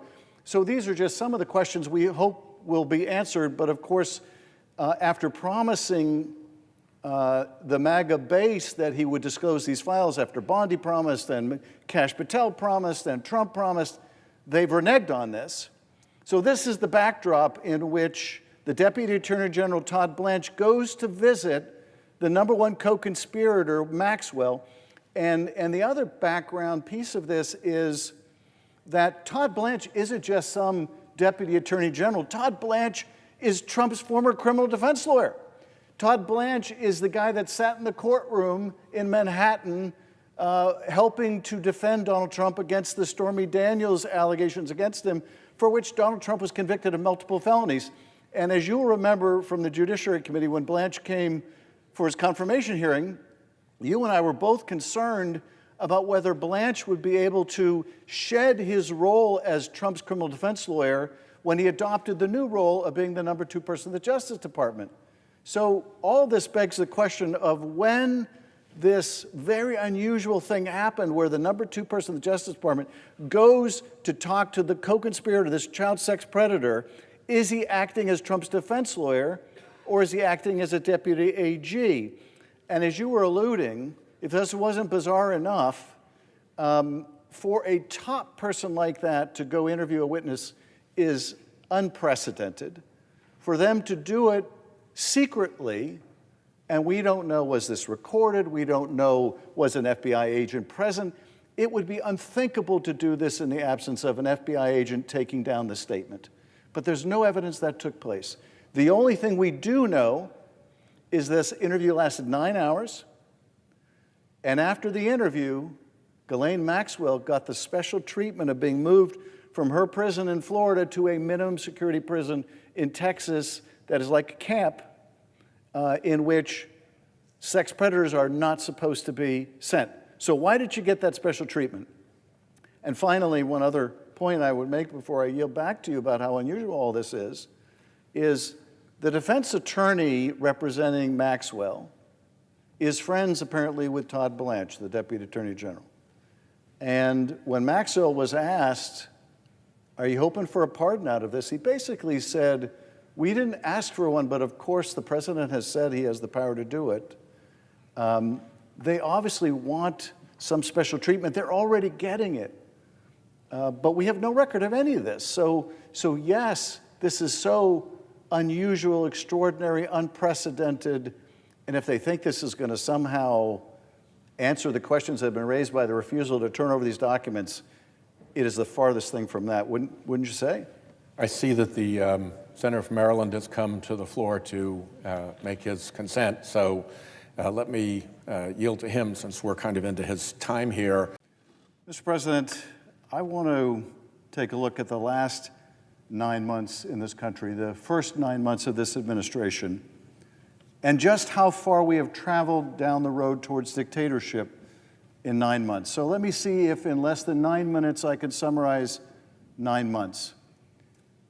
First, let's look at the president's early attacks on our universities. The president withholding federal funding from universities that are using a curriculum he doesn't like, or employing professors he doesn't want, or unwilling to make changes that sacrifice their academic freedom that suit the ideological predilections of the administration. So an attack on our institutions of higher learning, unprecedented in our history. Some of the first attacks on the freedom of the American people were attacks on our universities. They were, in quick succession, followed by attacks on law firms. That is, the President of the United States telling law firms that you must not represent these unpopular clients, unpopular to the president because they took action against the president, or they spoke out against the president, or they belonged to the Justice Department when the Justice Department was investigating the president's corruption. So the president has tried to dictate to the legal community who it can defend and who it cannot. Our country, in its founding, our founders underscored the importance of the right of representation, of the right to jury trial, of the right, even for unpopular causes, to have representation. Indeed, John Adams took on one of the most unpopular cases of his time and represented those clients because he wanted to establish the principle in American jurisprudence that everyone is entitled to counsel. But under this administration, that's not true. This administration has attacked law firms and said, you shall not represent these clients, and if you do, we will cut off your access to courthouses, or we will cut off your access to federal contracts or security clearances that you would need to represent your clients. And sadly, as in the case of universities, many law firms crumbled, having given years of lip service, decades of lip service to the idea that everyone is entitled to vigorous representation. They crumbled. But the administration wasn't content to try to silence universities or professors or to silence law firms. The censorship, the intimidation campaign continued. The president using the power of the regulation of the regulatory bodies, of the Federal Communications Commission, to try to silence late-night comedians because they told jokes about the president. So effectively, Paramount, which wanted to merge with Skydance, it is made abundantly clear that merger, that multi-billion-dollar merger, won't go forward unless you pay off the president in his litigation against CBS. Unless you pay the president millions of dollars personally, that merger is not going to go through. And what's more, that pesky late-night comedian Stephen Colbert needs to go. And so Stephen Colbert gets his show canceled. Jimmy Fallon gets his show canceled. His show thankfully brought back. But the administration is using the regulatory power to censor late-night comedians. He's going after the press, the freedom of the press, telling the AP, if you don't use my Gulf of America lexicon instead of the Gulf of Mexico, you're not going to be able to cover certain things at the White House. You're not going to be able to accompany the president on certain trips. He's suing the Wall Street Journal because they're reporting about his contacts with Jeffrey Epstein. He is trying to silence the media, intimidate the media, chill the media, and it's working. You see the Washington Post change their editorial policy. You see the LA Times withhold its editorial in the presidential election. The censorship is working. But it's not just the press. It's not just late-night comedy. It's not just universities. It's not just law firms. The president is telling corporate America, you can't hire this person. Microsoft, you can't hire this person. The threat is if they do, they won't get government contracts. The president is saying to other companies, you want to export your product? You got to give the U.S. government a share. You got to make the U.S. government an equity partner in your company. And if under Bill Clinton, the era of big government was over, the era of big government is back with Donald Trump. A big government that can make decisions about who corporations can do business with and where and what they can export and who they can hire. But it doesn't stop there, of course, because now the president is using the Justice Department to go after his political enemies. This week it's James Comey, next week it will be someone else, and the week after that, who knows? It is a long and growing list of enemies. The president tweeting out who he wants prosecuted, he wants investigated, commanding, dictating vindictive prosecutions. almost every day, abusing the department that I once served in for almost 6 years in a way we have never seen before in this country, threatening to take people's liberty away from them if they stand up to the president. And now we have this, what brings us to the floor tonight, and that is the unprecedented use of the military, the U.S. military, and our Guard against our own people. You have the president telling a room full of generals and admirals that there is an enemy within, and that enemy is the American people, or at least those American people who didn't vote for him. They are the enemy within. And he's going to go after them, and he wants the military to use those American cities that didn't vote for him as their training grounds. And no sooner is it said than we see helicopters over skies in Chicago, and we see military troops rappelling from Blackhawks, and we see the military being used against our own citizens. We see children shackled, crying for their parents in the middle of the night. We see signs of horror and chaos. We see a president so determined to use the military against our own people that when a governor says, no, you cannot use our National Guard in this lawless way, he commandeers the military anyway. California was the test case. We were the first. Los Angeles was the first. Over the objections of the mayor of Los Angeles, over the objections of the governor of California, the president of the United States commandeered California's National Guard to use against our own people, to increase the risk of violence and disorder.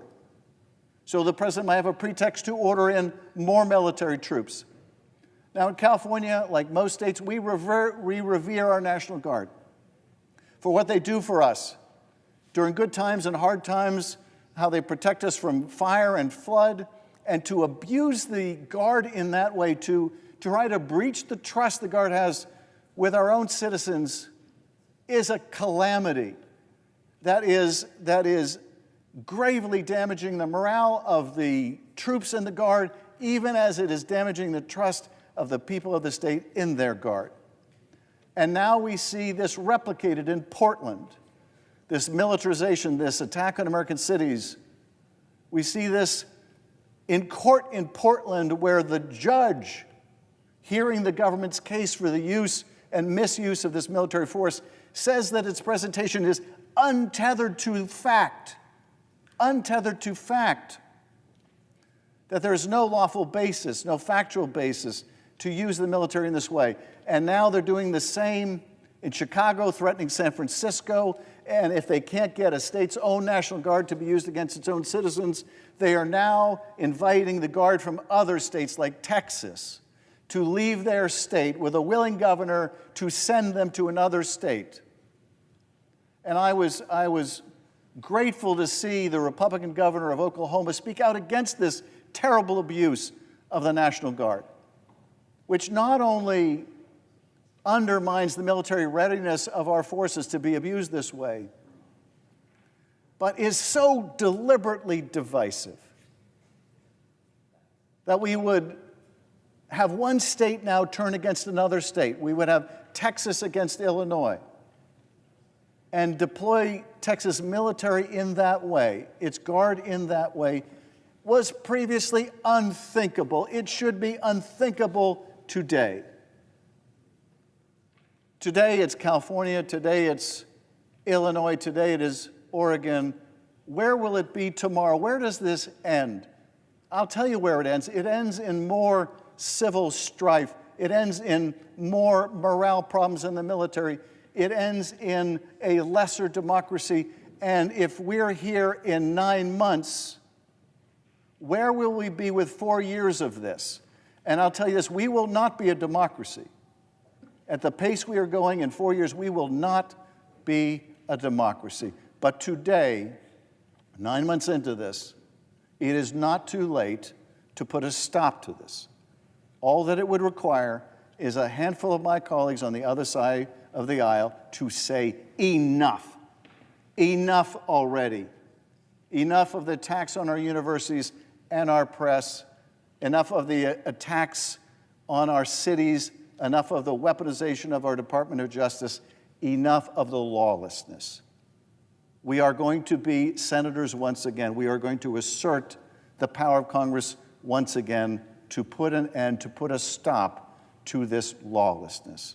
That is all it would take, is a few people of conscience to stand up to this president and say enough.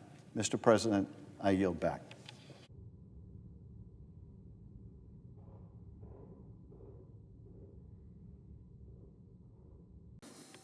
I thank Senator Blumenthal for leading this special order opportunity on the Senate floor on such a vital issue at such an important time.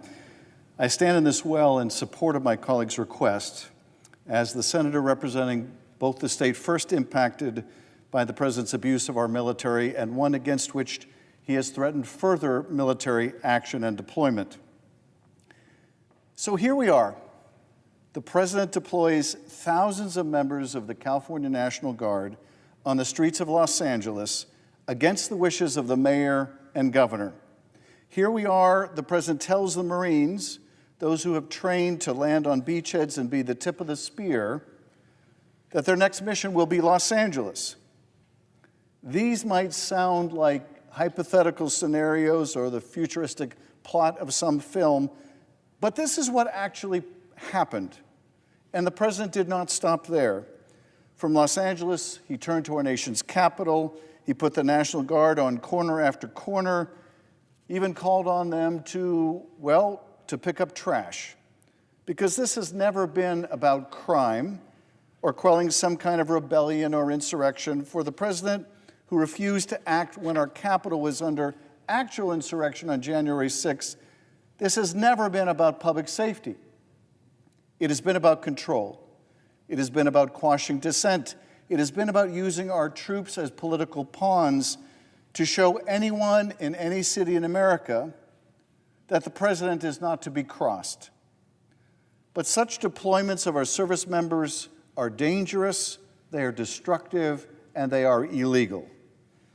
We are grateful to our National Guard to lend a hand in times of natural disasters like fires and floods, and we have all too much experience in both in California.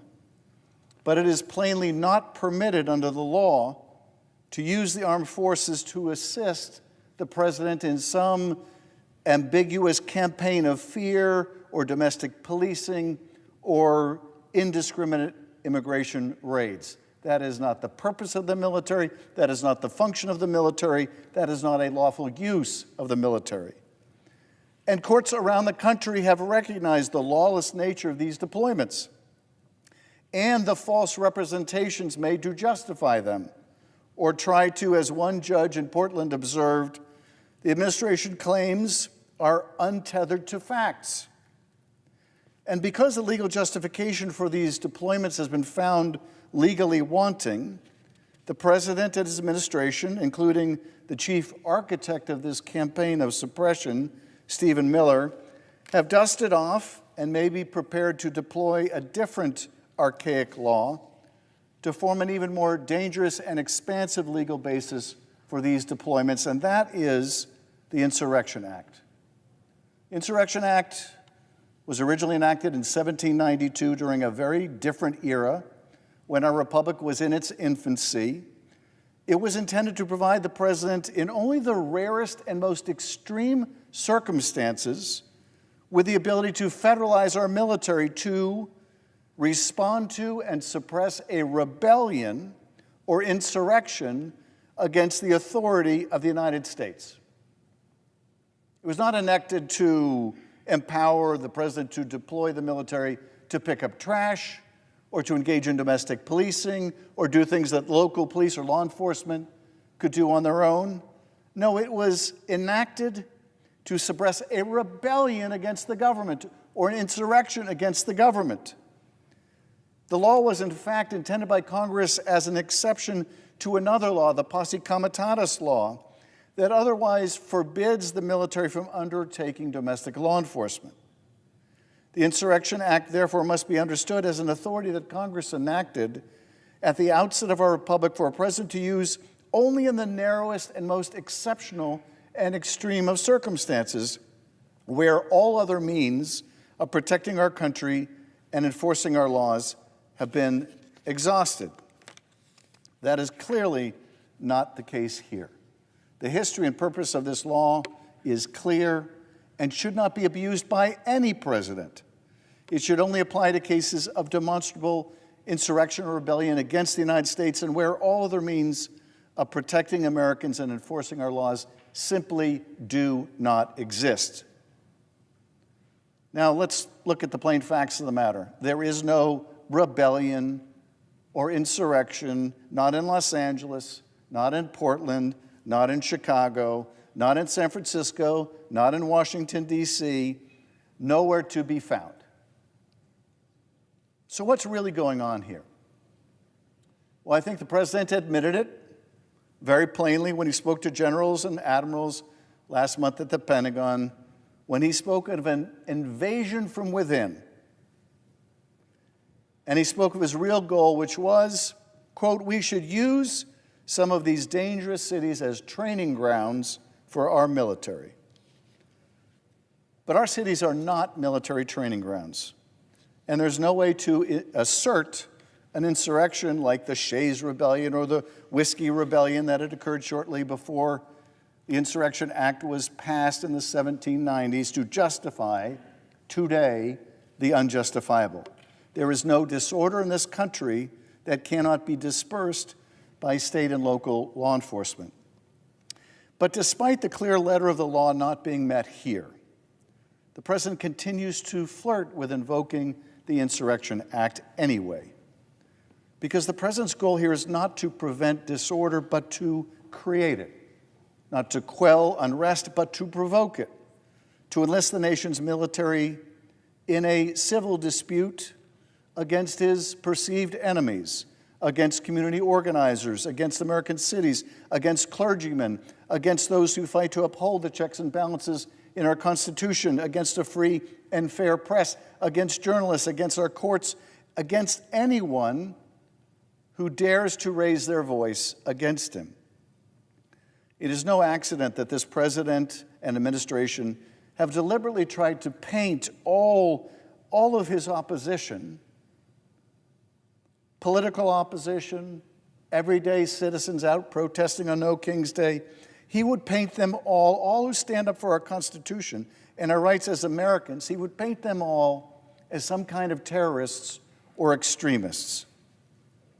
That is the language we hear from the White House, and that is the language we hear from authoritarians who use it to justify using the awesome power of the state, including its military, against its real or perceived domestic opponents. And we should not take this president's threats idly. We should make clear, as Senator Blumenthal would do with his legislation, that the president's flirtations with this law are not within his powers, that the military is not his to deploy for pageantry, political theater, vengeance, or intimidation. In the president's words, he calls this law unquestioned power. And that is really what the president is after, unquestioned power. Does that sound like a president who believes in a system of checks and balances? Does that sound like a president who believes in democracy? Or does that sound like a president who wants to be a king and will use any law, archaic or otherwise, as a pretext? Because the use of this law could forever erase the line between an apolitical military and the political whims of the Oval Office. Now, Donald Trump has repeatedly sought to pit state against state and deploy the guard from now one state against another state.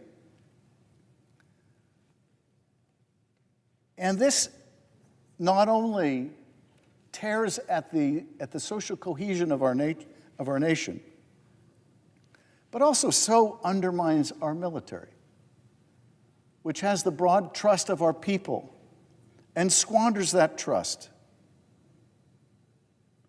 when you consider the sacrifices that are made by men and women in uniform, to squander that sacrifice by deploying the military against our own citizens, to take them away from the focus of their job, the mission of their job, which is to protect our country from foreign enemies and adversaries. It is not only dangerous to our people, but also disastrous to the military. And I say to my colleagues here, even if your city is not Chicago, like Senator Durbin's, or your state is not Connecticut, as Senator Blumenthal, or your state is not California or Oregon, and may not be on the tip of the president's tongue now, there is nothing that will protect you when he turns against your state next. Not if you don't stand up now. This slippery slope only gets steeper. The voice of dissent must get louder.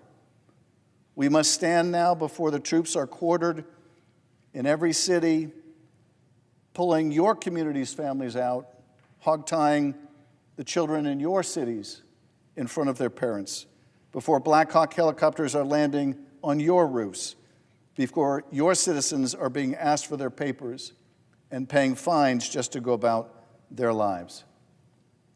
Now is the time to speak louder. Now is the time to insist on adherence to the law. Now is the time to push back against even greater abuses of the law, like we would see with the invocation of the Insurrection Act. I thank my colleague for leading this debate, and I yield back. My stamina is getting a little shaky. Oh, and I see my colleague from California standing behind me, so I will get out of the way. And I would ask if you would care to ask a question. Yes, would the senator yield for a question? I will yield for a question. Thank you. I thank the gentleman for yielding and for your extraordinary speech and all that you have elucidated today, and for your powerful advocacy on behalf of our democracy. I think there are any number of signs of when a democracy is in trouble, when a country is descending into a kind of dictatorship. And books have been written about this subject. No one account, I think, can comprise all of the elements of the deterioration of a democracy, but there are certain telltale signs that I think we are seeing all too clearly.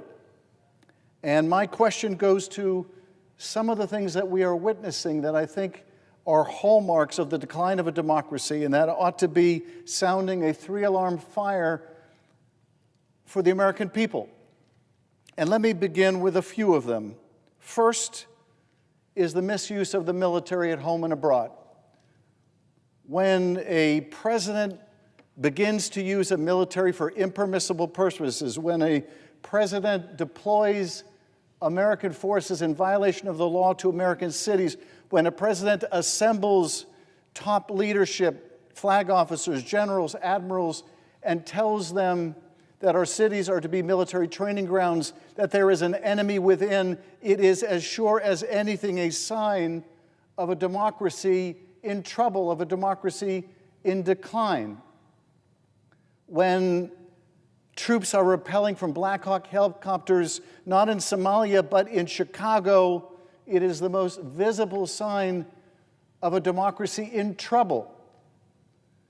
This is, as we all know, in violation of the law which prohibits the use of our military for domestic law enforcement purposes. Likewise, the misuse of the military abroad without the authorization of Congress, another sign of the deterioration of our democracy, when a president arrogates to himself the power to blow ships up in the Caribbean or now in the Pacific without any authority in violation of law and Constitution. It is another sign of the president arrogating the military power to himself, to the person of himself, not to the Constitution, not to his core responsibilities, but to himself. Number two, among the dozen or so most virulent signs of the decline of our democracy, of the risk of an authoritarian regime taking hold in this country, are the attacks on our universities. We see this in Hungary and elsewhere when rulers start to attack the independence, the academic freedom of our universities. It is a sure sign of a democracy in trouble when a president tries to dictate by withholding federal funds, the lifeblood of research universities, withholds those funds unless an academic institution agrees to adopt its cultural agenda or to fire certain faculty or to allow it to have some kind of a monitor, some kind of a big brother overseeing what takes place in our universities. It is a sign of a democracy in decline. Number three, when an administration, when a ruler goes after the right of representation by attacking lawyers, law firms, legal professionals, and saying, "Thou shalt not represent this cause which is deeply unpopular to me. You shall not take on this client who is antagonistic to me. You shall not hire this lawyer who is a personal enemy of mine." That is antithetical to the history of our democracy and all democracies. John Adams, prior to becoming president, took on one of the most unpopular cases in American history, representing British soldiers who participated in the Boston Massacre. And why did he do that? Why take on such an unpopular cause? Because he understood the importance to a democracy of the right of representation. Number four of the signs that our democracy is in deep, deep trouble is the abuse of the Justice Department to go after the president's enemies and to protect his friends. It is in actions like in the state of Virginia, the firing of a U.S. attorney who believes that a prosecution is not warranted, notwithstanding the personal injunction of the president that thou must prosecute these people. That prosecutor is fired and another brought in to implement the president's will to go after his enemies. But it is also likewise a sign of the loss of democracy when the powers of the Justice Department can be used to protect the president's friends.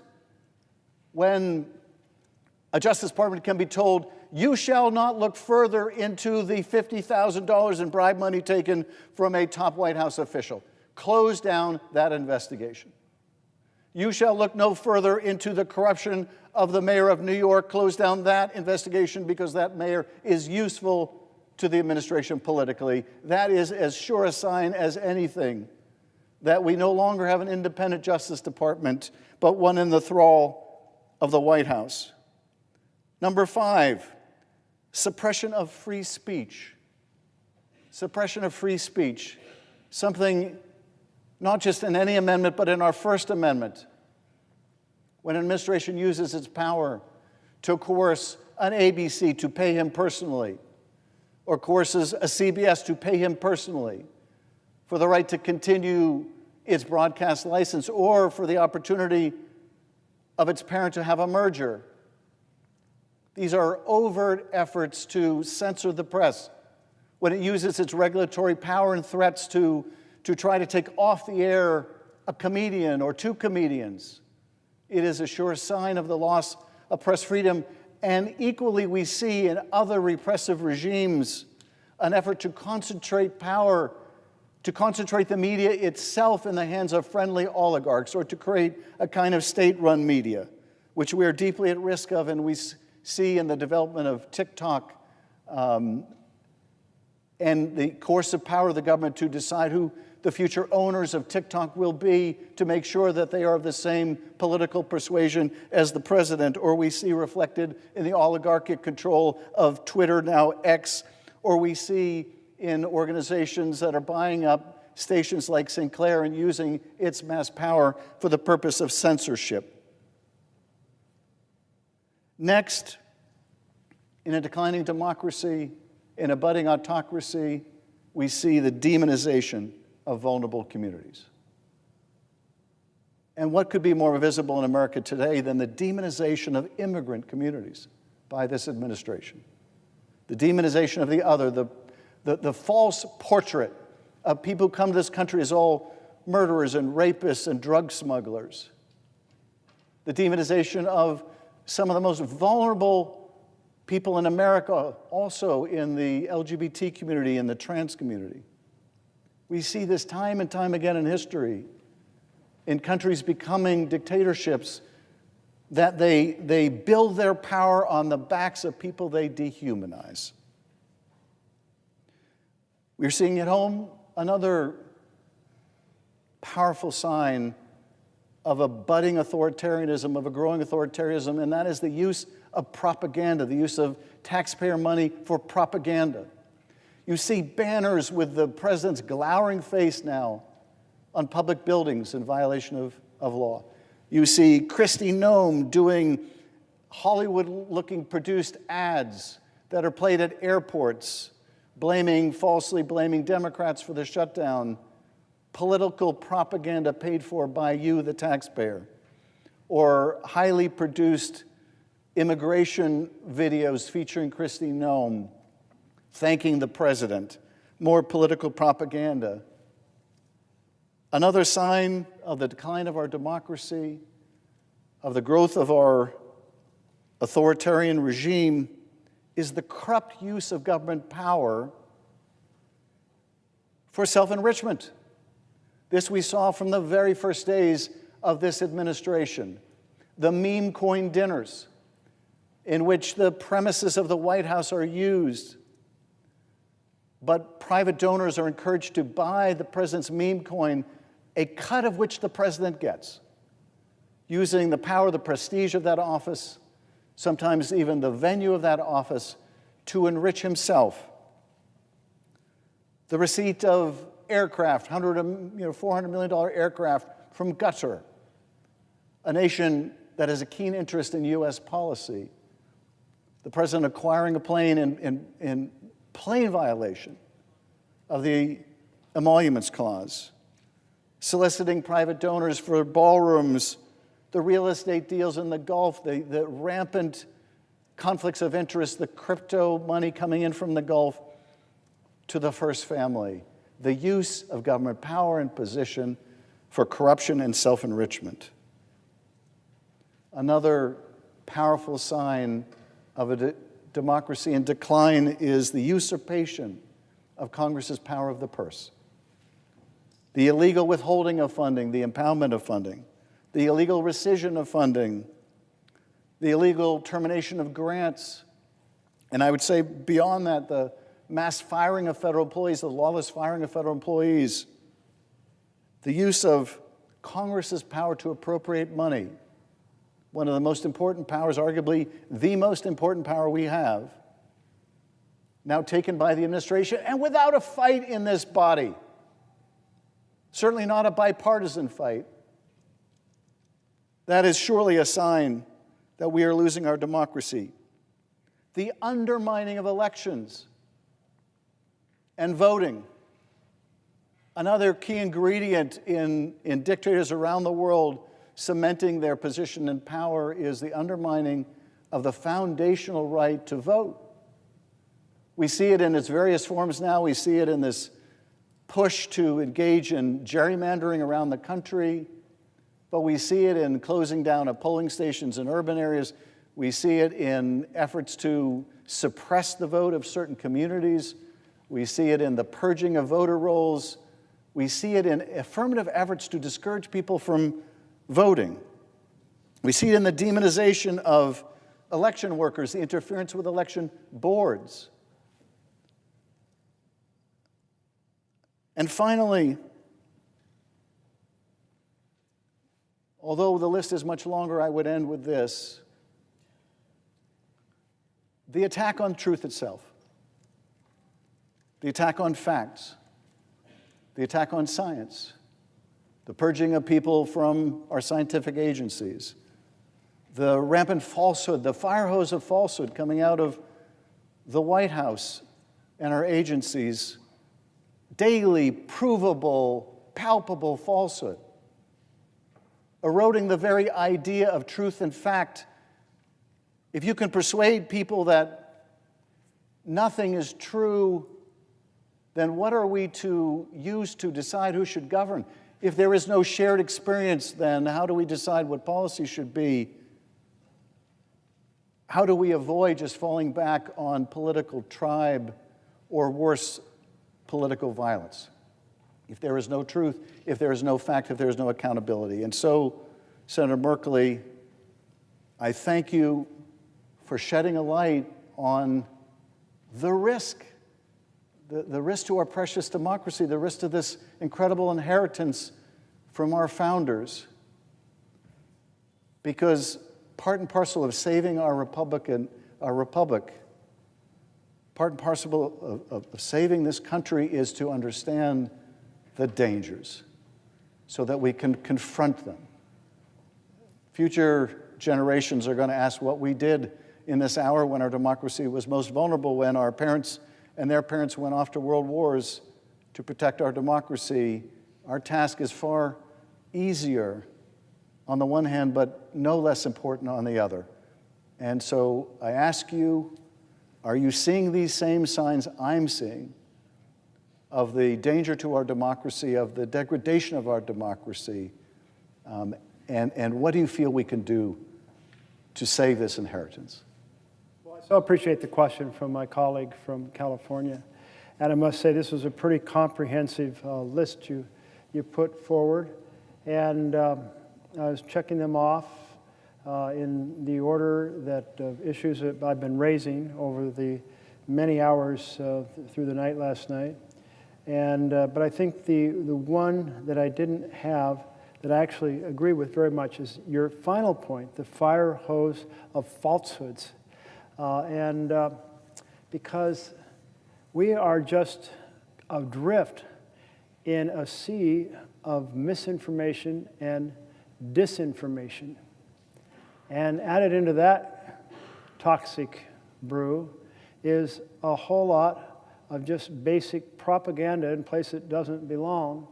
And that we see, if you go out to the Portland airport, you will not hear the tape that Noam once played, because she wanted it played in airports all around the country, and a group of airports, led first by Portland, Oregon, said, no, it's breaking the law, it's breaking the Hatch Act, it's breaking the Anti-Lobbying Act, it's breaking some other act on the list. And in this situation where the administration does not care what the law says, the philosophy is we are the unitary executive, we're in charge, and we can do whatever the hell we want, take us to court if you don't like it, attitude. And then we see the deliberate crushing of rights, and we see the deliberate grabbing of the power of the purse from Congress. The difference between an authoritarian government, there's many differences, but one way to describe it, authoritarian government and democracy, is in the democracy, representatives of the people decide what the programs are, how they're funded, and how they'll be run. And in an authoritarian, all those powers of what are the programs, how much money will go into them, how they run, transitions to the executive, the all-powerful executive. So we can see every time we hear Trump or his cabinet members saying, I'm canceling that grant, I'm defunding that program, because it doesn't act consistent with the priorities of this administration. That's an authoritarian statement. And we are deep into this authoritarian crisis. The poster behind me says, ring the alarm bells. I thank you for helping to ring these alarm bells in a very cogent and extensive way. I thank the 7 million people who went out and protested on Saturday for ringing the alarm bells. Because what we know is if we do not confront tyranny in its first year, and if we do not find a way to have a strong rebuttal in the next election, then it becomes entrenched. And it is our responsibility, our oath to the Constitution, to not let that happen. Thank you. And I noticed... I recognize the senator from California. Mr. President, I am proud to join my colleagues Senator Kaine and Senator Paul in introducing this War Powers Resolution that provides that we have not authorized the use of force against Venezuela. We meet at a precarious moment when we might be on the precipice of war with that country. Today in the Caribbean or on its way to the region are the following military assets: 3 Arleigh Burke-class destroyers, the USS Gravely, Jason Dunham, and Sampson, the USS Lake Erie, a Ticonderoga-class guided missile cruiser, the USS Newport News, a nuclear attack submarine with torpedoes and tomahawks, the USS Iwo Jima, an amphibious assault ship equipped with a flight deck for F-35s, Ospreys, and attack helicopters, the MV Ocean Trader, a floating base designed for special operations, Reaper drones, Harriet jets, a fifth-generation fighters, incredibly lethal aircraft. But this is not all. The largest aircraft carrier ever built, the USS Gerald R. Ford, is on its way right now from the Mediterranean. This means we will see upwards of an additional 24 Super Hornets and 24 additional F-35s. This warship will be accompanied by 3 additional destroyers, bringing at least 10 of America's best naval warships within striking distance of Caracas. All told, there will be more than 400 missiles and other vertical launch systems on Nicolas Maduro's doorstep. 115 Tomahawks alone, with an additional 70 coming with the Ford. Are we supposed to believe that this is only about striking speedboats? If so, why will there be 10,000 American service members in the vicinity? Why fly 3 B-52s from the United States to the region? Why have a B-1 supersonic bomber flown off the coast of Venezuela in just the last few weeks for a so-called bomber attack demonstration? That's not my definition of the mission, that's what the Pentagon called it. Bomber attack demonstrations. For what? To blow up fishing vessels? We all need to see that this has quickly become so much bigger and so much more dangerous. And maybe that was the point, to focus the narrative on drug trafficking so we don't recoil from what may be right around the corner with Venezuela, and that is the use of force to achieve the goal of regime change. Now, I understand the president this weekend said that he was not inclined along those lines. But I urge my colleagues to look at the administration's actions and not merely its words, because if it walks like a military buildup and talks like a military buildup, it might just very well be a military buildup. 2 weeks ago, the president said, "We are certainly looking at land now because we've got the sea very well under control." And now the buildup I just described. People may be putting a lot of stock into the president's most recent words, saying he would not strike Venezuela when he was on 60 Minutes on Sunday. But when asked if the leader of Venezuela's days were numbered, he also answered, "Yes, I think so." That's what our commander-in-chief said with the largest warship the U.S. has sailing close to Venezuela. If any other world leader moved this kind of firepower to another country's doorstep, we know what we would believe was taking place. And the bottom line is this: Americans do not want another war. They don't want American service members put in harm's way, either flying missions or with boots on the ground for a war not authorized by Congress.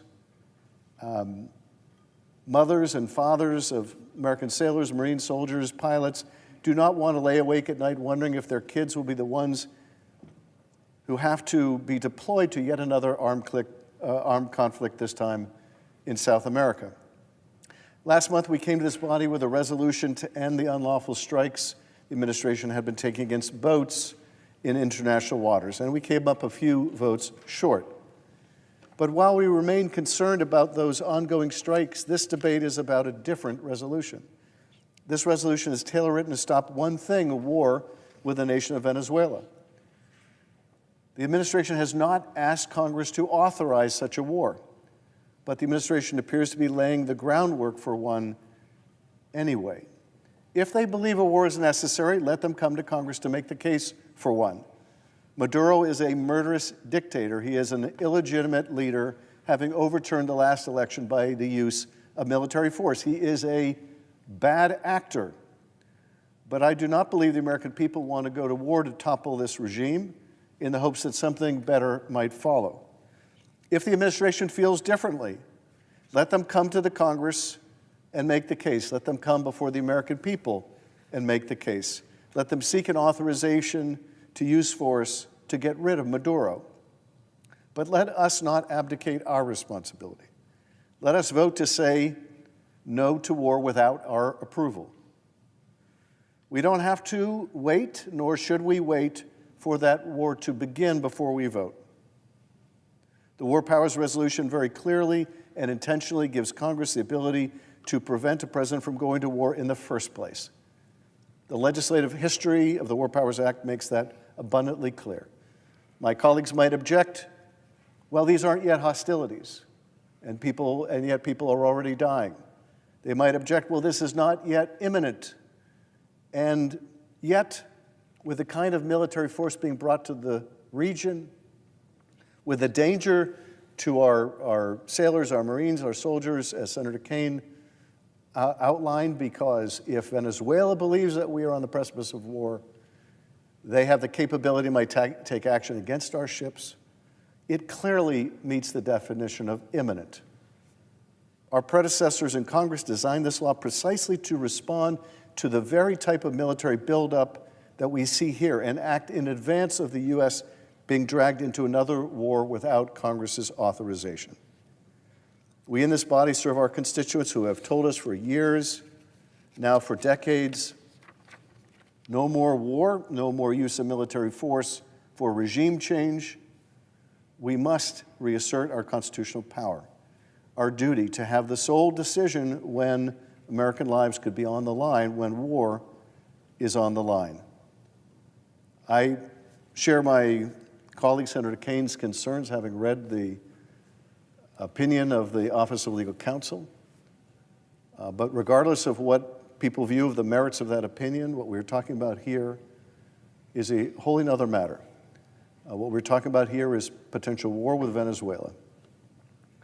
What we're talking about here is a massive military and naval buildup in the region when hostilities may be imminent under circumstances clearly contemplated by Congress when it passed the War Powers Resolution.